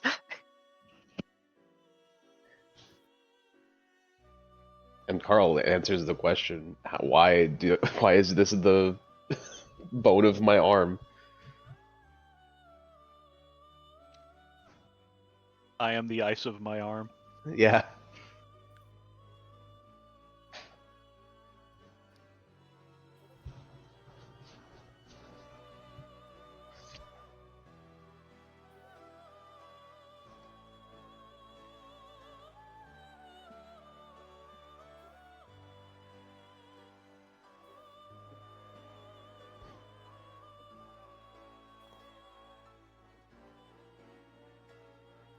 Well, yeah, that was today's technically filler episode. Okay. I think there's a huge asterisk at the end of that filler, considering some of the stuff Yeah, that happened. filler. Yeah. Gotta say, this doesn't feel like filler. All right, now that's done. Buddy. Discuss. We got trauma. We've got whatever the fuck happened with Riley. We've got the Satan from the Bible coming to Victor. It specifically isn't from the Bible. It's from Goetia. Cloaca? Goetia. Really? I almost spit out my fucking drink. The bird is the word.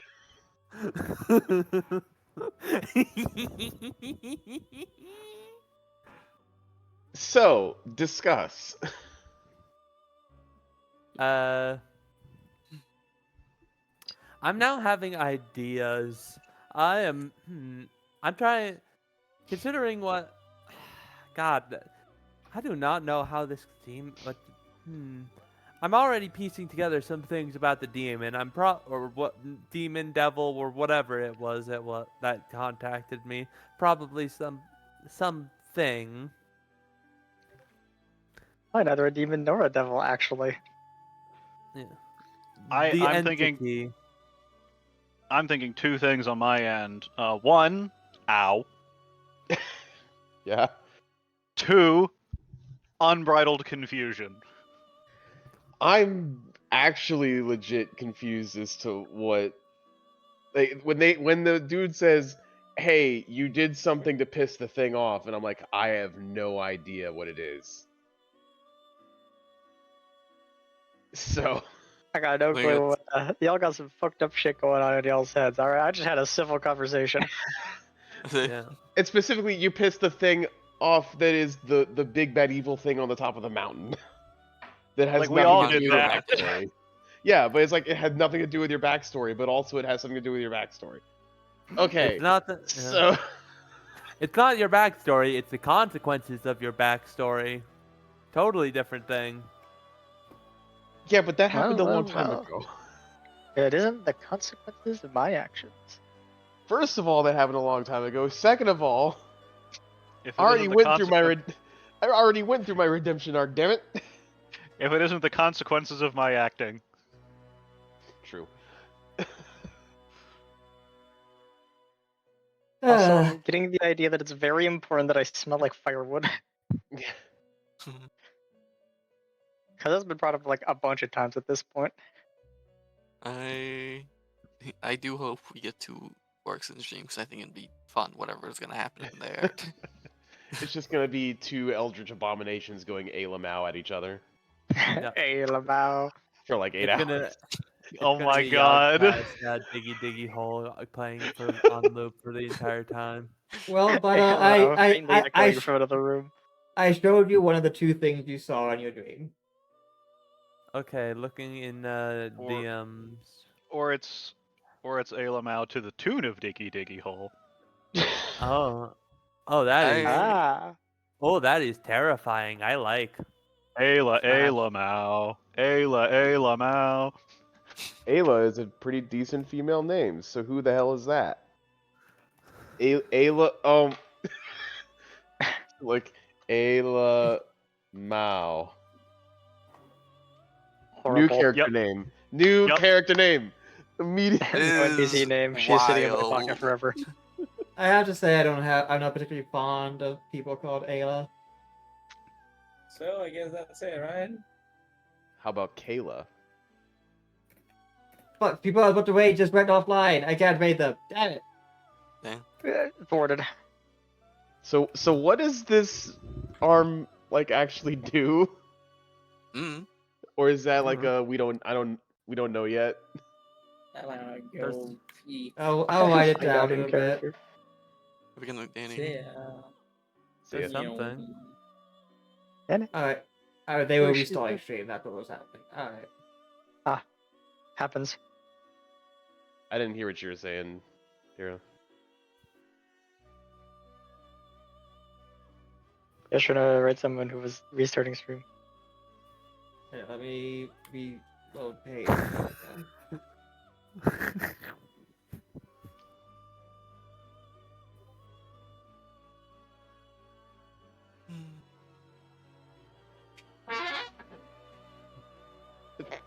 I assume that At was somebody's first- chair, but that sounded like a trumpet. Yeah. That was a trail. The trumpets. Musical chairs. I was thinking this.